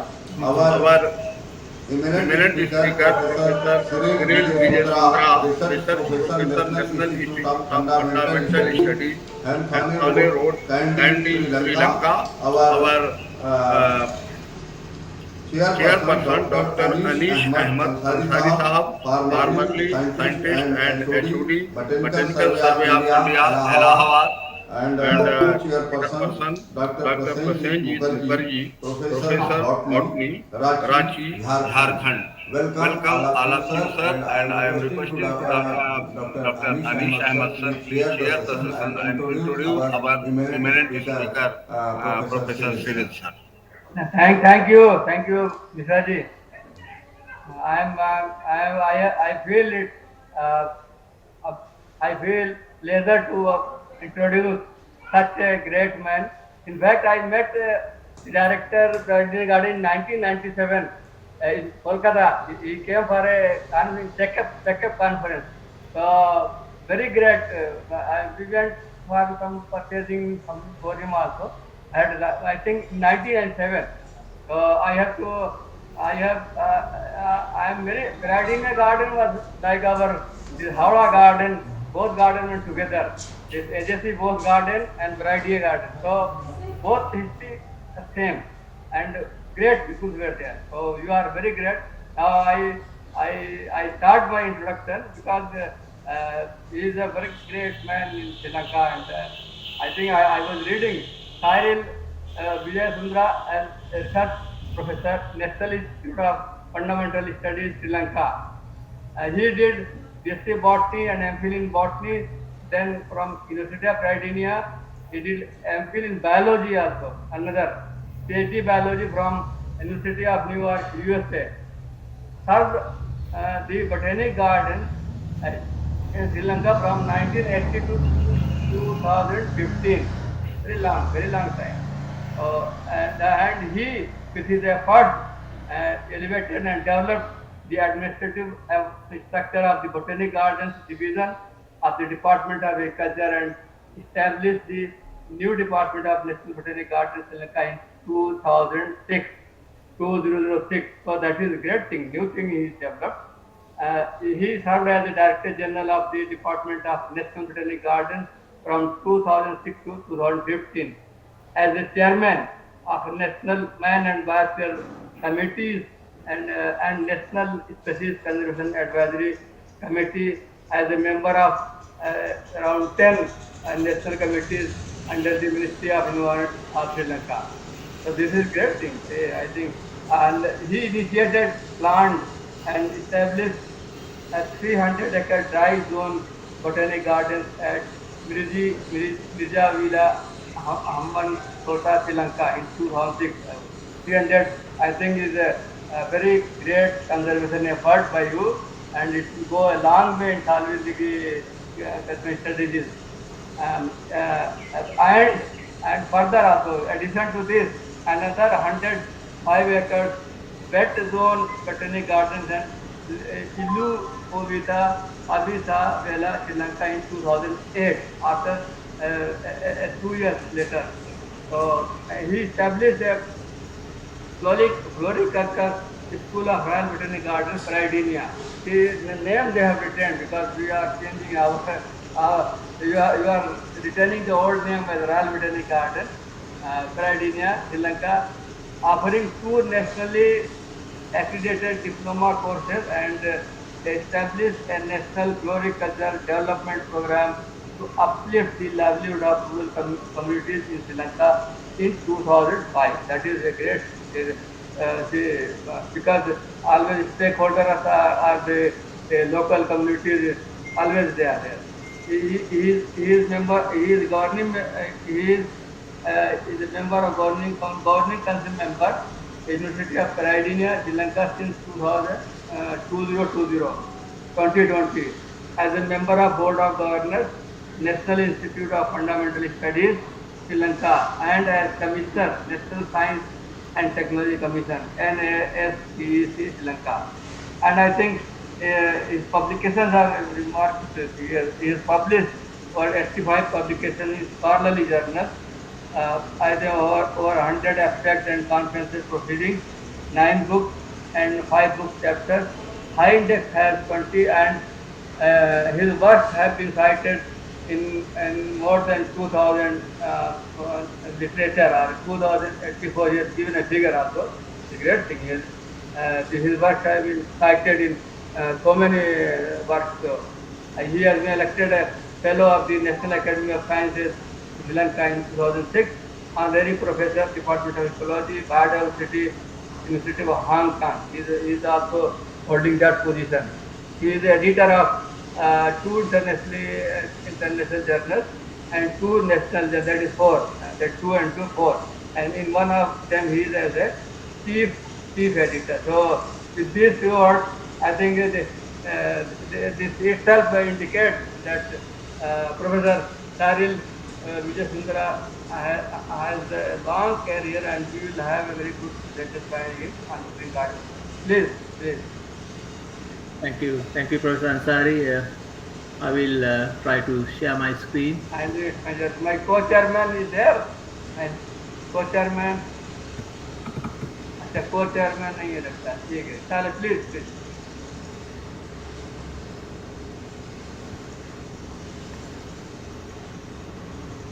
Sir, I'm here.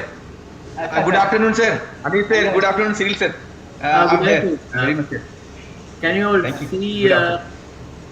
see my screen? Can you all see my screen? Yes, sir. Yes, sir. Yeah. Yes, sir. Yes, sir. It is moving. Is it also moving? Yes, moving. All right. Okay. Right. Thank you very much, Professor Ansari, and also I thank Professor Mishra for inviting me to be a part of this great exercise, this webinar. Okay. Now, as mentioned by Professor Ansari, Peradeniya is a great botanic garden established in 1821. Because when selecting the site, they have done some groundwork and found that the site was originally garden of the king. In fact, the name royal doesn't come from the British royalty; it actually comes from the Sri Lankan royalty. This Peradeniya the site of Peradini Botanic Gardens was a garden of kings of Sri Lanka, or Ceylon by that time, Lanka, and King Kirtisi Rajasinghe declared this garden as a royal garden in 1780. So from 1780, this royal prefix goes on. In fact, one of the successive governments wanted to change the name of Royal Botanic Gardens into some other name, but then I objected. And I even objected to the president and somehow kept the name because that the prefix royal. Because one of the purposes of establishing botanic gardens in their colonies was to try out economically important crops and also to explore the flora in that particular colony. And the third botanic garden was established in 1876, again to introduce another important crop, that is rubber. In fact, they got rubber seeds from Amazon. Those seeds came to Kew, and then from Kew to Peradeniya. And then Peradeniya Botanic Garden decided to establish a new botanic garden in Gampaha. That's about 1 hour drive from Colombo. A place called Henradgoda Gampaha, and that was established just to introduce rubber to Ceylon. And actually that was a very successful crop, and even some of those seeds were sent to Singapore and from there to Malaysia. And then of course, if you think about the origin of rubber industry in Asia, Gampaha Gardens was the cradle of rubber industry, although the Singapore claims the thing. But anyway, so those are the three British botanic gardens established. And then of course, our tendency is actually to talk about the past glory. We all talk about the things done by the British, and they did this and that and everything, but very little attention is paid to the work done after the independence. So that's why I thought of coming up with this presentation. Now, if you look at the map of Sri Lanka, you see in different colors I have demarcated some of the areas. Now there are actually, according to a group of scientists led by Professor P.H. Ashton of Harvard University, or Arnold Arboretum, and then the two eminent professors of Peradeniya, Professor Nimal Tilaga and Professor Savitri, they have divided Sri Lanka into 15 floristic regions. They are not climatic zones or ecological zones, they are actually floristic regions. Depending on the floristic composition or the community structure, they have divided. So if you look at the three botanic gardens, Gampaha is in floristic zone 5 and Haggal is in floristic zone 13, and then Peradeniya is in floristic zone 11. So those are three different floristic regions. So then we wanted to have botanic gardens in the dry zone. This is floristic region 2. We have a large area of the dry zone, and also another botanic gardens in this region, floristic region 6, because that has a very interesting biodiversity, because we have the tropical rainforest in that area, that floristic region. So we established those two botanic gardens, one in Mirijuela near Hambantata, and then the other one Ilukovita near Avisavela. Those were the two botanic gardens established by us after the independence. So that's what I am going to show you about. So this dry zone botanic garden in a place called Mirijuela was started for the purpose of showcasing and conserving dry and arid zone plants of Sri Lanka. And also it's expected that this garden will provide opportunities for ecotourism and economic development in the area, and also model dry zone landscape improvement. So for that, I was fortunate to get 300 acres in Mirijuela area near Hambantata. That was acquired in year 2006, 3,000 acres. So by far this is the largest botanic garden. And then if you look at the climate in Mirijuela, it's dry. As you can see, the rainfall reaches only around 200 only in November, but rest of the month is less than 100 meters. If you look at the temperature, it also is pretty high in 31 and 29. So it's kind of hot country. So rainfall is low only in the latter part of the year. We get little rain, around 200 millimeters. But in our standards, it's a dry country. So this is a contour map, and there are one or two areas which are a little higher, but otherwise it's just at the sea level. It's a kind of flat land. So this is and then there is the main road here, and now the other boundaries are also demarcated by different by roads. So fairly clear land. So these one of the roads I mentioned before we started. This was in 2006, very sort of rural kind of setup. And then, as you could see, this when we first started, we put up this board and looks bit run down and dry scrubland. And then, if you look at the Google map, sort of aerial photograph, there were some we call chaina cultivation. So it's slash and burn cultivation, Sweden agriculture, shifting cultivation. These are the areas cultivated by people. So during rainy season, they come and clear the area and cultivate things like maize, chili, and all those other field crops that are grown in the dry zone. So the rest is just scrub jungle. So there was a little brick making place. So these are the bricks, made by that person. And then he was using this area, little depression, to store water during rainy season, and he was using this for making bricks. So what we did was, when we acquired the land, I thought this is the place to have the nursery and the office, because there's little water during rainy season, and then we use this water. And in fact, we even use the bricks for erecting our temporary hut, the field office. These are some of the trees that were there. As you can see, some of you may identify, this is a neem tree.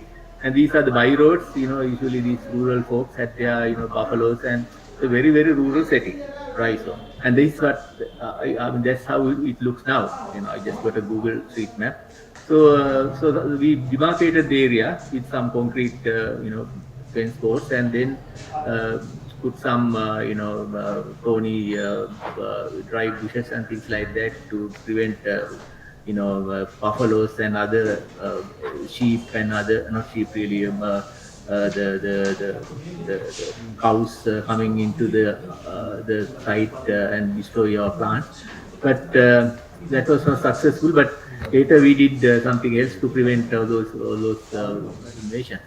So there were some discussions, as you could see, with the rural community, and this is the secretary to the ministry, and few other people from the district secretariat. So they all helped. And then, in fact, as I mentioned, just to protect especially from wild elephants and buffalo and cows, we erected an electric fence. Still, it's working. From 2006, it's still functioning because we are maintaining it properly. So that prevented buffaloes and wild elephants coming into the site. As you could see, some of the planting holes. And then initially we got water from that little hole, and then now that's how it looks now. So we just raised the bund, and then let water fill. And then, of course, some of those bricks were used by us to put up this temporary hut. And even we used rainwater harvesting and things like that for drinking. This is the original hut. And then we also put up some shade houses for nursery, for initial planting. And then we constructed a little, not a little one, as a water tank with the capacity of 225 cubic meters to get water from a nearby lake. We have a very big lake nearby. It's about, I think about 1.5 kilometers away from the site. So we got water from that lake, and then put them into this water tank. And this hut, as I said, so this is me with my assistant, who was the resident manager like person, who actually did most of the work while staying there. So I actually came only about once a month or so from Kandy. So this me and people clearing the scrub jungle. It was very difficult to penetrate even all thorny scrub. And then, of course, this is the pumping station. You can't see the lake. Lake is just here. And water obtained from the pumping was taken to this water tank, 225 cubic meters. But the daily capacity is about 1,000, because we can even fill 4 times a day. So this actually was the main source of water. And we also created some staff quarters, and whatever the facilities I had as a Director General, I provided to them. So that kept them going. And we had, in fact, there are about 26 avenues. Mostly, all are from, all are using Sri Lankan natural indigenous trees. Now these Mohinia Racimos Avenue, these actually during some early stages. Now these trees are bigger. And these Kasai Bali Avenue. and of course, this is part of the arboretum. These are all planted trees, and as you could see, this greenery and everything is due to that water we got from the lake, and these are all planted. And then we actually selected local rare plants and started this arboretum. And these are about 4-5 year old plants. Now these are even bigger. And also we, since it's in the dry zone, we thought it's appropriate to have a succulent and cactus and succulent collection. So this is part of the cactus garden. So inside, and also the eastern boundary we planted with Polyarchaea longifolia for two reasons. Just to have a nice avenue, that was one reason, and the other reason was to protect the plants from wind, because this also acts as a wind barrier. So this avenue is 1 kilometer long, probably the longest avenue, at least in our country. And it's actually a very popular tourist destination, and a lot of people enjoy this very long avenue. So this is how it looked early actually. When we planted, these are the just after planting these polyarchaea, and that's how it looks now. And then we have those other elements and other things at the base. And in fact, we are providing battery operated cars, like golf carts, like buses also, for people to visit various places, because it's very hot and a lot of people don't want to walk, and they prefer to use the vehicles, electric vehicles. In fact, we charge a fee also. So there are some other ornamental sections also, because now we want to attract people that just don't want to come and see plants and identify and do botany, because majority of the visitors come for the beauty. So we have to think about that also. And this is actually the main entrance. These are saman trees, and this also leads to another avenue, and also there is a formal garden. It's a big formal garden, about 100 meters by 160 meters. In fact, I got those golden triangle dimensions. And it's one of the largest formal gardens and very popular. And also use some traditional formal designs. And these are some of the ornamental areas. And of course, there are some topiary also. Now, a lot of people visit to get photographs, and I'm sure, I don't know whether they are copying it from India. And there's a big tendency to have what are called wedding pre-shoots. Just before the marriage or soon after marriage, they come and take photographs with the couple. I don't know who they are, I just got it from the internet. So they are taking pictures in beautiful areas. And there's also a plant house we created at the center of the garden. It's seen of the entrance to the plant house, and also that main avenue leads to this avenue, part of this Elmira Avenue. These are all planted. These seedlings, not just root ball or anything. Seedlings came to that. And of course, there are now these actually are street lights, solar lights. Using solar power. So every year, every weekend, we see a lot of people visit, using buses and other means of transport. And of course, we use solar power for many of those electricity needs. And on a weekend, you see many people visiting. And just imagine, these are all scrub jungle, very hot, China land. But now it's kind of beautiful, like in the wet zone. And there are a lot of ornamental areas, and like bougainvillea and Pal area, and all sorts of plants that thrive in the dry zone are planted. And of course, these shade house, now the creeper here is Porana paniculata, family Convolvulaceae. So there are things like that, and people like. So these inside of that house, that shade house. These again are the scenery of the entrance to the plant house, and we use, these kind of vehicles, buses, electric vehicles to take visitors around. So it's a very popular mode of transport within the gardens. And these inside of that plant house, the side view of plant house. There are other topiary also. In fact, this plant I got from a Middle Eastern country. It's called Conocarpus, Conocarpus lancifolis, and that's another species of Conocarpus. These can thrive in very, very dry conditions. Only thing is that, they go, the roots go and find water from somewhere. So very easy to find. But then I tried. I first, observed it to see whether it would become invasive. But luckily, the seeds won't germinate until you treat, with various other things. But so this will not become invasive. That's why we use that plant for hedges and things. And there are also a few summer huts on the way to the main features. This actually the same plant I was talking about, this Conocarpus. Uh, I don't know who these people are because I just obtained these from the internet, because there are a lot of people. In fact, when I went to the site, I found that nearly 20,000 photographs have been uploaded by visitors. In places like that, they enjoy a lot. It's again bougainvillea, giving a sort of snow-like appearance. In fact, there are places where the students conduct their outdoor classes.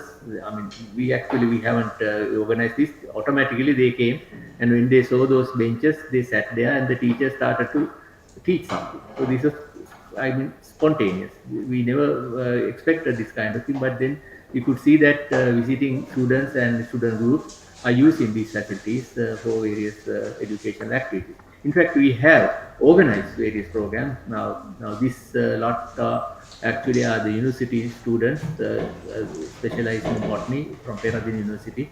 So they came here on a mission, and then in fact, we have facilities for them to stay overnight and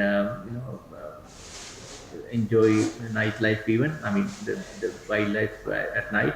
So these students are from Peradeniya University, and these two are professors who are teaching the students various ecological subjects. And one other thing is the community development. When you have a garden, our main purpose is the ex situ conservation, but then we should also give something to the community. So one of the things is the development of floriculture. Now when you say dry zone in Sri Lanka, a lot of people think that not many plants can be grown in the dry zone. Even when I started this botany garden, even some of the botany professors asked me, "What can you grow in that area? How can you do horticulture in the dry zone?"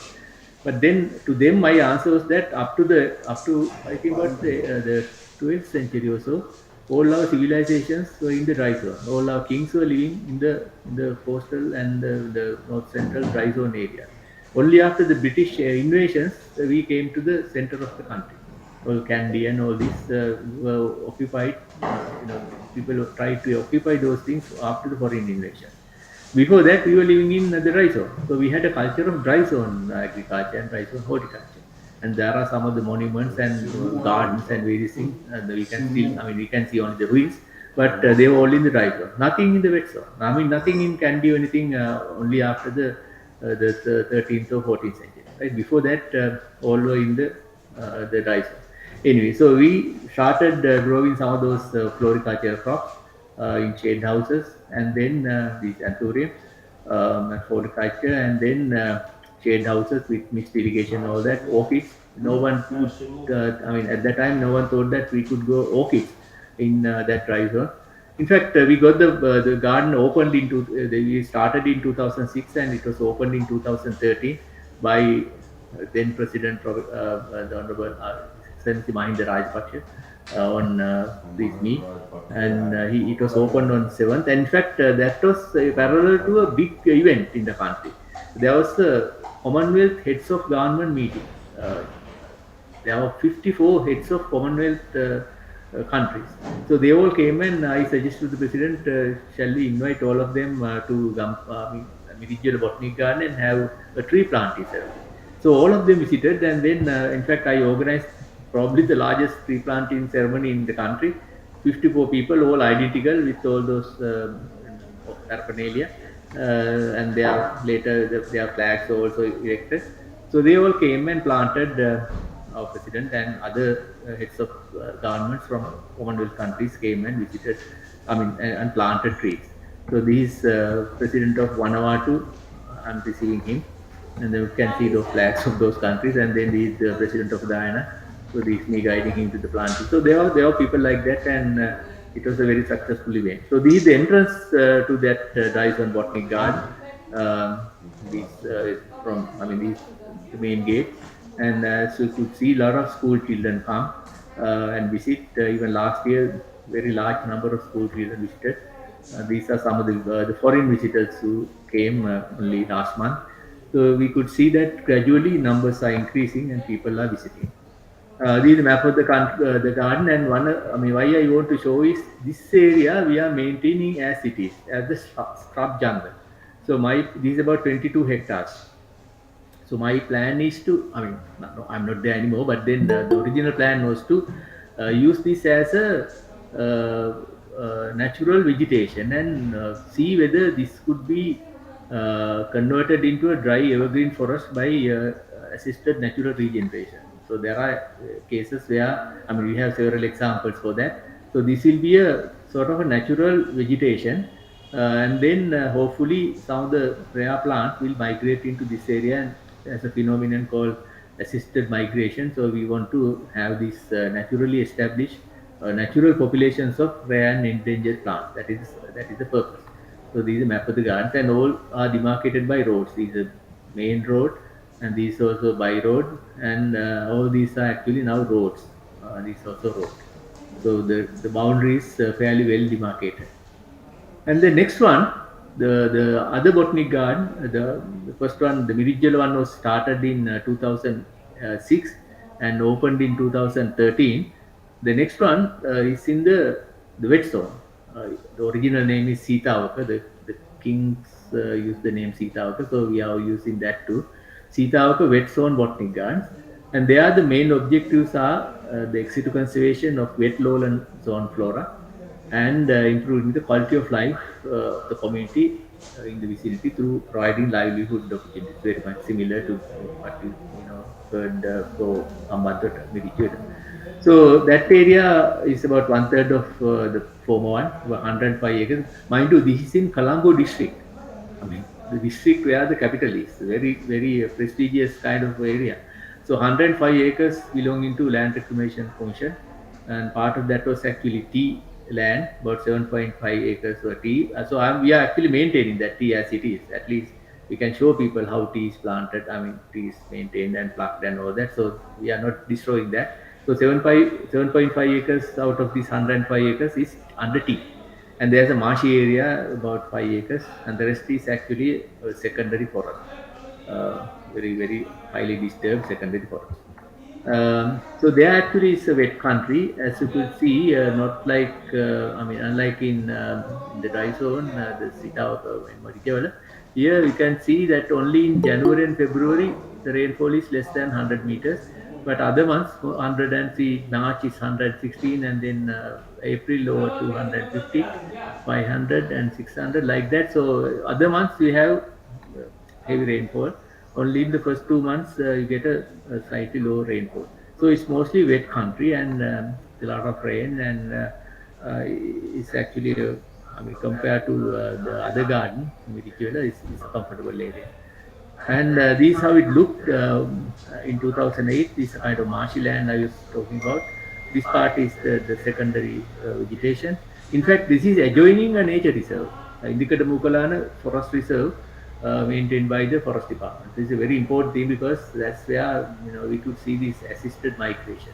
So if we have rare plants, endangered rare plants cultivated in the garden, probably, and we hope that those plants will be migrated into the nature reserve, so that natural populations will be established. Otherwise, we just having a few plants under ex situ conservation will not serve the purpose, because to serve the genetic diversity, we have to have natural population. So there, of course, we have a large nature reserve adjoining. That's the boundary, the western boundary of this garden. So this is the marshy area. So what we did was we just converted that, because there are a lot of water. We made it into a lake. So this is how it looks now. The same area we saw in 2008. Now this is how it looks. So we have a beautiful lake inside the garden, and if you look from the top, this is how it looks. So we created a visitor center, and then the cafeteria and other amenities. Beautiful scenery, and that lake looks now There is beautiful these are the two buildings I told you. This is the visitor center and this is the cafeteria. And if you go during the weekend, you see a lot of people come and enjoy. You just 1 hour drive from Colombo, and this is a weaving platform. If you go up, there's a road leading, up to the mountain, the summit. So there's a place where if you get into this viewing deck, you can get a nice scenery, nice view of the ground with the water features and all that. And there are plants and all that. So there, of course, everywhere you don't see ornamental plants, only in selected areas. The idea is not to have typical stereotypic garden elements here. No avenues, not a single avenue here. Only few flower beds, just to make people interested. But the rest is mostly wildlife. Just hike. Areas where you can go on hikes and nature and natural beauty is the prime thing. Now, not just ornamental horticulture. Then there was a group of Terminalia arjuna trees. These arjuna trees, and I thought, in fact, I got the idea from those Oldsmere garden in Amsterdam. So this something similar to that. Not exactly the same, but I just got the concept. Water feature among trees. So we just did this, canal-like thing, and then filled it with water, and so it's a beautiful scenery. And therefore, so many, just one photograph because we had got enough time. I don't show that many photographs, but then from different angles, it's a very beautiful scenery, and there are many films, produced using this area, and there are teledramas and advertisements, and a lot of people are using these sites for their artistic work, and it's the same from different land. And a lot of people visit, they enjoy, and also most importantly, the University of Colombo, the Botany Department of University of Colombo is conducting many ecological work because this is just 1 hour. Because you see the same, almost same vegetation you get in the tropical rainforest, and they can study ecology, taxonomy. I mean, not only the botanists, even the zoologists come here and do their studies. So it's fairly, as I said, close to the capital, Colombo, just 1 hour. Therefore, many people come. And then, of course, there are a lot of water features, and water is coming from the mountain, was unpolluted pure water, so it's not a problem. Here, of course, we don't get any pipe-borne water, just water coming from the mountain. And it's also seen it from there. And also, of course, the arboretum is partly natural because it's also same original garden, the trees. We are maintaining them, and also we are only removing the weedy trees and weedy shrubs. The natural indigenous plants are being maintained, and in fact, we are enriching the arboretum with rare and endangered plants found in the tropical rainforest. Many people visit, and the map of the garden. This area is now actually we don't allow people to go from here to here because we are maintaining this as a special area for floriculture development. And now very interesting thing happened this year on 15th of January. 15th January last. 15th of last month this year. The government started the new train. It's called Sitavak Odyssey. As I mentioned, Sitavak is the name for that area during the king's time. So the train is called the Sitavak Odyssey. So it comes only during weekends, and people can come from Colombo. This is air conditioned and with all the facilities. So the tourists are welcome to get this train to come to this Sitavak area. So one of the main points of attraction is the Sitavak Botany Garden. So a lot of tourists, both local and foreign, come for this site because of that. So it's a very interesting thing because people are coming, especially for Sitavak Botany Garden on weekends using this air-conditioned train. So this is a very interesting and very welcome addition to the tourism. Please come up. And as you can see on the weekend, those people come from station, railway station. They use other vehicles, buses and motor coaches to come in. So this is the car park outside the garden. This is the ticket counter. So you can see a lot of people. And then if you look at the visitations, I just want to show you how the visitations are affected by prevailing socio-economic conditions. Now, blue is for Peradeniya, Royal Botany Peradeniya. This color is for this, maroon color is for Hagala. Green is for Gampaha. Those are the three botanic gardens created by the British, and the two other gardens, Sitawak and Mirigula, we started. As you could see, now of course, Peradeniya and Gampaha, everybody knows. I'm sorry, Hagala. Peradeniya and Hagala, everybody knows that people, when you talk about botanic gardens, they go for those gardens predominantly. And green is the third garden, Gampaha.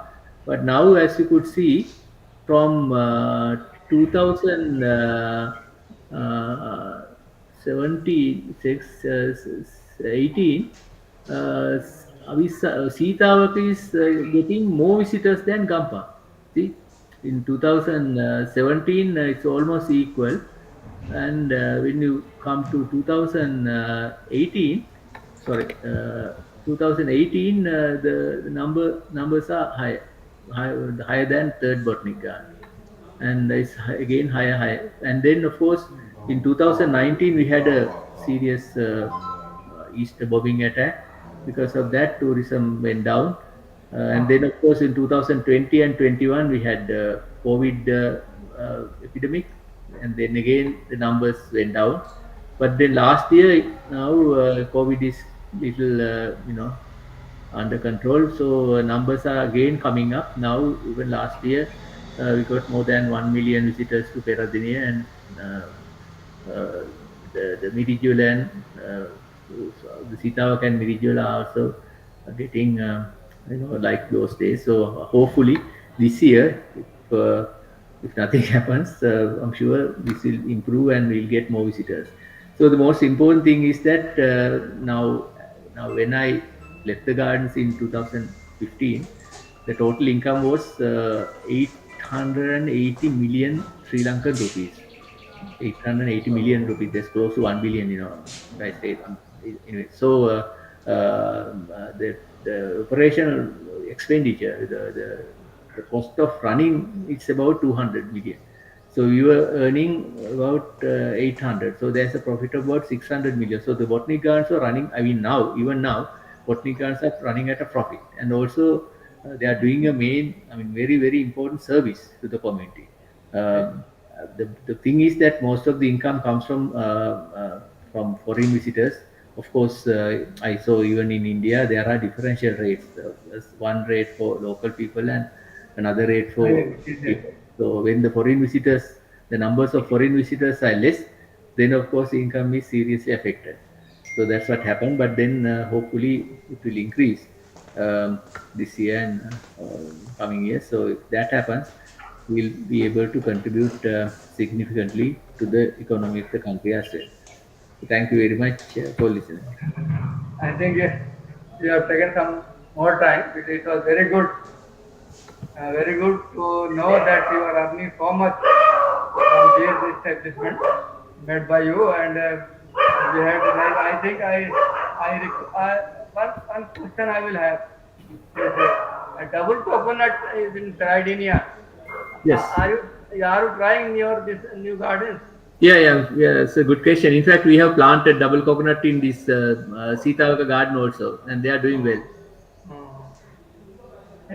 Is there any data of number of species or like this? An inventory has been prepared? It's been prepared because now even when we started, as I told you, there was that was a secondary forest, right? So there were no native trees growing already. So we have done a survey. In fact, with the Columbia University students, we have listed the existing number of plants. I can't remember exactly, but maybe close to about 200 or 300 different species. But those are actually existing plants. You can take it as the before picture. Now, with the new introductions, the numbers will go up. And very, very short span, you are having both places I mean, it is really amazing to see. We have traveled in nature. Sri Lanka is already known to this thing. I request Professor Prasenjit Mukherjee to have his view. He should review it. I think. Please, please, Professor Mukherjee. जी आपने बोलो Sir, it's a wonderful presentation it was, and as Dr. Cyril has a very long experience of working in your botanic garden, so wonderfully, I learned a lot because being a teacher of botany, just a few things, actually, just sir, what he told that these botanic gardens have been developed as a beautiful and profitable tourist places and earning more than 600. Only running cost of a botanic garden is 200 million, and they are earning 600, earning 880 million. So net gain of 600 million. You see, just it's a wonderful. We must learn, sir. Wherever we take a lesson from this. That and this I have seen just and the presentation witnessed that so wonderfully and so nicely maintained. And besides, so this is the way that from the earning we must maintain the money. No if and but we maintain the plants. And another thing, sir, assisted migration, sir, too. So this is very good thing. So conservation of these rare species in this town area. So in the dry zone, sir, you told, and you develop these marshy places so wonderfully. Since I have worked in the marsh, I did my DSc in the marsh plant, and I have seen this ruined condition of these wetlands in my state in Jharkhand. So we must take a lesson from your presentation. What successfully you did. So sir, it was nice presentation. I must salute, sir. Thank you. Thank you. Thank you, sir, Anish sir, and thank you, Askan sir.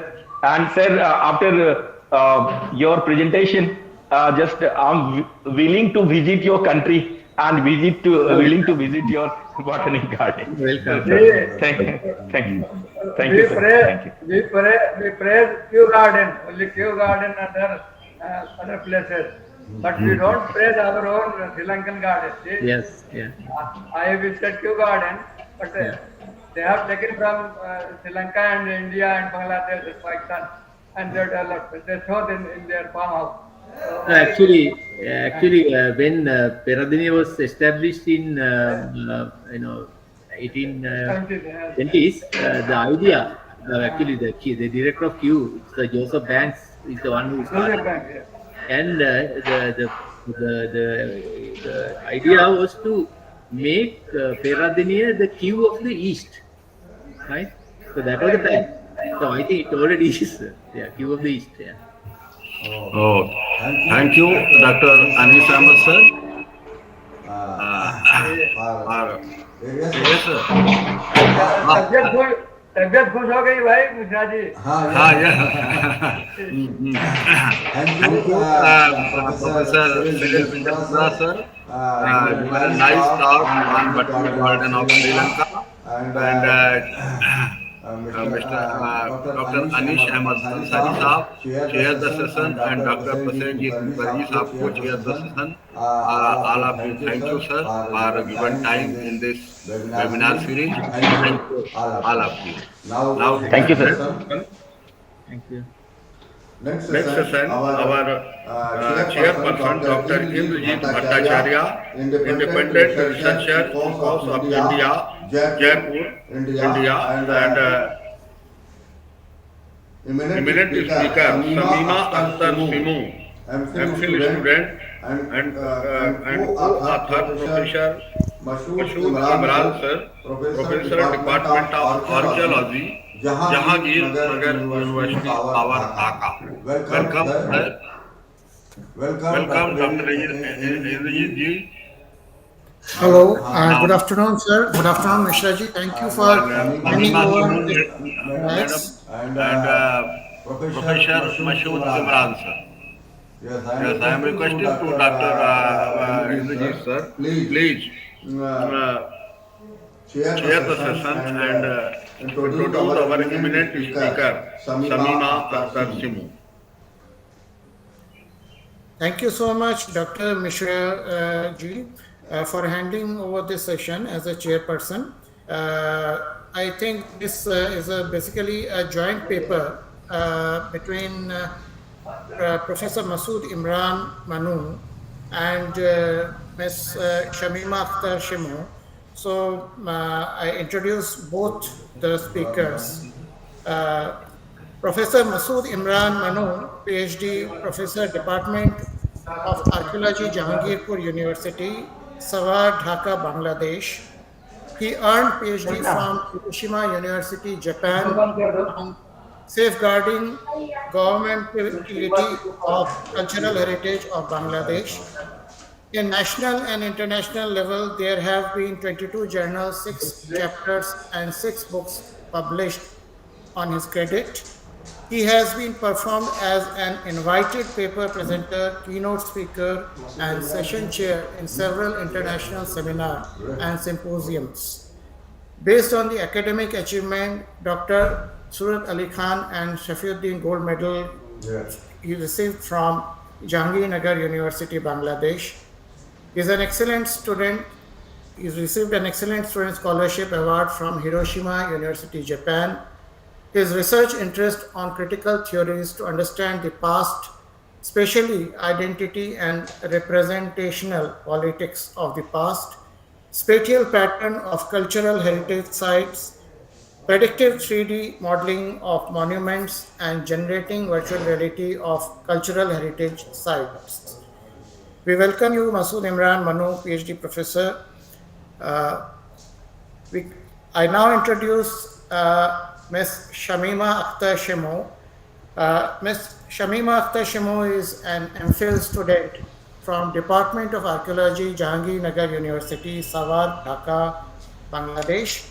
She earned BSS and MSS from Jahangirnagar University. Based on the academic achievement, she got Government Excellency Scholarship from Jahangirnagar University, Bangladesh. Her research interest on museology, palace museum, virtual museum, gender in archaeology, and comparative studies of literature. I welcome both the speakers for this session. Sushwagatam. Thank you. Good afternoon from Bangladesh. I am Shamima Shimu. I am really thankful to the organizer of this webinar to give me this opportunity. Especially a special thanks to Professor Mishra sir for your invitation. Here I am presenting my research paper and my topic is Palace Museum and analysis on the display system of Baliati Museum. My co-author is also here. My co-author name MD Masood Imran Manu, PhD, Department of Archaeology, Jahangirnagar University, Savar, Bangladesh. In the context of world, Palace Museum is becoming a destination tourism phenomenon in museum studies. Here I want to present Baliati Zamindar Bari as a palace museum.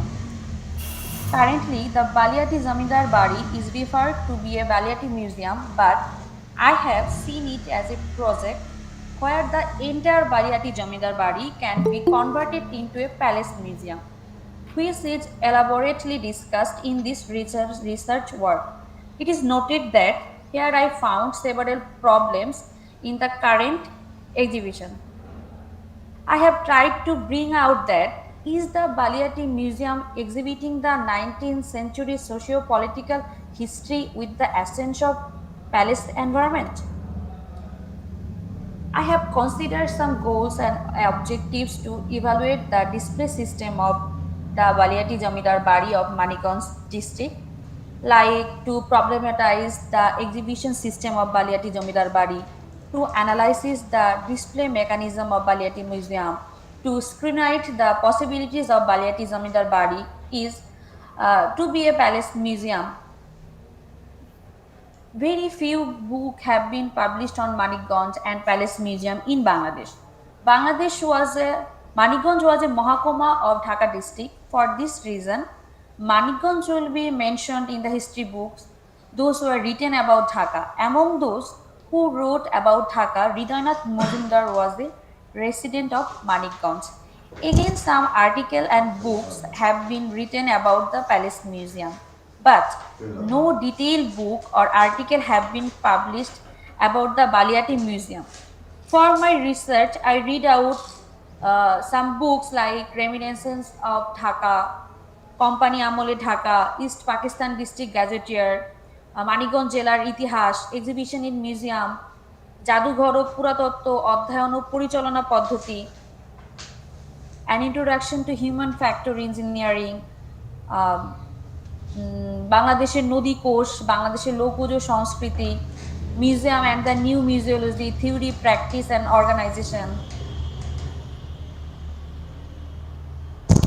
Institutional museological practice or research in Bangladesh is still in its infancy. In the context of the country, palaces are mainly converted into museum to preserve the palace. Although there was an opportunity to convert Baliati Palace into Baliati Palace Museum, but no attempt was taken to establish the Baliati Museum as a palace museum. In many countries around the world, palaces have been converted into palace museum. For example, Istanbul Topkapi Palace Museum, Taipei National Palace Museum. In the context of Bangladesh, Ahsan Munjil Museum, Rangpur Museum or Tajhat Jomidar Bari, Shoshi Lodge Museum and Baliati Museum have the opportunity to be established as a palace museum. But no palace has been established as a palace museum in Bangladesh so far. However, no work has been done on Bangladesh about palace museum and its exhibition arrangement and proposal. Therefore, I believe that this work will be the first of its kind and will open new avenue in the field of palace museum studies in Bangladesh. Those are the theoretical framework. Palace museum refers to a museum where various artifacts and built residents were shown what were related to the history of the king, zamidar or ruling class. Palace museum have developed extensively in East Asia, particularly in China, Japan and Hong Kong. For example, National Palace Museum, the Palace Museum, Hong Kong Palace Museum, National Palace Museum of Korea, etc. The exhibition system of Baliati Museum can be explained in the light of representation theory. In this case, Stuart Hall's representation theory can be taken. Stuart Hall explained three approaches for representation. Those are non-reflective.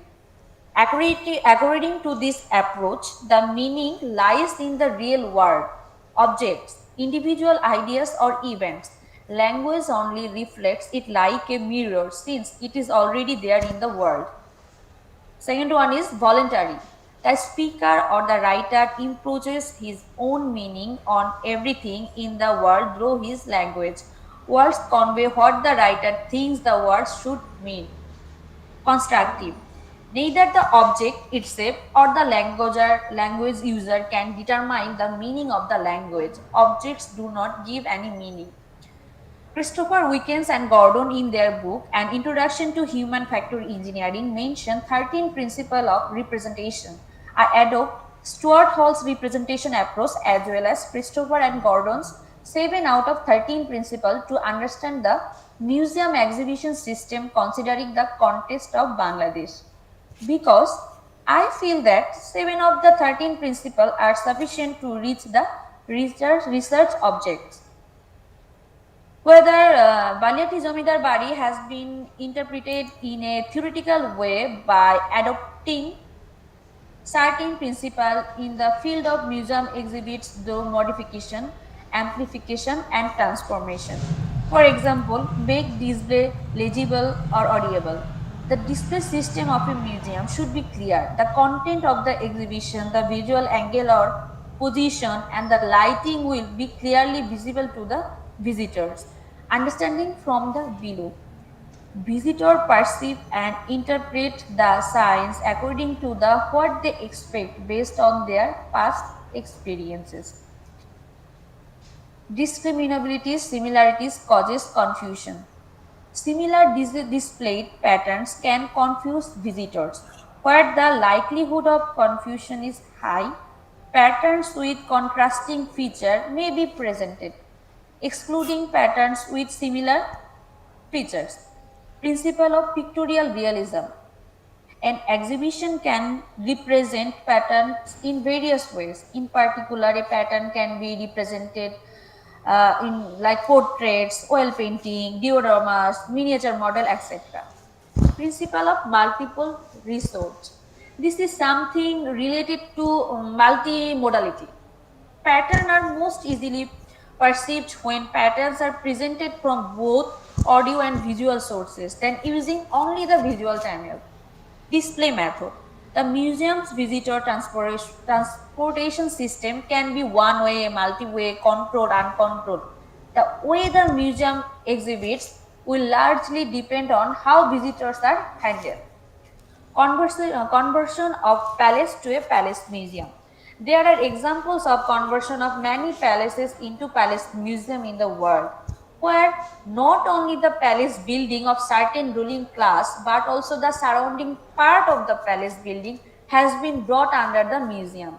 A Jaipur palace can be mentioned as an example, where a building is designed to represent the palace as a landmark as well as being in a royal style.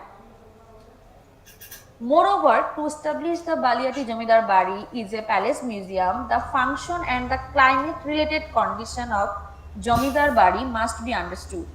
Generally, the function area of Jamidar Bari is divided into three parts: public space, private space, and service space. Public space. Public space is primarily associated with the male members of the household.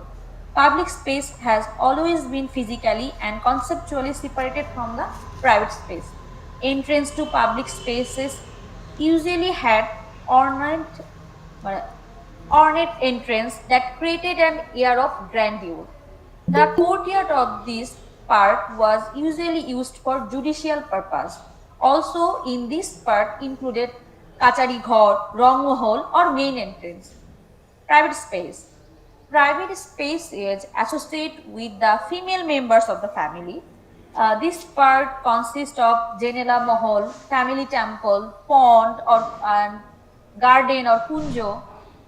Maximum privacy was ensured in the private space. Service space. Service space is usually located at the back of the Zamidar house.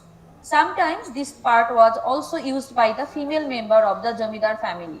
It should be noted here that several transitional spaces are also available in Jamidar Bari, which at the same time functioned as an interval and sequence between the security and the space.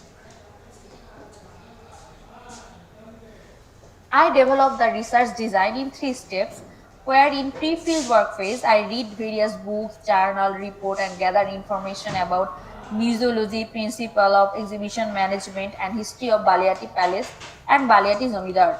Collected data from other museum exhibitions in order to meet the aims and objective of the study.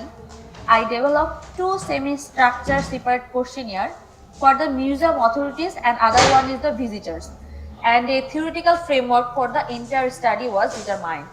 In fieldwork phase, I visited Baliati Jamidar Bari, visit current exhibition system of Baliati Jamidar Bari and museum and artifacts displayed in the museum and surrounding areas of Baliati Jamidar Bari and collected all necessary information, documented and took photographs. During the visiting to the Baliati Jamidar Bari, I drew the layout of the gallery of the Baliati Museum and collected all the information regarding the service attached to the Baliati Museum and the service and the Baliati Jamidar Bari and interviewed the Baliati Palace Museum's authorities and visitors in the light of previously made semi-structured questionnaire. In post-field work phase, I analyzed the display system of the Baliati Palace and Museum in the light of museology with a view to understanding the theoretical framework and suggested how the Baliati Jamidar Bari could be established as a more important house and converted into a palace museum. location. Here is the geographical location of Baliati Jamidar Bari. Manikganj, mainly Baliati Jamidar Bari, situated in Manikganj district. Manikganj district is located almost in the middle of the country of Bangladesh. When Manikganj was elevated to a district on 1st March 1984, Shaturia became one of the Upazila of Manikganj district. Shaturia Upazila has Nagarpur to the Tangail to the north, Manikganj Sodor to the south, Dhamai to the east, and Dolatpur and Ghiur Upazila to the west. The area of the Shaturia Upazila is about 140 square kilometers. That means if we build a palace museum there, all kind of transportation facilities will be available there. Okay. In the later half of the 18th century, there was a Hindu Shah caste man named Ganesh Ram Saha in the village of Binodpur under the Manikganj. One of his four sons was Govinda Ram Saha. Govinda Ram Saha got married in Baliati village and started living in that village. He was a salt merchant in the mid 18th century. He acquired a lot of wealth by trading in salt and founded the Baliati Jamidar family by purchasing the Jamindari of Baliati region. The purchase of Jamindari established the Jamindars of Baliati as a new class of Jamindar. Govindaram Saha had four sons as Anandaram, Dodhiram Saha, Panditaram Saha and Gopalaram Saha. Anandaram descendants are also known as Jamindar of Golbari. They were mainly people of Saha community. However, after becoming the owner of the wealth, they used the title of Rai Chaudhuri.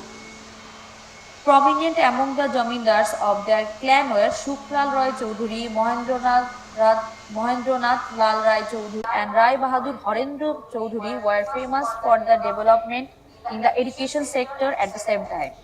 Kishori Lal Roy Chaudhuri founded the Jagannath College, it's now Jagannath University of Bangladesh, and Jagannath Hall of Dhaka University, after his father named Jagannath Roy Chaudhuri.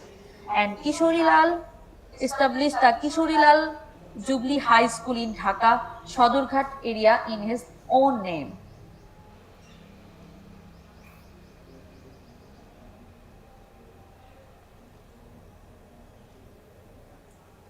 Okay, Baliati, if you see in this slide, we can see the Baliati Jamidar Bari. Baliati Palace of Manikganj is one of the most beautiful palace of the 19th century, built in the neoclassical architectural style. Baliati Palace is situated 35 miles northeast of Dhaka and 5 miles north of Manikganj town. D.C. Allen, describing Baliati Palace in Dhaka District Gazetteer, says, from a distance there, house stand on a plain reminiscent of Georgian country house in England. All the buildings of this palace were not built together. The various buildings belonging to the palace were constructed at different times by different successions of Jamidar families. In 1987, Baliati Jamidar Bari was declared as a protected monument. Among the four palace buildings of the Baliati Jamidar Bari, the second palace building has been converted into a museum under the Department of Archaeology.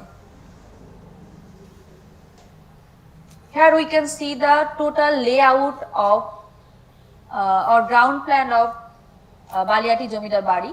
The Baliati Jamidar Bari consists of 7 south-facing structures with 5 almost identical looking but divided into distinct blocks. Of the 5 distinct blocks, the easternmost block no longer survives, while the remaining 4 still exist. The entire Baliati Jamidar Bari compound is surrounded by a high wall. Four nearly identical buildings are visible in the entire front palace compound. Between each palace, there are narrow lines for movement. Behind the 4 front palace, inner buildings or Andor Mahal or inner palace are situated. Inside the courtyard is a narrow parallel courtyard. The interior rooms are located around the narrow parallel courtyard. From the inner palace or Andor Mahal, 2 roads lead directly to the Pachghat tank at the bank. Some small structures are observed on the northern side of the reservoir. Those buildings were used as a laboratory. The entire palace ground covered a little more than 20 acres, where there are more than 200 rooms of various shapes. Several wells or patwa are observed at the different places of this landlord house. Here is the entrance. 3 entrances are observed in the front wall. Each of the semicircular arch entrance is topped by a sculpture of a lion.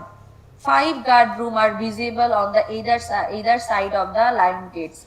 Those guard rooms are long from east to west. Those long guard rooms have a total of 14 entrances. There are small niches between the guard room. The western door is notable for its ornate cupboard. The ornate cupboard is probably the original construction of the Jamidar house. This one is the first place. The first palace named the East-West house do not have any such design like architraves, frieze, roof chronicles and walls. The architrave, frieze, roof chronicles and wall decoration of the East-West house may have been disappeared during the later renovation work. The pillar of the east-west ports of the house are built in the Corinthian style. The east-west house railing have a relatively low creeper design. This multi-room palace has long and narrow veranda at the front and back. Segmental arch are used in the entrance of each room. Semicircular arch are observed on the wall of the veranda of each floor at the back of the east-west houses. A hanging porch is also visible almost in the middle of the east-west house. Talking to the custodian and local and looking at the external appearance of the outer wall, it seems that the east and west walls of the house once had hanging balconies. Here is the capital of Corinthian style pillar. This one is round house or Golbari. The 2-storied second palace or Golbari has been converted into a museum. The roof wall of the Golbari has no pinnacles. From talking to the custodian and locals and looking at the external appearance of the outer wall, it seems that the architrave, fringe, roof chronicle of the Golbari were decorated like the north house. The Golbari's front wall porch pillars are built in Corinthian style and connected to each other with cast iron ornamental railings. There are varieties in the ornamentation of railing of round house. The palace has segmental arch on the walls of the lower balconies in front and semicircular arch in the upper balconies. There is a beautiful water fountain in front of courtyard of Golbari. This one is middle house. The third palace is built in the pattern of a round house or Golbari and it has 2 floors. However, some contrasts are noticeable in the architrave, fringe and parapet of both palaces. The pinnacle is visible on the roof wall of the middle house. Speaking to the custodian and looking at the external appearance of the outer wall, it appeared that the architrave, fringe, roof, conicals were decorated in the same way as the northern house. The front wall ports of the middle house are in the Corinthian style with columns and are connected to each other by railings. And we also see there the use of segmental arch and the uses of semicircular arch. This one is the north house, the fourth palace. It has flowers, creeper and pinnacles with male and female portrait. The architrave, frieze, roof, conical design. The portico of the north house is also in the Corinthian style. The columns are connected each other by cast iron railings. Comparatively, northern house railing have an abundance of creeper design.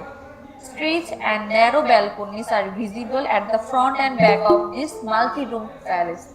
The use of segmental arch in the entrance of each room is noticeable. The real porch wall of each floor of the palace have semicircular arch. Here is the pinnacles with portraits. See how beautiful is it? Inner hall or Andor Mahal. The common feature of the three long north houses or Andor Mahal located behind the fort palace are decorative pillar of the front walls, decorative cast iron railing on the balconies, iron beams on the roofs of each floor, use of Kadi Borga tiles and lime shubki, hanging design of balconies, segmental arch and semicircular arch in the porches, entrance and wooden frames and shattered wooden cupboard in the entrance. Among the three palaces in Andor Mahal, there is an enclosure courtyard between the eastern side and two palaces. Here is other two palace, two Andor Mahal. This one is Pachghat or there are several water bodies around Baliati Palace. On the north side of the Baliati Palace is a tank with 5 ghats. There are also 2 reservoirs on the south side and one on the southwest side. The water tank on the northern side or the inner water tank of the palace was used by the female members of the palace, and the water tank on the southern side was used by the public. Talking to the custodian and locals and looking at the location of the reservoir, it appears that those reservoirs were once a narrow branch or channel of the Dhareshwari river, and the fleet of the Jamindar of Baliati used to frequent the wharf to reservoir on the southern side. Here is one short view of Baliati Palace Museum or Baliati Museum. Among the 4 buildings of Baliati Jamidar Bari, the 2-storied Gol Bari built by Anandoram Roy has been converted into Baliati Palace Museum. The Bangladesh Director of Archaeology is in charge of the overall supervision of Baliati Palace and Museum. Here is the ground layout of Baliati Museum, ground floor. Here is the layout of Baliati Palace Museum, second floor.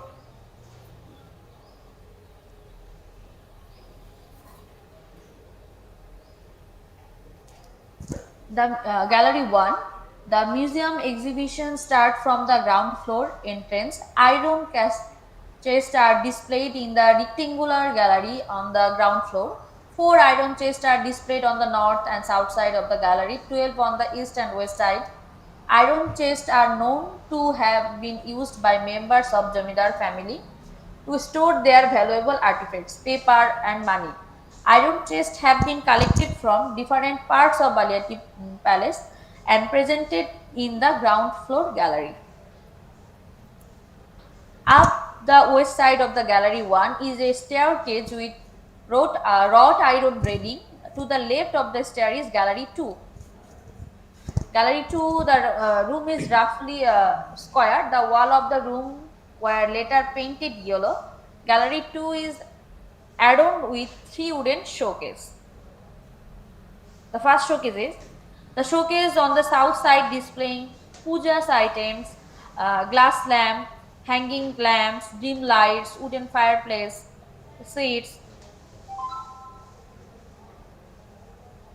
The showcase on the west side displayed white stone name plaque, steel cash box, gramophone box and tin cash box. Showcase of the northern side are shown some hammocks and hurricanes. 2 octagonal and 1 round wooden tools and a wooden cash box are displayed in the northeast corner of that room. Gallery 3 is it's a rectangular room on the east side. This room was originally used as a Rang Mahal or ballroom. Patterned palmettes are observed at the top of the door of the Rang Mahal, which is still intact. The wall of the entire room are decorated with hand-painted design. 11 mirrors of various design and shapes are displayed throughout the room. These include 3 large, 7 medium, and 1 round mirrors.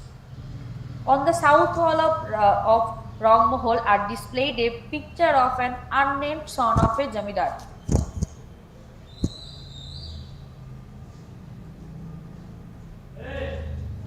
Okay.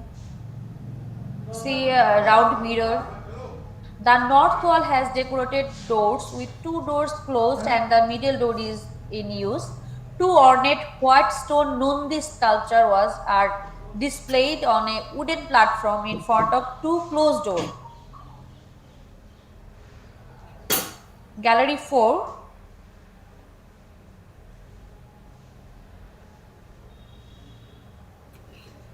In gallery floor on the eastern side of the room are 2 black stone Shiv Lingo are displaying. A pool fan also displaying. Those are the artifacts are shown in gallery 4. 2 decorated pieces of white stone are displayed on the wooden platform on the north side. An iron chest, comfort kedera or chair, and a wooden chest are displayed on the west side. This one is in gallery 5. On the north side of the rectangular room are exposed wooden cupboards and lamps, 7 wooden chairs arranged in a row, and a circular perforated wooden table are displaying on the west side. This one, they say this one is used as a high commode. On the south side wooden showcase, show some vessel and daylights and soap box are displaying. Gallery 6 is accessed through the north door of gallery 5. Here is an English mantle. This one says wooden pedestal, a decorated bed, and the rifle stand.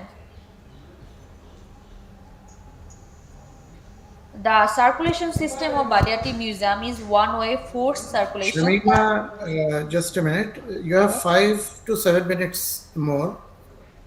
Fine? Okay. To just speed up kindly. Okay. Thank you, sir. The circulation system of Baliati Museum is one-way and forced. If I analyze the artifacts and exhibition system of display in the Museum of Baliati Jamidar Bari, I found that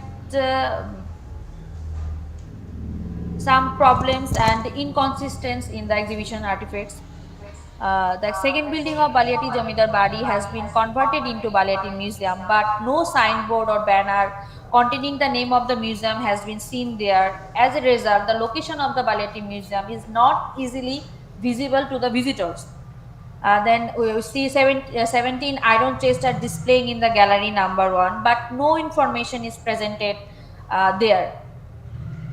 A white stone plaque is displayed along with the artifacts in a showcase in gallery number 2, but no information regarding the description, provenance, or initial context of this plaque is presented. The wall of gallery 2 are subsequently yellowed by destroying the original hand-painted design, and gallery does not present any information about that. The room, how was in past, most of the mirror display in the gallery 3 have had their decoration destroyed. A photograph on the label called Son of Jamidar is displayed in a gallery 3, where no name or identity is mentioned. This Jamidar son in Baliati Jamidar, is he is a Baliati Jamidar or not, is also not clarified. A painting titled Jamindars with Guests, which 80% of which has been destroyed. This destroyed painting does not reveal any information about the Jamidar of Baliati in that sense. According to the principle of pictorial realism, an exhibition can be presented in various ways. In particular, a pattern could be presented in various ways, including photographs, oil paintings, diorama, miniature models, but no other photographs or oil painting were displayed in the Baliati Museum. except that the two defective ones.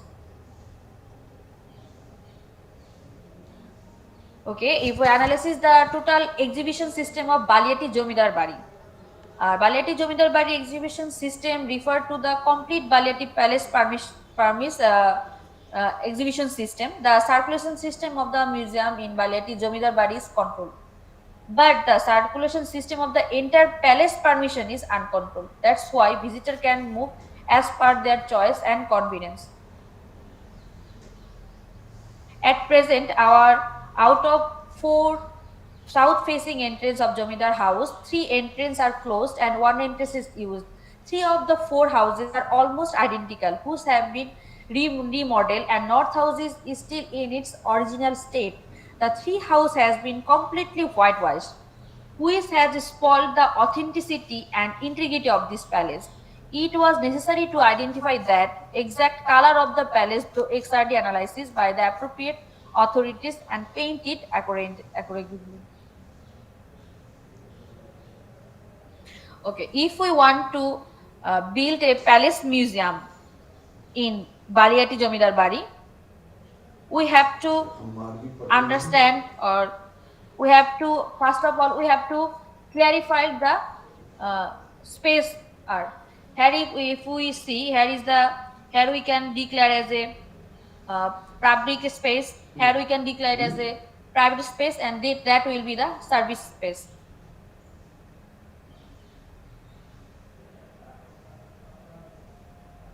In order to reach the desired objectives of the research, ethnographic survey and FGD were conducted on some visitors of Baliati Museum in the light of structured question. The survey reveals some excellent expression and option. Moreover, we found out that most of the people are like to visit the palace house. They are not interested to visit the museum. Baliati Jomidar Bari can be established as a palace museum, which will add a new dimension to the practice of museology in the context of Bangladesh. For this, the buffer area of Baliati Jomidar Bari should be identified. The formal atmosphere or vibe of this palace can be brought back. The landscape of Baliati Jomidar Bari should be brought back.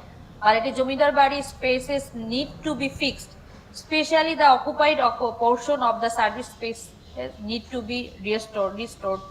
The galleries should be arranged in favor of the palace so that the visitor feel he has stepped back in a time. Following the build heritage concept, a building can be designed in such a way that for there will be accommodation and meals in the palace atmosphere of that period. The dining hall can be decorated in the mood of the period, where the staff will serve royal food in a royal style. An institutional museology practice or research in Bangladesh is still in infancy, but Baliati Palace was originally converted into the Baliati Palace Museum to preserve it. None of the planning and research required in building a palace museum is reflected in the display of the Palace Museum in Baliati Jamidar House. But in some cases, ignored the feature of the Palace Museum. Most of the artifacts presented in the Baliati Museum are not consistent with the external and internal context of the Baliati Jamidar House. If the museum were an existing building and had no historical significance, and the artifacts displayed in the museum would be useful in the museum. Also, the presentation of the artifacts displayed in this museum has not been given due importance, and no information regarding the primary presentation has been presented. With time, some modification, enhancement and addition are required in the presentation method of museum. Although some of the artifacts displayed in the museum are the original artifacts used by the member of Baliati Jamidar family, due to lack of proper visualization, the exhibition system of the museum has not reached the desired meaning in the light of modern visuology. Here are the references, and thank you all. That's all for me.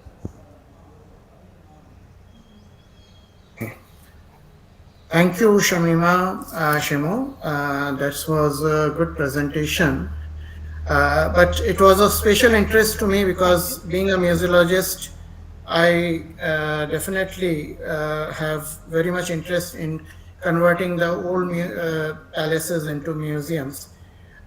Your topic covered the display system, basically the literature review, rationale of the study, theoretical framework, and research technology and methods, research historical context, architectural details, display came actually, I will come to that, analysis of artifacts and exhibition at the end, and then you came to exhibition system and all that. Now, I have few questions and few suggestions for you. I think if you don't mind, I can forward it to you. Your presentation started at 3:27, and so the major part of the presentation covered the general layout of the palace compound. Fine. Now, your topic is about the display system, right? Display and case study, analysis, analytical case study of this display system. And actually, this display part started at 3:52. So you have to just balance between the two things. Fine. I think you will appreciate that idea. You have to just balance between the two parts because I observed that you have to run fast with that display part as soon as I notified you that you have so much of time left. So that main part needs to be highlighted in a better manner. Fine. So that you can take care. Now, my question is regarding the display part, there are many ethnic things which are displayed in the museum. How do you label them basically? Because someone who is not from that ethnic part and visiting that museum, and whether he or she will be able to read that label and will be able to understand that the meaning of that artifact or that object. What is your opinion on that? Sorry, I don't get your question. Sorry. My question is, you have, I give you an example. You have an artifact kept in a museum, which is very ethnic. Ethnic means it's related to a particular group of people, a religion or tribe or a caste. Now, if the visitors are from all sects and all caste and all religion, anyone can come. How will he or she will be able to understand an ethnic artifact? Means, is there any assistance given so that the visitor can understand artifact if it is of an ethnic origin? What method you can suggest or propose? May I? Yes, sir. May I? Yes, sir. Thank you, Indrajit Bhattacharya. Thanks for your suggestion. And one thing that in the Baliati Palace Museum, there are a couple of how can I tell, the guide, tourist guide are there, which is provided by the government, Department of Archaeology. So they always assist the tourists who come outside the country.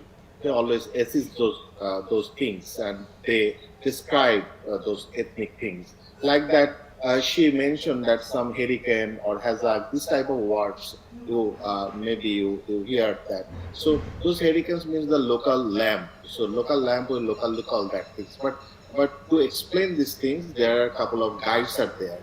So guides are assist those tourists in that case. But her main argument is that how we transfer the general museum system to a palace museum system, and that should give differences there. So that thing she tried to argue here. Okay, I asked this question because we also have this problem in many of the museums. In Lucknow Museum, we have an item called Alam Ka Panja. Now, everyone can understand what is Panja, but it will not be able to feasible for everyone to understand what is Alam. So, such type of ethnic things needs to be. Am I Your visible? sound came out. Mr. Sir, could you please mute your mic? Okay, now it's okay. Am I? Yeah, yeah, please proceed. Audible? Audible? Please Okay. proceed. Huh. So, in such case, a visitor will not be able to understand what is Alam Ka Panja unless until he or she is made understood. He can see that is a Panja, that is okay, but what is Alam, he needs to be explained. So that's why I said ethnic artifacts needs a proper explanation or a proper display. My second question is, you mentioned, Shamima, you mentioned that area where the museum falls is well connected with roads and good transport system. But have you done any analysis about the catchment area? Catchment area means how much visitors it will attract. Means museums require peoples for their survival. Do you agree to that? You agree to that? No. So, what is the catchment area? Means whether sufficient visitors will be there to visit that museum or not. So that is Yeah, my there one of. will be sufficient visitors will be there to visit the museum. As you see, the Baliati Museum is in the Manikganj district, and Manikganj almost in the middle of Bangladesh. And by road, by river, uh, any of the visitors can come visit that palace easily. So I think if it's established as a palace museum, it will be able to attract more visitors You than can you right can now. you can Shamima, you can talk about number of visitors nowadays visiting this museum.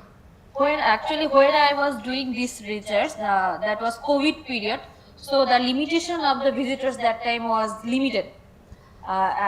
So right now it is quite tough for me to say the exact amount. I think it will be not good for me if I say any amount without any research or without know the exact amount Yes, you can of collect the that visitors. data and you can make an analysis of that. Right, right. Yeah, yeah. I would like to add that that it's an undergoing research, so she didn't do that yet. Okay, okay, okay. Hopefully, she will do that. And Dr. Indrajit, please conclude the session. Actually, next session time. Any other questions, sir? Any other No, no. questions from the audience? Please conclude the session. Actually, next session time. Okay. Okay, Shaima and Professor Masood Imranji, it's a very good session and very productive and very new insight it has got. Some more additions are required into that. Shaima, I think you are doing the research, so it's a very good, well created presentation, very well explained, well done. But you have to just balance between the two parts, as I told you. Thank you for the Sure, next presentation. time I will do so. Sure. Thank you. Thank you. Thank you. Thank you, Dr. Indrajit Bhattacharya, for chair the session, and Professor Mashood Imran sir, and Samima Simu, even nice talk in this series. It's a research topic, very good. And thank you, all of you. Now, next session, our Chairperson, Dr. Poonam Sharma, Professor Geography, Shahid Bhagat Singh College, University of Delhi. Co-chairperson, Madam Margi Patel, Gujarat, Vadodara, and our eminent speaker, Madam Ansuya Tater, Senior Urban Planner and Global Mehndi Artist, Jodhpur, India. Welcome, Madam Dr. Poonam Sharma. Madam, I am requesting to Madam Sharma, please share the session and introduce our eminent speaker, Ansuya Tater. Namaskar.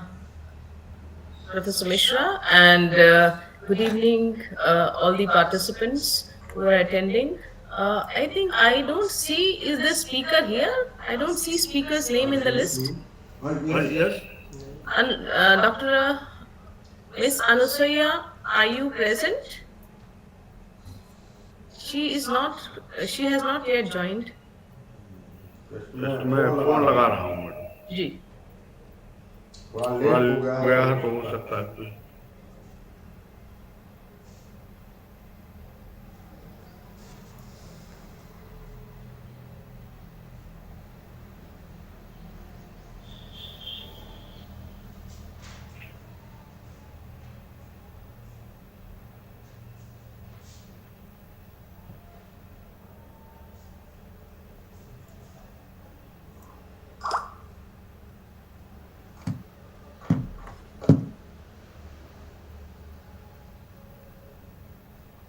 Hello हाँ अंशुया madam हाँ Sharma madam Poonam Sharma madam इंतजार कर रही हैं join करें आप हाँ हाँ ठीक यस मैडम आ रही हैं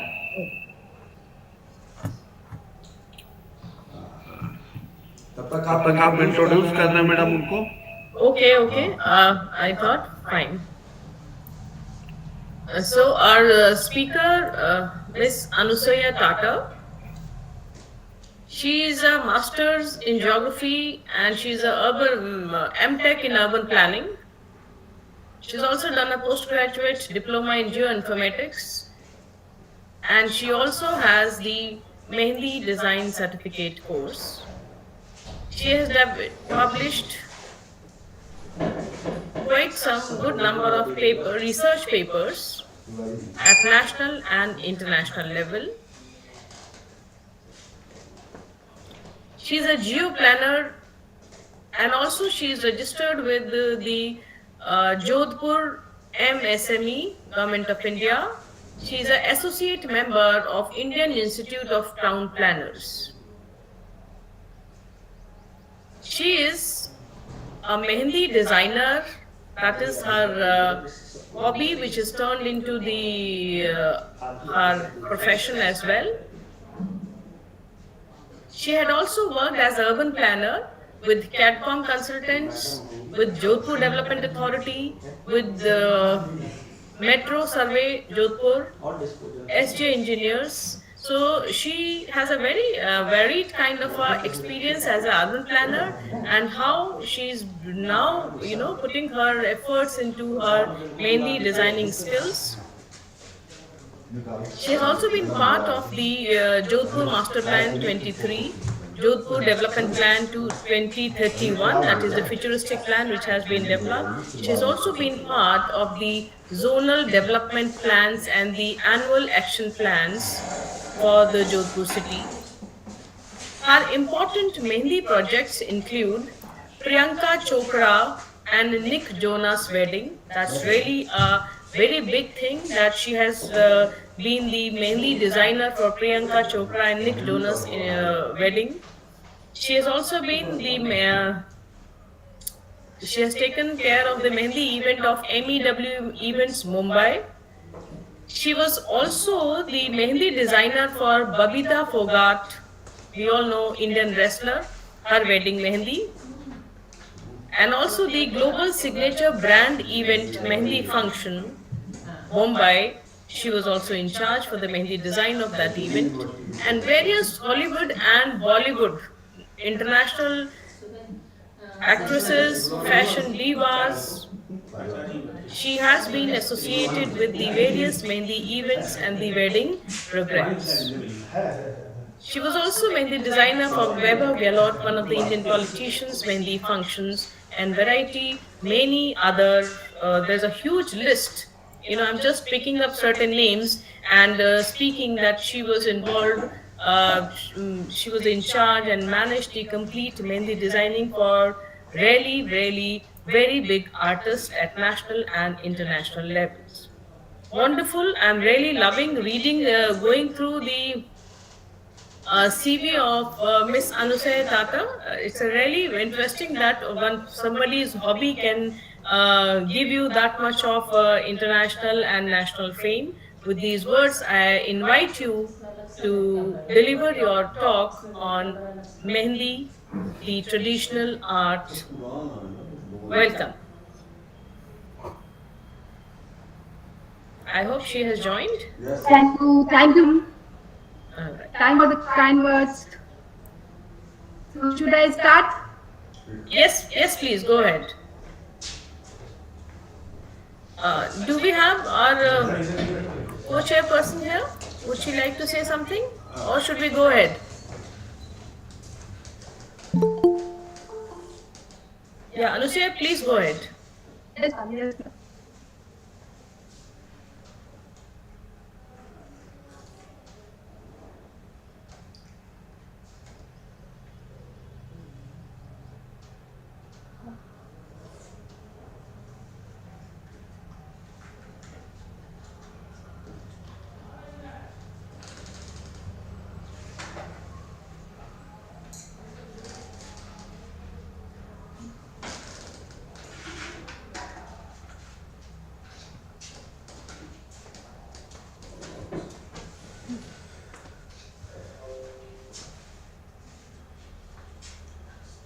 Make it into slide mode.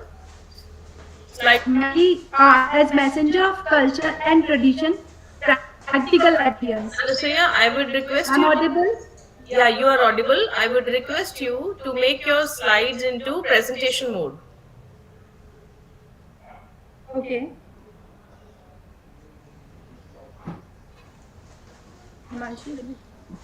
Yeah, here on the bottom you can see this glass kind of a thing. No, this glass thing. Left. In the bottom you can see there's a glass kind of icon. Close to the 60%, जहाँ पर ये 60% लिखा है, left of this. Please click this glass kind of icon.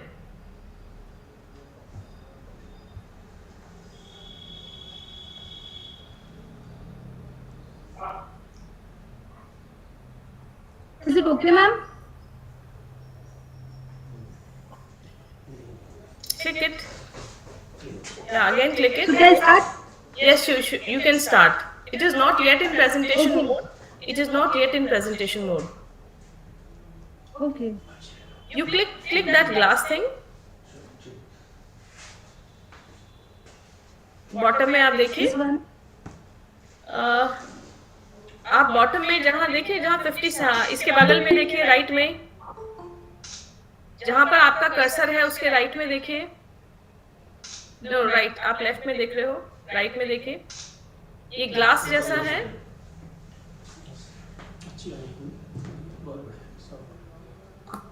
all right fine no problem you can go ahead yes click this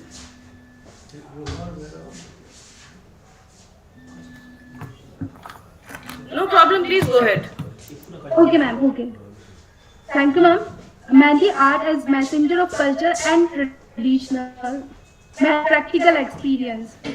So, Mehendi is a gift of nature, and this picture depicts celebration Mehendi by different cultures. So, it is a global art which runs in traditions. In Sanskrit, it is known as Mehendika. In Arab, it is Hina. This picture is taken from Priyanka Chopra's Indian actress wedding, and we as designer Mehendi got the opportunity to adorn her hands and feet with our traditional, intricate and modern Mehendi designs. The very first introductory slide is about the formation and terminologies of the topic. The picture in our slide is a perfect combined example of Mehendi as an art, tradition and culture. Now let us know what is Mehendi as an art. Mehendi is a tradition and men's culture. Mehndi as an art is created with imaginations and skills as well as express important ideas and feelings. Mehndi is tradition that is continued from the past to the present. Mehndi is a culture which is set of distinctive spiritual, material, intellectual and emotional features encompasses lifestyles, value system, traditional and belief.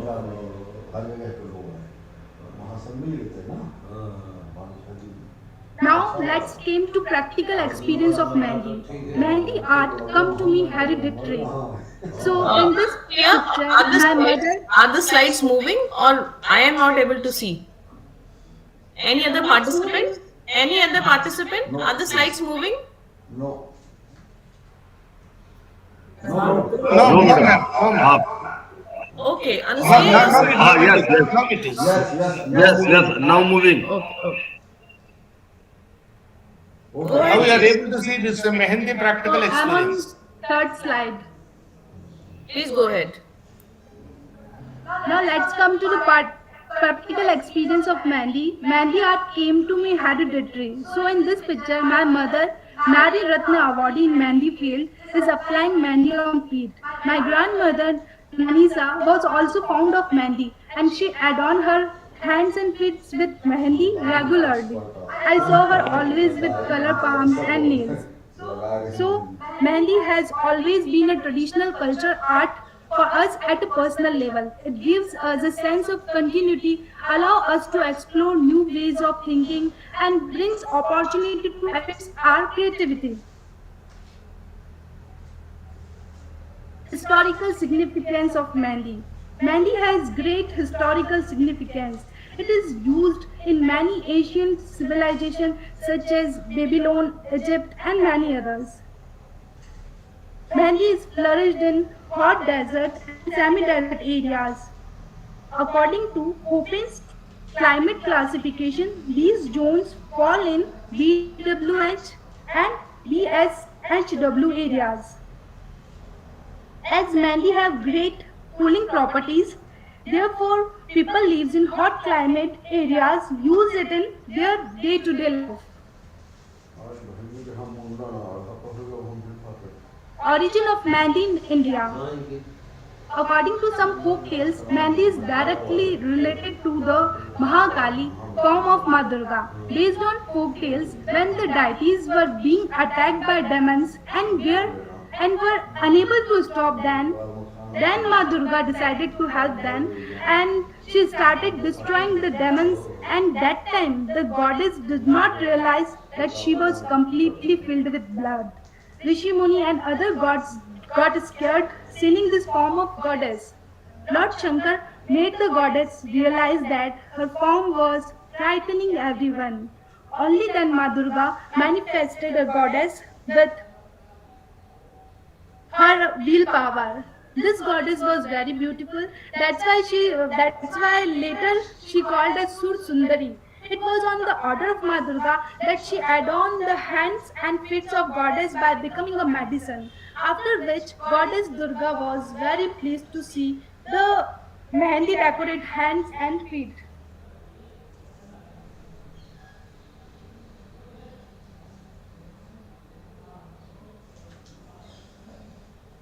In India, Mehndi is an ancient art and an Asian culture. And Asian drawing figures are depicting its long history. As per Golconda style, two ladies shown with Mehndi hands in Bikaner Palace. The king has Galka palms as per Ajanta wall paintings. Maya Devi, Buddha's mother, have colorful palms of Mehndi. The Sigiria frescoes depicting Mehndi color hands. Painting of Sri Ranjam based on Chitrakoot tradition has illustrated figures with Mehndi.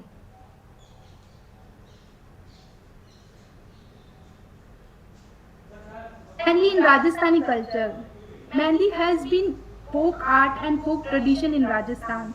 It is considered as one principal folk art in a state board book of Rajasthan. Asian pictorials or visual art forms such as bird, wall paintings, drawing, etc. shows their figures with Mehndi art, which evidented long history of Mehndi art in Rajasthan. Fur art is also illustrated, which is religious story of local gods and goddess.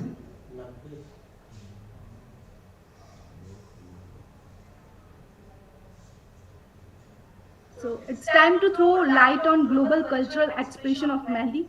Mehndi is one of the oldest art form in the world, and its global expressions differs from place to place. Goddess with bird figure from the small palace of Knossos, 1600 BCE. The decoration on her hands may represent Mehndi. Other pattern from Knossos and other Manon art adapted as Mehndi patterns. Figure from Tyrian's Marcian culture 1600 BCE. The patterning on the hands of this figure may represent Mehndi tattooing. Similar hand patterns are found in several female pottery figures. On this slide, you will find small international Mehndi art forms and style. So for this presentation, various Mehndi art forms such as Turkish, Bengali, Arabic, Sudanese, Moroccan and Indian traditional modern have been created by designer Mehndi.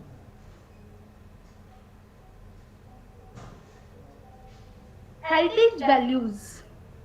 Heritage values lies in its cultural significance, and Mehndi art is a perfect blend of Indian heritage.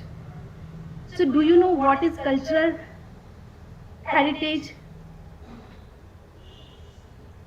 Cultural heritage is our legacy that is inherent from the past, created in the present and bestowed for the benefit of future generations.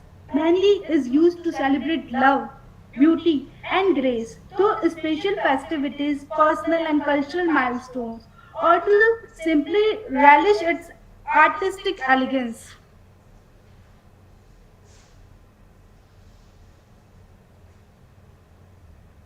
Traditional methods, techniques, and style of Mehndi. When there were no machine, people traditionally used to grind Mehndi herbs in a ponder and make a paste of Mehndi and apply it directly on their hands and feet. After that, new ideas emerged and people started using other natural things for designing. For the creation of design form, soap, Mehndi, they used various natural products and techniques such as getting design impression from a lady finger, pulses that were used to form a figurative design to form an intricate pattern of dots, etc. Later, the new technique was developed in the form of Mehndi cones. Mehndi, a traditional art, has become a trending art with new patterns, methods, techniques, and styles.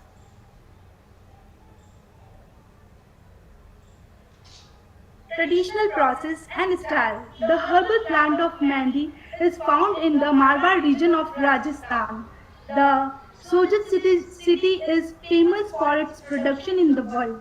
Below the title, this picture is showing that ladies of Rajasthani Vishnui Samaj are applying Mehndi on their hands and the little girl is enjoying the Mehndi tradition. Mehndi plant contains lawson, which is a reddish orange dye that binds to the keratin present in skin.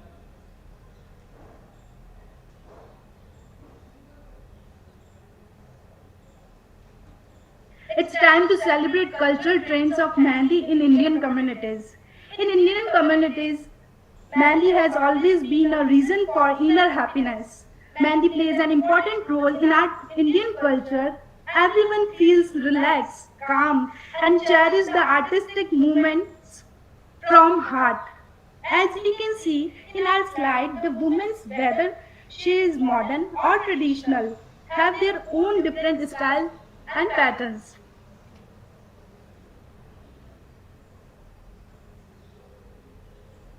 Types of Mehndi and Mehndi colors. We can classify Mehndi products in two ways: organic product and chemical product. In organic product, to obtain darker stain, natural process and harmless techniques are adopted, while in chemical product, various chemicals are used for darker stain. Nowadays, other mehndi color are also available in markets. Types of mehndi design. Every country have their own thinking, ideas, skills and creativity, which reflect in their art forms. That is why we have many types of mehndi designs such as Indian, Western, Moroccan, jewelry, tattoo, African, Arabic, and many more. Designer Mehendi's work is taken as an example which shows pure intricate Rajasthani traditional art form. Other image shows pure thick Arab form.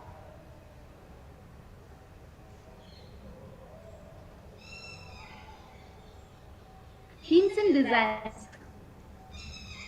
According to designer Mandy, Mandy is art full of emotion and innovation, which is implemented on hands through themes. We are customizing Mandy from more than 28 years. In this customization, we applied real feeling, story, and imaginary images built in minds, whether it is related to wedding festivities, baby shower, or religious spirits. Occasions and Mehndi. This slide shows opportunity to apply Mehndi as it symbolizes good health and prosperity.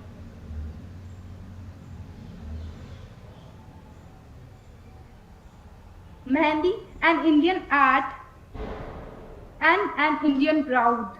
Mehndi is an artistic tool which unites the culture. It has a beautiful, magnificent power which attracts person to create connections. It is capable to bring out hidden respect lies in their hearts.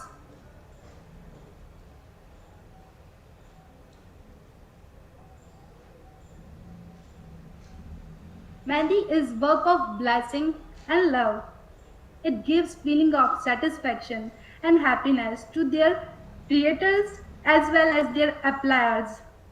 As a Mehndi artist, I observed Mehndi as an treatment therapy which removes stresses from minds.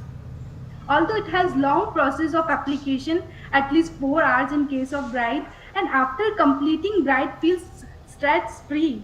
So Mehndi is magical in terms of activating tissues in positive sense.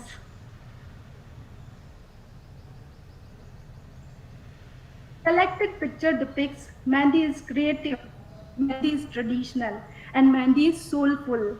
It always shower blessings like mother and father.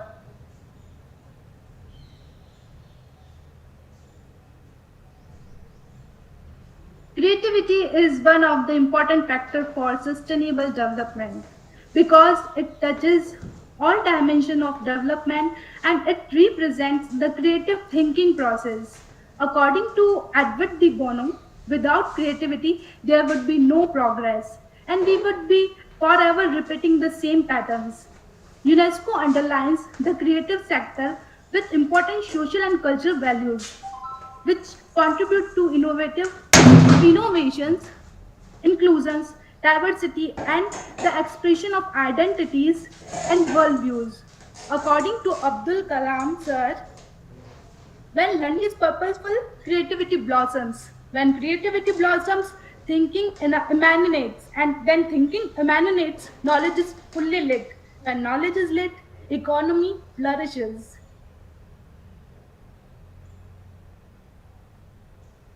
So this slide represents two sides of me. One is related to my technical work published by Jodhpur Development Authority and another is a creative work published by British Vogue. Very recently on the occasion of Basant Panchami, Priyanka Chopra shared this picture in her Vogue interview. There I am implementing Mehndi on Nick's hand. With the image, she has expressed Mehndi properties very beautifully on the global platform. I belong to technical and creative sector. Through this, I found the creative sector has great power to change the world technically.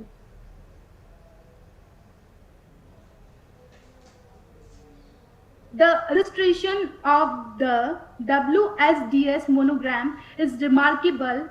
It inspired me to connect my technical experience with my creative experience. I created this design with my pure organic Mehndi product, and cones are prepared from waste plastic milk pouches.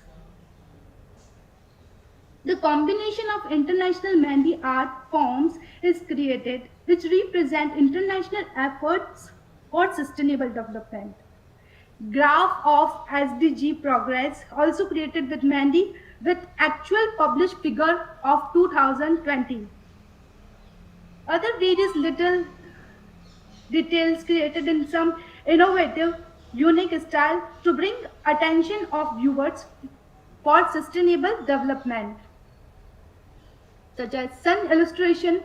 Surya, Aditya represent a great natural energy source and renewable resource of SDG.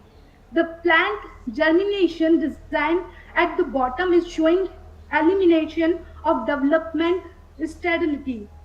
Goals in chain. The chain form of the goals indicates interconnectivity, equality, and solidity. UNDSA is shown as a development pillar which brings together the global communities, and its SDG is at the top of the tree, indicating full flourishing with natural support. Drawing up Shripad or footprint of Goddess Lakshmi symbolizes she is entering the sustainable global house with wealth, good luck, and prosperity. The center position of footprint international design indicates that the goddess is being welcomed with great enthusiasm by international efforts.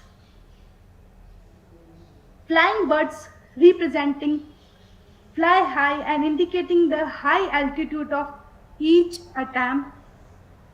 The Mehndi, organic and herbal, used for this creative SDG illustration symbolizes peace and prosperity for the people and the planet now and in the future. Pearl decoration on the planet's periphery and on goals is showcasing SDG as a valuable asset.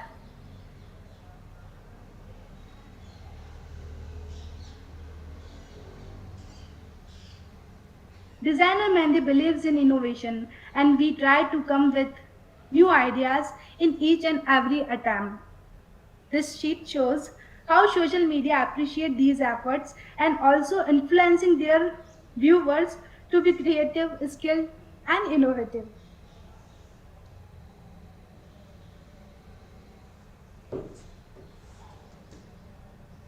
This slide depicts a bitter truth and disadvantage for an artist in our societies, such as missing legal rights, no legal rights, and lack of information about its professional rights, no legal framework, no prevention from commercial exploitation, no policies and measures to improve the professional status of the artist, no provision for the encouragement, no protection for the master works, no platform to share knowledge and exchange ideas, no institution like museum, foundation, trust, etc.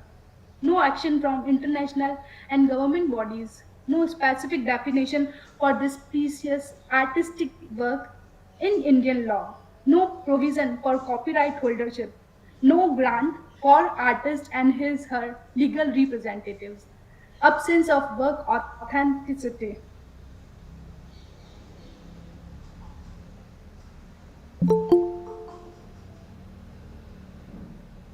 This slide is representing the painful consequence of previous slide, in which a real creative sector or an artistic is being harassed in all ways. An informal artist sector is speedily spreading to vanish formal sector in terms of creative work. It is not ending with this, as event hosts sharing their participation to destroy these precious artworks. Let me explain how.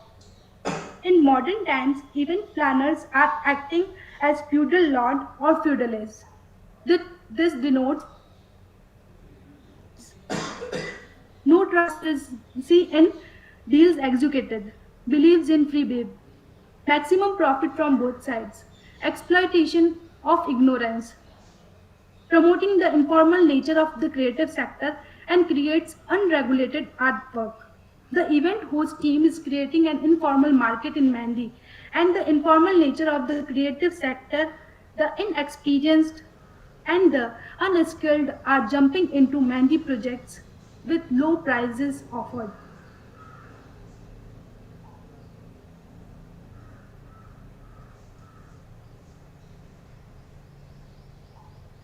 As we have already mentioned in our previous slide, how artists is struggling in market society just because of these designer Mehendi and its sister branch Marwa Mehendi services took initiative to secure our Mehendi roots, Mehendi culture and Mehendi future, which is perfect example of intangible heritage into tangible world.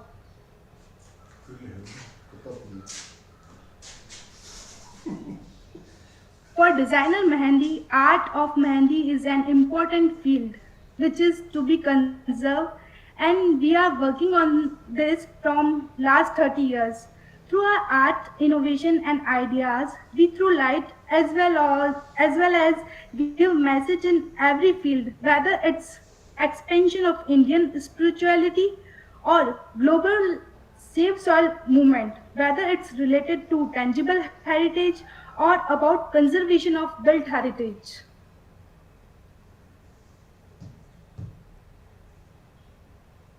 Mehndi art on product shows the transmission of feelings the artist has experienced. Demand of Mehndi on various product shows the faith of client on Mehndi, and it shows their Mehndi charm too. Some examples have been taken from designer Mehndi, intricate artwork on coconut, jaggery, sculpture, etc. At last, we can conclude that Mother Mehndi has great historical, social, cultural, economical, and environmental significance. It deserves real respect and positive actions. I really want this valuable asset should have global considerations for its growth, preservation, and conservation. Thank you so much.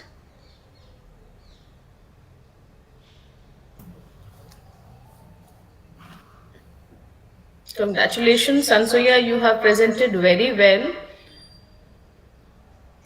Very interesting presentation. You have showcased Mehendi as a cultural heritage. You have shown all the, complete the historical significance from which all countries, which all places it has come, and other countries as well as in India, which parts of India. And designs of Mehndi, you have very beautifully presented that how each zone or a country, they have a particular kind of a design, and these designs, the Mehndi designs, have a specific names, right? Yes, ma'am. And also the kind of point that you have touched is social, cultural, festival, personal. Mehndi is everywhere, whether it is your religion, whether it is your personal program, whether it is festival, whether it is social. So Mehndi is, what I'm understanding, that it is connected to absolutely each individual society, and everywhere, every segment, every aspect. You have interestingly, beautifully, with the sustainable development goals that we have shown, very interesting. And it is also unfortunate to see that, how the Mehndi art and the artists are facing problems. Right. So I think these are the areas that you have brought up, which needs attention.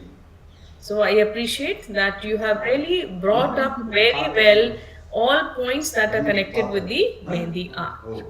Are there any Thank you, questions? ma'am. Thank you so much. Any questions from the participants? The floor is open for the discussion.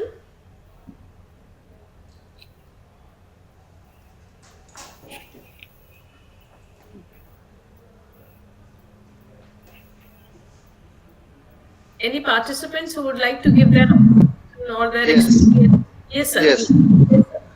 I am Vidyanath Jha, a professor of botany from Darbhanga, Bihar.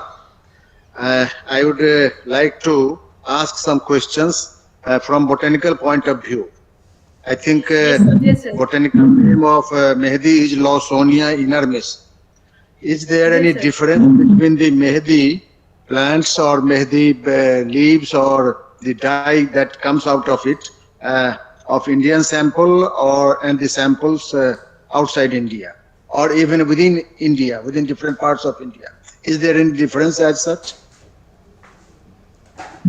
Yes sir yes sir actually जो product है वो depend करता है client के ऊपर कि वो क्या चाहता है।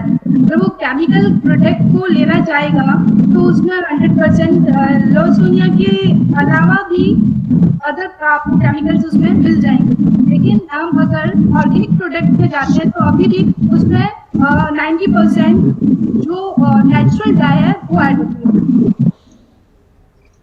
क्या इनऑर्गेनिक कंपोनेंट भी इसमें जोड़ा जाता है? कुछ सिंथेटिक कंपोनेंट भी कुछ जोड़ा जाता है या पूरा का पूरा नेचुरल है? ये यूकेलिप्टस ऑयल। अच्छा, पूरा का पूरा नेचुरल है या कुछ सिंथेटिक भी जोड़ा जाता है? Sir, we use eucalyptus oil. We add in Hina. Oh, that is natural, For not other synthetic. thing, we use synthetic नहीं है, नेचुरल है। natural. यही जानना चाह रहा था। वेरिएशंस होंगे, मैं समझता हूँ कि इंडिया के डिफरेंट पार्ट्स में भी वेरिएशन होंगे और विदेशों में जो इसका यूज है उसमें भी वेरिएशन होंगे। इसका स्टडी किया जाना चाहिए। Yes, sir. ठीक है, धन्यवाद। बहुत अच्छा पेपर था आपका, बहुत अच्छा presentation. Thank you, sir. Thank you. Yes. Hello, madam. Any other observation? बहुत ही अच्छा पॉइंट सजेस्ट किया है डॉक्टर खान ने। अनुसैया, आप इस पे काम कर सकती हैं आगे कि किस तरीके से विद इंडिया क्या प्लांट में फर्क है या जो इंटरनेशनल लेवल पे है क्या उनका प्लांट में फर्क है। Yes, ma'am. Geographically देखें तो फिर वो क्लाइमेट पे भी डिपेंड करता है। सारे एरिड जोन में वो प्रोड्यूस हो रहा है या डेजर्ट एरिया में प्रोड्यूस हो रहा है तो उसकी उस पर भी उसका जो नेचुरल फॉर्म है वो डिफर करता है। Right. Dr. Mishra, Yes, sir. our co-chairperson is available. वो मीटिंग में है, शायद ज्वाइन नहीं कर पाई। मार्गी पटेल का संदेश आया था कि मैं मीटिंग के बाद ज्वाइन करूंगी, तो लगता है कि मीटिंग उनकी हो नहीं पाई कंप्लीट। ठीक है मैडम, अभी एक सेशन और है। हाँ, कंक्लूड करते हैं। Right. So I conclude this session. A very good presentation was done, Anusaya, and you can take the observation and points and you can further improve upon. Thank you so much. Thank you, Professor Poonam Sharma madam. Chairperson के रूप में आपने बहुत समय दिया आपने हमारे इस वेबिनार में। अनुसैया ताते बहुत अच्छा प्रेजेंटेशन रहा और एक प्रकार से थोड़ा अलग प्रेजेंटेशन था जो हमारे इस सीरीज में चल रहा था। तो ये आर्ट और कल्चर पर एक अच्छा प्रेजेंटेशन रहा आपका और सब लोगों ने सुना। निश्चित रूप से आपके स्लाइड्स बहुत अच्छी थी थी और उसका हमने YouTube भी बनाया है पूरे प्रेजेंटेशन का। तो आगे भी जो स्टूडेंट है और जो लोग इंटरेस्टेड हैं मेहंदी आर्ट पर, वो उसको आगे भी देखेंगे। और क्योंकि इसका ये जो YouTube बनता है उसको हम गूगल में और पूरे रिसर्च इंस्टीट्यूट में और जितने भी इंस्टीट्यूट है उनको भेजते हैं, तो आगे भी इसको देखेंगे। और हो सकता है कि कुछ लोगों के जो इंटरेस्टेड लोग हैं वो आपसे कांटेक्ट भी करें इसके लिए। तो बहुत बहुत धन्यवाद आपने शुरू दिया तो। और थैंक यू सर ये प्लेटफॉर्म मैं देने के लिए। प्रोफेसर पूनम शर्मा मैडम को धन्यवाद देता हूँ। धन्यवाद। अगला लास्ट सेशन है हमारे जो इमिनेंट स्पीकर हैं डॉक्टर श्रीनिवास जी सोलापुरकर साहब, हेरिटेज गाइड बड़ोदरा से। और सेशन की चेयरपर्सन हैं madam Iffat Azeem, research officer, Lahore museum, Lahore, Pakistan. Welcome Iffat. नमस्कार सर। बहुत सोलापुरकर साहब और नमस्कार सर। हाँ इफत अजीम से दरख्वास्त है कि चेयरपर्सन के रूप में इस सेशन को चलाएं। और हमारे जो स्पीकर हैं सोलापुरकर साहब, उनको इंट्रोड्यूस करें। उनका बायोडाटा है आपके पास? जी मेरे पास है। हाँ हाँ जी जी जी जी जी जी बहुत शुक्रिया आपका। और आप सबका बहुत शुक्रिया कि इतने अरसे के बाद 2-3 माह के बाद फिर मैं आप लोगों से मिल रही हूँ इस सेशन में। तो और आपको मैं वेलकम करती हूँ श्रीनिवास साहब, डॉक्टर श्रीनिवास साहब। और let me introduce him. Dr. Srinivas Solapurkar is an accomplished, passionately driven and educated as heritage expert with extensive administration and management experience with BMMS Gujarat, an objective to create awareness among people about heritage and make them understand not to forget their roots. He got awarded and a felicitation by many government officials and private collaborations, bringing forth love and respect for the art of nation's heritage. Further, he is currently rendering service for VMMS as tourist guide and heritage walk and guide conducted by Gujarat Tourism, Ahmedabad University and Vadodara Municipal Corporation. Being a guide for the Vadodara Darshan bus where thousands of tourists from various states enjoyed beautiful Vadodara, as well as important dignitaries and foreign visitors, especially from the US, Russia, UK, and a few more on the list. He carried out many heritage walks locally for students, companies, and individuals, delivering talks on glorious Vadodara to corporates and students. So, over to Dr. Srinivas. Namaskar. Thanks a lot. Today I am a given subject. I have chosen, rather I will say I have chosen subject Maharaja Fateh Singh Museum of Baroda. I think I am audible to you. Is it so? Hello? जी जी जी जी जी जी जी जी सुन रहे हैं आप? अच्छा, और slides दिख रही है आपको? Slide नहीं दिख रही सर। स्लाइड नहीं दिख रही। एक मिनट। हाँ, अब दिख रही है? नहीं अभी शेयर नहीं हो पा रही। अभी भी शेयर नहीं हो पा रही। एक मिनट। हाँ, आपने हमको भेजा है सर हमारी तरफ? जी जी जी मैंने भेजा भी है, लेकिन मैं यहाँ से देखता हूँ। हाँ पहले देख लीजिए। अब आ गया, देखो तो। नहीं सर शेयर नहीं हो पाई। आप कोशिश करें, आप दिखेगी तो मैं बताऊंगा इधर।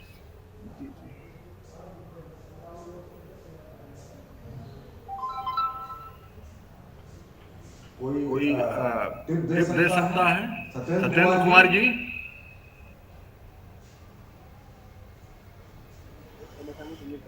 जी आप ही कीजिए, यहाँ से नहीं हो रहा है। हाँ जस्ट मैं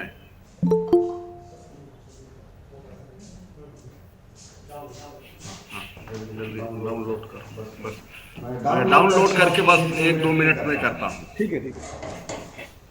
जी जी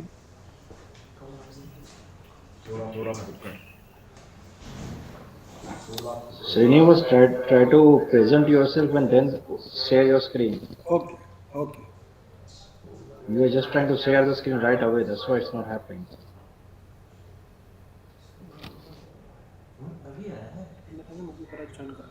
I am rejoining and I'm trying that way by rejoining the things. हमको आपने I'm व्हाट्सएप leaving में right भेजा now. है या मेल में?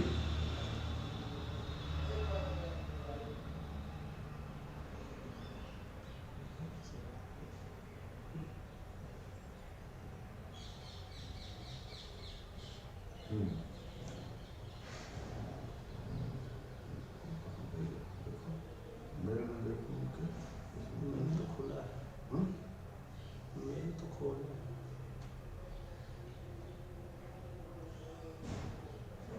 सोलापुर का श्रीनिवास सोलापुर का सच में नहीं मिलेगा। सच में श्रीनिवास हाँ ये महाराज हाँ भेजा तुमने कहाँ भेजी मेल में कर दी हाँ मेल में भेज दी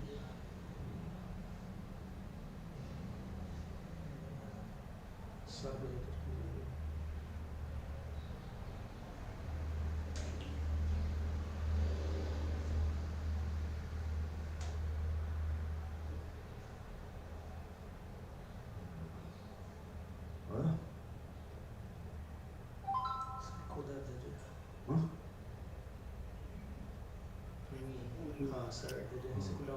सॉरी सर, नॉट पॉसिबल, यहाँ से नहीं हो रहा है। मैं करवा रहा हूँ सर, मिल गया है, मैं डाउनलोड करके करवा रहा हूँ। जी जी, 1 मिनट लगेगा। जी जी। यार है क्यों हुआ है?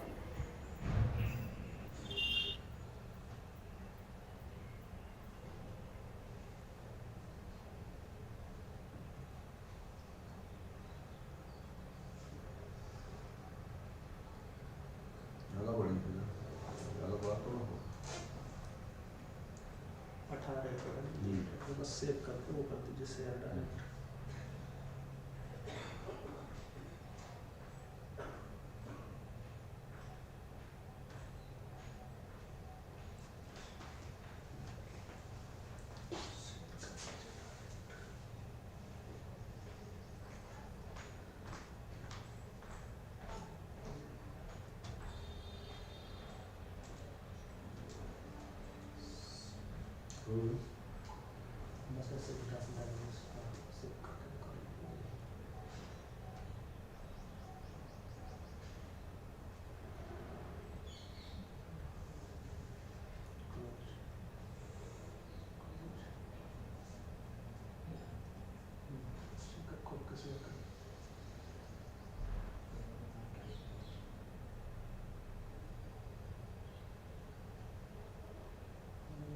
तब तक आप सर बोलते रहे कुछ इसके बारे में, शुरू करें। सोलापुर साहब, हेलो हेलो, हाँ जी सर। हाँ तब तक थोड़ा इसको बोलते रहे तो आ रहा है, उसके बारे में तब तक इंट्रोडक्शन आप दे दें। जी जी जी जी, कोई बात।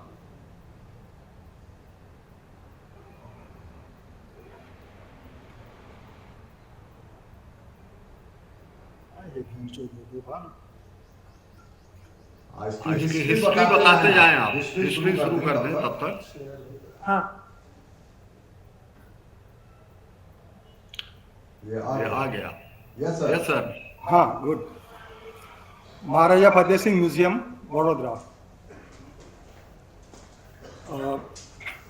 Good afternoon sir. Vadodara Naresh Sir Sadashivrao Gaikwad built a Prince School in 1879, which was remodeled and extended as Maharaja Fateh Singh Museum in the year 1961. The original architecture of this building was Knox Hill. This is the plaque on which you can see the date and every details are mentioned.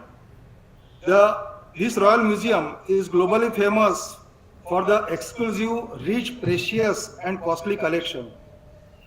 In the entrance, tourists are welcomed by two statues of Greek runners from Naples.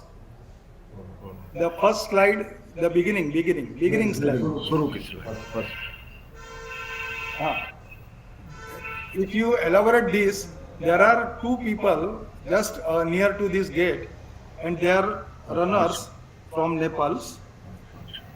In the first, when we enter inside, in the first, to the left side we find a portrait of an Indian lady in Gujarati girl portrait and an Indian woman wearing Indian costume. All these three portraits are made by Signer Felici. In the center, we find a one-piece Ruth marble girl statue. Entering to the first room, now let us go to the next slide. Next to this. Next to this. Yeah, right. This is a first room.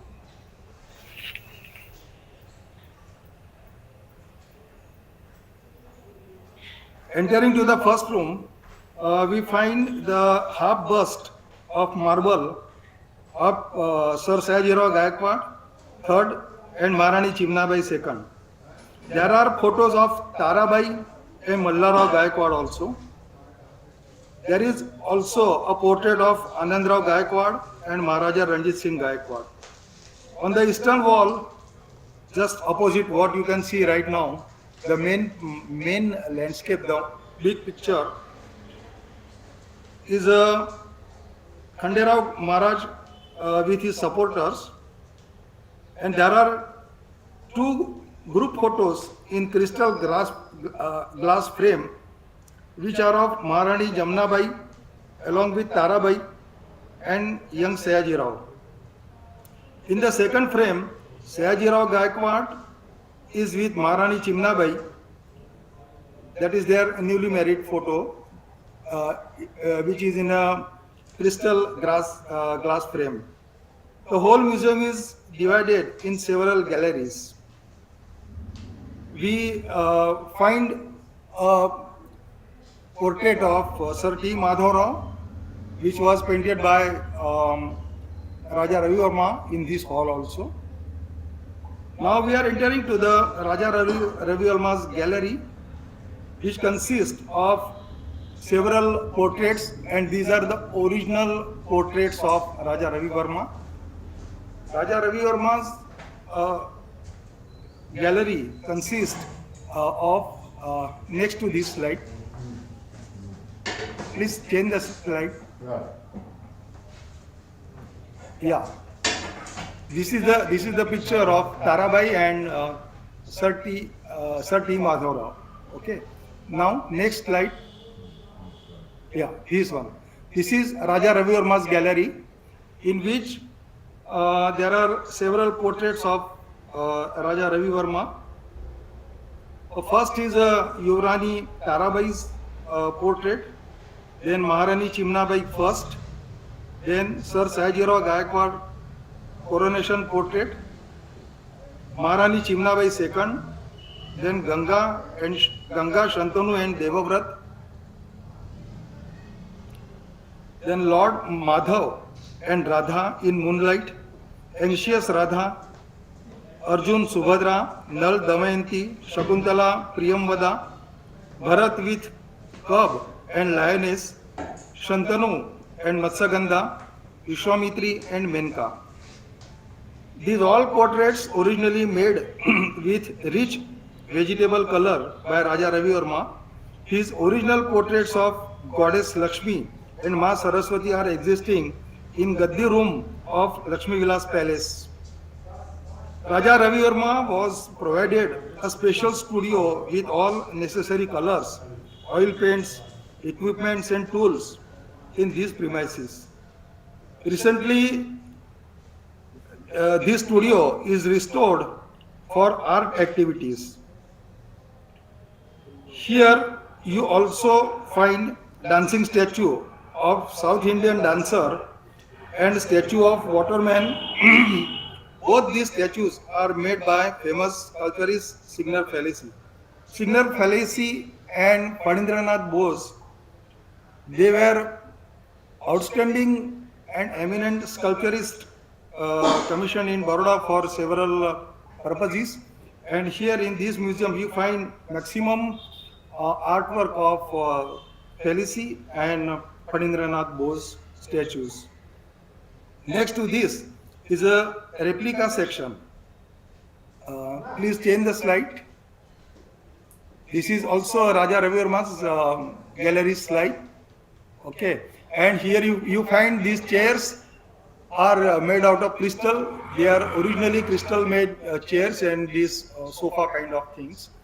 So there is one more bed here which is made of completely ivory and nicely carved bed here in this hall also you find. Okay, next. Yeah, this is a replica section. In this replica section, Sir Sadashivrao Gaikwad has brought several replicas from European countries. You can see here replicas of Antonius Pius, Julius Caesar, Athremus, Apollo, Eva, Laocoon, Homer. All these replicas are in bronze metal, whereas different poses of Venus. Here to the left side you can see different poses of Venus which are in marble. Father Ashtinis, his replica just next to this is also in marble. After this replica section, next to this is, sorry, before that. Yeah, let it be that way only. Next to this is we have miniature collection in variety. The smallest miniature is of a visiting card size. As well as we see a collection of old Tamil and Malayali manuscripts on Bhurjapatra here located. Again, a huge landscape of Draupadi Vastraharan by Raja Ravi Verma. Next to this is a Western Gallery. In Western Gallery, as you enter inside, you find there is a landscape of orchard by Louis Gianotti from Swiss. This is a three-dimensional landscape in which two-dimensional colors pigment were used by the artist. The road between two mountains moves to the right side, left side and in the middle as the tourist moves. There is a huge landscape of Windsor Castle here in this hall. Portraits of shipyards, ports, sunrises, different kind of nature, all these kind of different landscapes you find here in this hall. Other than this hall, in the whole museum there are plenty of landscapes and portraits available. Almost all these portraits and landscapes have glass frames, but these frames itself are made out of wooden, and those wooden frames are again painted by gold, pure gold. Gold was used as an ink part, and those frames are also very costly, very important. Here we have extremely rich and costly collection of various glass bowls. One can see Mughal bowls, Hungarian bowls, Delft bowls, English porcelain fruit bowls, Venetian glass bowls from Murano, Italy. Then there are Mexican pottery boxes, royal porcelain plates and flower vases. Again, there are modern wegwood and cartoon. Slide change करना है. नहीं. Slide change करने की जरूरत है क्योंकि जो आप चीजें बता रहे हैं अभी तक हम सिर्फ स्कल्पचर्स ऐसा है कि ये जो भी चीजें हैं, ये चीजें कुछ जो जितने भी फोटो पिक्चर मिले हैं उतने ही ली है, क्योंकि ये सब प्रोहिबिटेड एरिया है. Photography strictly prohibited in this area. In spite of that जो भी मुझे हासिल हुआ है, that much I am showing you. I am sorry for that, but this is the fact I am telling you, right? जी, ठीक है. ठीक. Then we have modern Wegwood and Cartlon porcelain, old Wegwood stoneware, relief design, royal glass vessels from Paris, engraved design royal glass articles from Sweden, marvelous collection of various conches, जिसको शंख कहते हैं ना हम, वो शंख के ऊपर बहुत अच्छा सा एनग्रेव करके डिजाइन की है. So that design, these all things you find here in this gallery. अब स्लाइड चेंज कीजिए. Yes. Next to that is a hall with many pictures and portraits of most eminent artists like Sir J.D. Linton, C. Giron, M.M.C.T. Naidu, Bhai Acharkar, J.T. Netship, Faizi Rahman Samuel, and of course Raja Ravi Verma. There is a full-size marble statue of Maharani Chimnabai in this hall. You can see this full-size Chimnabai Maharani's statue in the center of this hall. One more important and you'll like to listen that just opposite to this statue there are two portraits. One portrait is belonging to Sadashivrao Gaikwad riding on a horse, and his brother Sampatrao Gaikwad riding on a horse. Both portraits are kept up on opposite walls. The faces of both the horses are towards us to the right side, like in the center. In the beginning you find they are in the center, but when you are reaching to the door part of this hall, you will see the faces of both the horses are getting changed from center to right side. So the faces of horses will automatically move to the right side where you can see them. So this is not a miracle, but this is a art actually. As I told you that these were the color pigments used in those pictures, so that this art was shown like that. So this is a surprising thing in this hall you can see. But other than this, there are many eminent artists, those who have expressed their pictures in this hall. Adjoining to this hall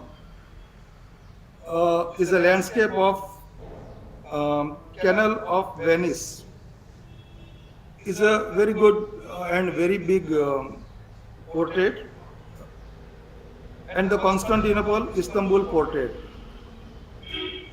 There is a huge ocean breaker's largest landscape of almost a wall size and autumn in a tallest portrait here in this hall.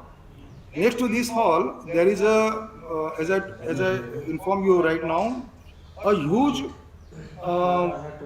painting of almost a wall size. I can't tell you how many feet, maybe 12 or maybe 15 by 15 feet, like maybe. So like that, it is a painting, and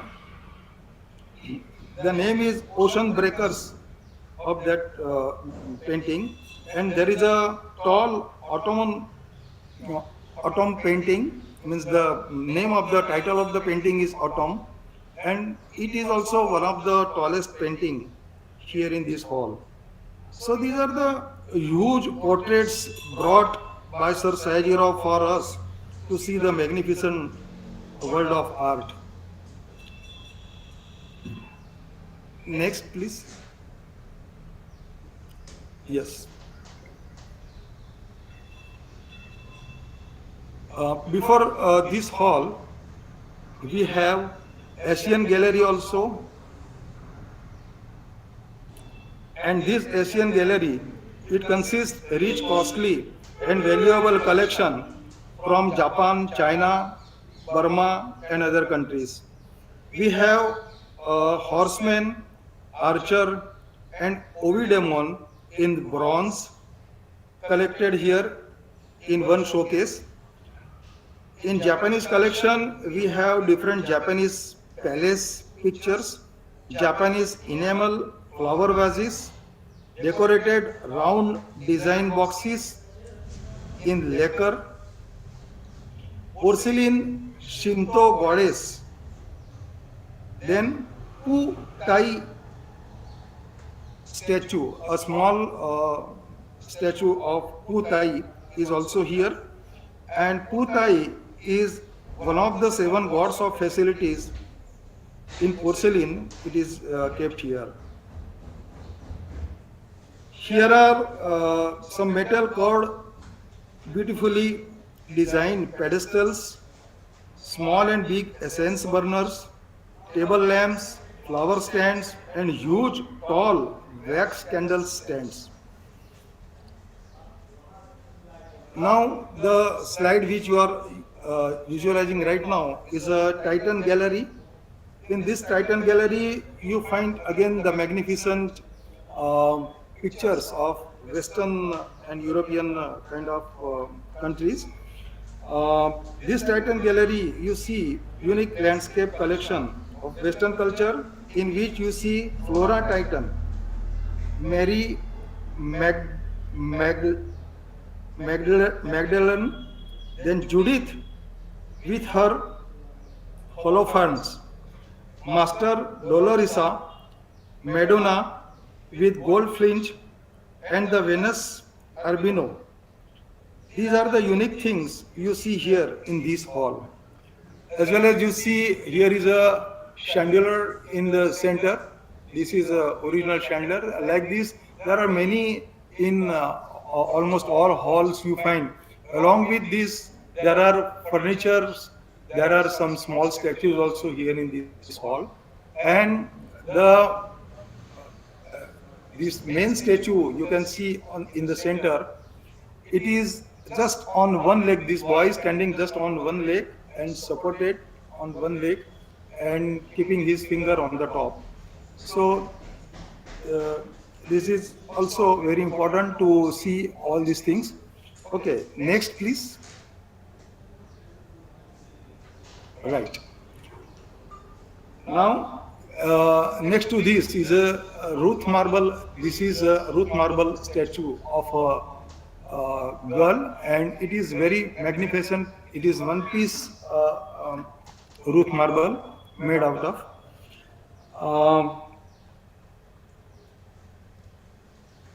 Raja Ravi Verma's oleographs are also kept here on the top of on the first floor of this museum. We find Raja Ravi Verma's oleographs, in which you can see old pictures of Shiva Parvati, Lord Rama's birth, Lakshmi Saraswati, Lord Dattatreya, Lord Ganesh, Ram Sita, etc. So all these oleographs also you can see on the first floor and on the staircases of the floor. That is, you can see. And upstairs of this museum, there is a turban section where variety of turbans and pagdis are displayed community-wise, right? According to different various communities, turbans are kept here and they are nicely displayed. Gaikwad family picture with decorated caps can be seen here. There is a group photo, there is a group picture where you can see all these things. There is a study room next to this where display of old furniture, table, chair and sitting arrangement for study purpose are displayed in this museum. So this is just a superficial thing I mentioned about these museums.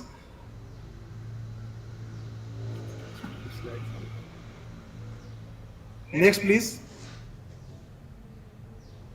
Yeah, this is a recent picture of Raja Ravi Verma studio. You can see Ravi Verma studio. It is now completely restored, and many art activities are going on here. Next, please. Yes, this is something interesting. As I told you earlier, that Maharaja Sadashivrao built this school, and previously it was school till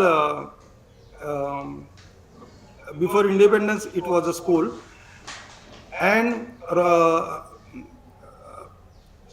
in this school it was meant for the royal family only, and the student from royal family, they used to come here in this school for study purpose. Altogether, there were 6 different family members. I'm a student, and for these students, from Lakshmi Vilas Palace to this building, the distance, if we go by walk, it will consume just 20 minutes. By shortcut, if we go from this place, this museum, to Lakshmi Vilas Palace, it will consume just 15-20 minutes. But these royal family students, they were coming here by train, and that too the original real train. You remember in those days, it was a era of steam engine, and Flying Scotsman was the company which was manufacturing steam engines in UK. So there was a special order given to the Flying Scotsman company to manufacture a baby size engine and train for these children. So this was the engine, this was the Flying Scotsman's only baby engine, which was manufactured exclusive for this royal family student, and it was brought from England, and Lakshmi Vilas Palace and surrounding area is around 3.5 to 4 square kilometers. It is very huge and big premises even today also. So there were small tracks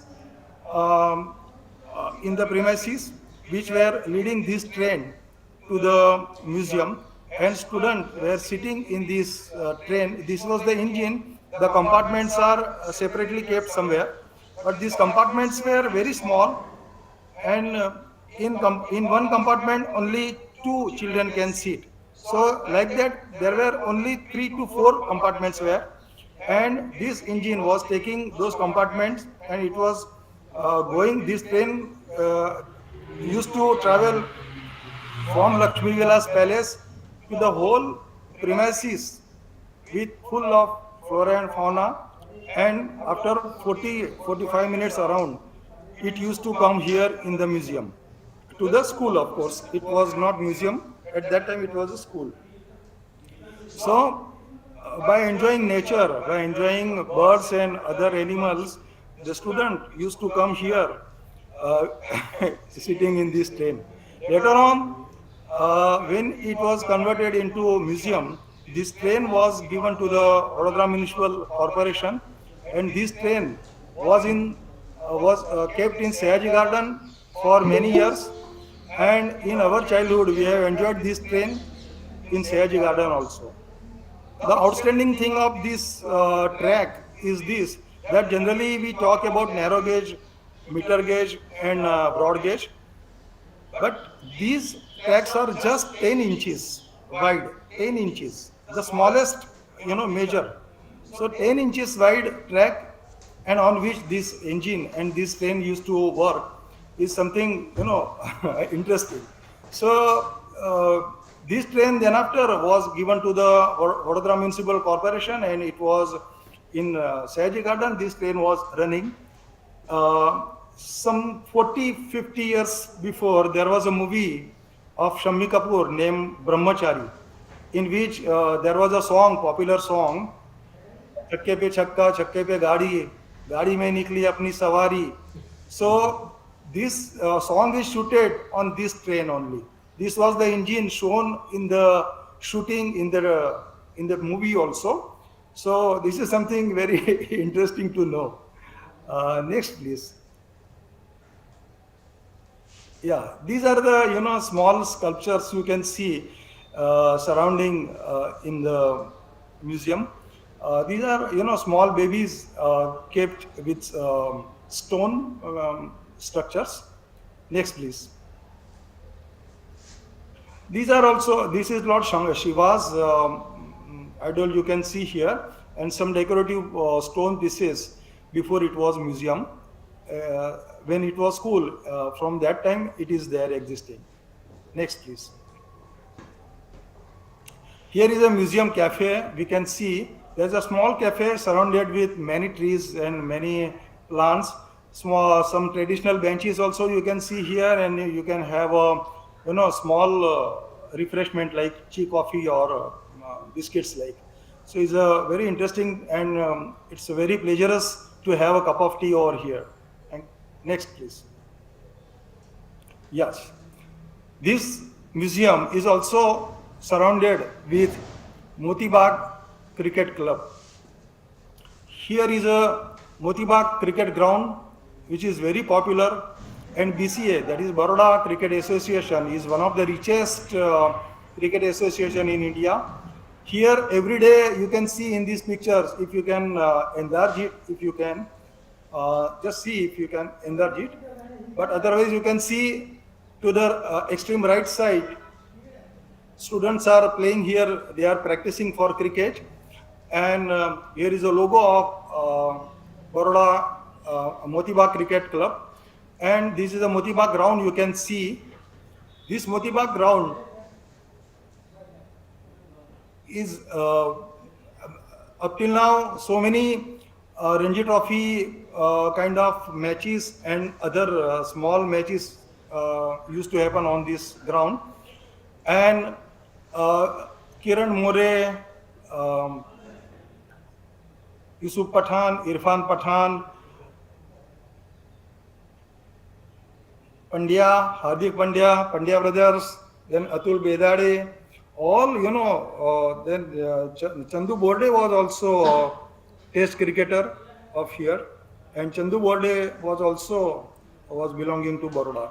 Anshuman Gaikwad, Dattajirao Gaikwad, Indulkar, all these old test cricket player, this was the home pitch for them. So they used to play here, and then after they shined themselves for the Indian cricket team. So this Motibagh ground is also very important and very interesting to see. Next, please. Yeah. Before I say thank you to you, this is a huge banyan tree. You can see it symbolizes Baroda, that is Vadodara. And Vadodara is symbolized with banyan tree. So this is a huge banyan tree. It was planted by Sir Sayajirao Gaikwad in the same premises. Just behind this museum, you can see this huge banyan tree. And we take opportunity to go here for nature walk and tree walk purposes.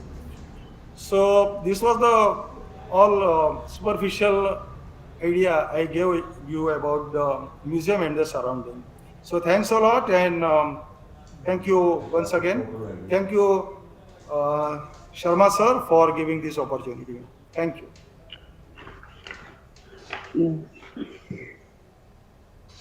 Ji doctor Srinivas साहब, आपका बहुत अच्छा lecture था. Can you understand Urdu if it is convenient for you?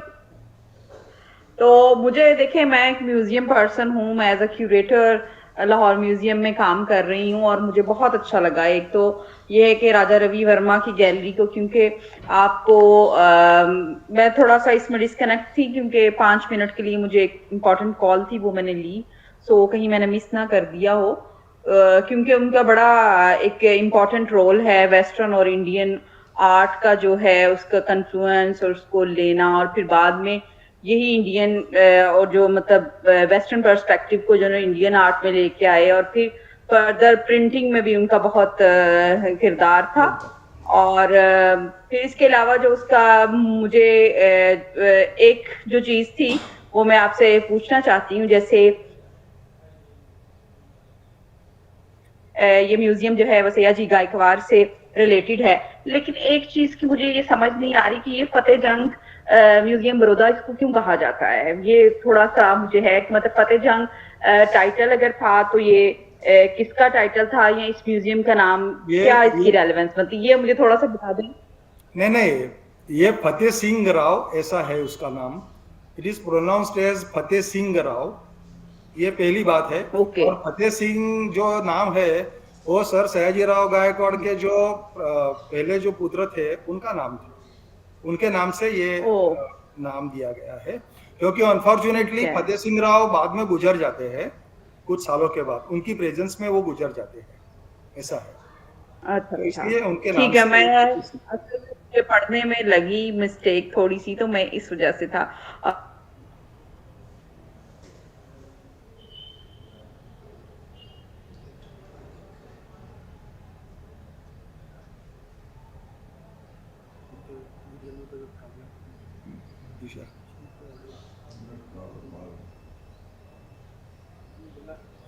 हाँ बोलो, और किसी को कुछ बोल सकते हो?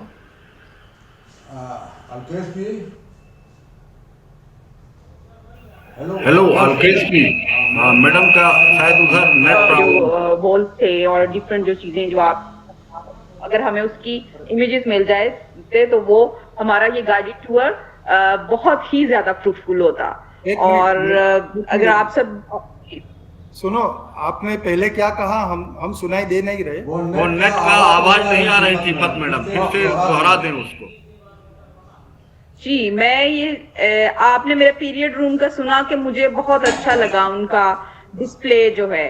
अभी आपको आवाज आ रही है मेरी? हाँ आवाज जस्ट अभी 1-2 मिनट पहले वाली नहीं आई जी। कॉलोनियल पीरियड और फिर वहां पे डिफरेंट, जैसे आप पीरियड रूम्स हैं उसमें आप एंटर होते जा रहे हैं, पूरा डिफरेंट उसका था और मतलब उसका एक टेस्ट था। और मैं ये चाह रही थी कि अगर म्यूजियम, आपकी प्रेजेंटेशन बहुत अच्छी थी एक गाइडेड टूर के हिसाब से, और अगर म्यूजियम में आपको वो थोड़ा सा अलाउ कर देते, उन ऑब्जेक्ट्स की एक्सेस होती और ऑब्जेक्ट्स हमारे सामने आते, तो ये मतलब मैं कहती हूँ मैं पाकिस्तान में बैठे हुए सारी वो जो ऑब्जेक्ट थे उसका फ्लेवर, उसका टेस्ट जो थी वो एंजॉय कर सकती थी। और जैसे मिनिएचर्स की आप बात कर रहे थे, देखिए कितनी इंटरेस्टिंग मिनिएचर्स हैं मतलब इंडिया में। अब हम पाकिस्तान में भी हैं तो हम भी फॉर्चुनेट हैं कि हमारे पास भी डिफरेंट जो स्कूल्स ऑफ आर्ट हैं, इवन हमारे पास कंपनी पेंटिंग्स भी हैं। तो उससे मैं रेलेवेंस अपने म्यूजियम के ऑब्जेक्ट्स की जो है वो बना पाती। बहरहाल बहुत अच्छी आपकी प्रेजेंटेशन थी और बाकी जो सारे मतलब आपको सुन रहे हैं, अगर वो आपसे कोई क्वेश्चन करना चाहते हैं तो फ्लोर इज ओपन।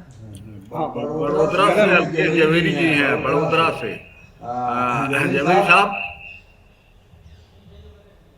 हेलो, हाँ आपका जाना हुआ इस म्यूजियम में? हेलो, मैं कुछ कहना चाहता था सर। मैडम जी, इफात अजीम मैडम जी, आपको रिक्वेस्ट है आप बड़ौदा आइए, हमारे घर रहिए, आप रहिए और यहाँ देखिए कि कितना सारा अच्छा है। शायद इसीलिए वो फोटोग्राफी नहीं करने देते होंगे ताकि लोग यहाँ आए और देखें। पर्सनल म्यूजियम है मैडम, इसलिए प्राइवेट रहता है ऐसा। सही थी, मतलब पब्लिक म्यूजियम नहीं है ये। नहीं पब्लिक देख सकते हैं लेकिन फोटोग्राफी के लिए नहीं है। सही, देखने में कोई एतराज नहीं है। ठीक है, थैंक यू। अल्केश भाई बोलो। आवाज अल्केश भाई, माइक बंद है, माइक बंद है। Alkesh ji, unmute yourself.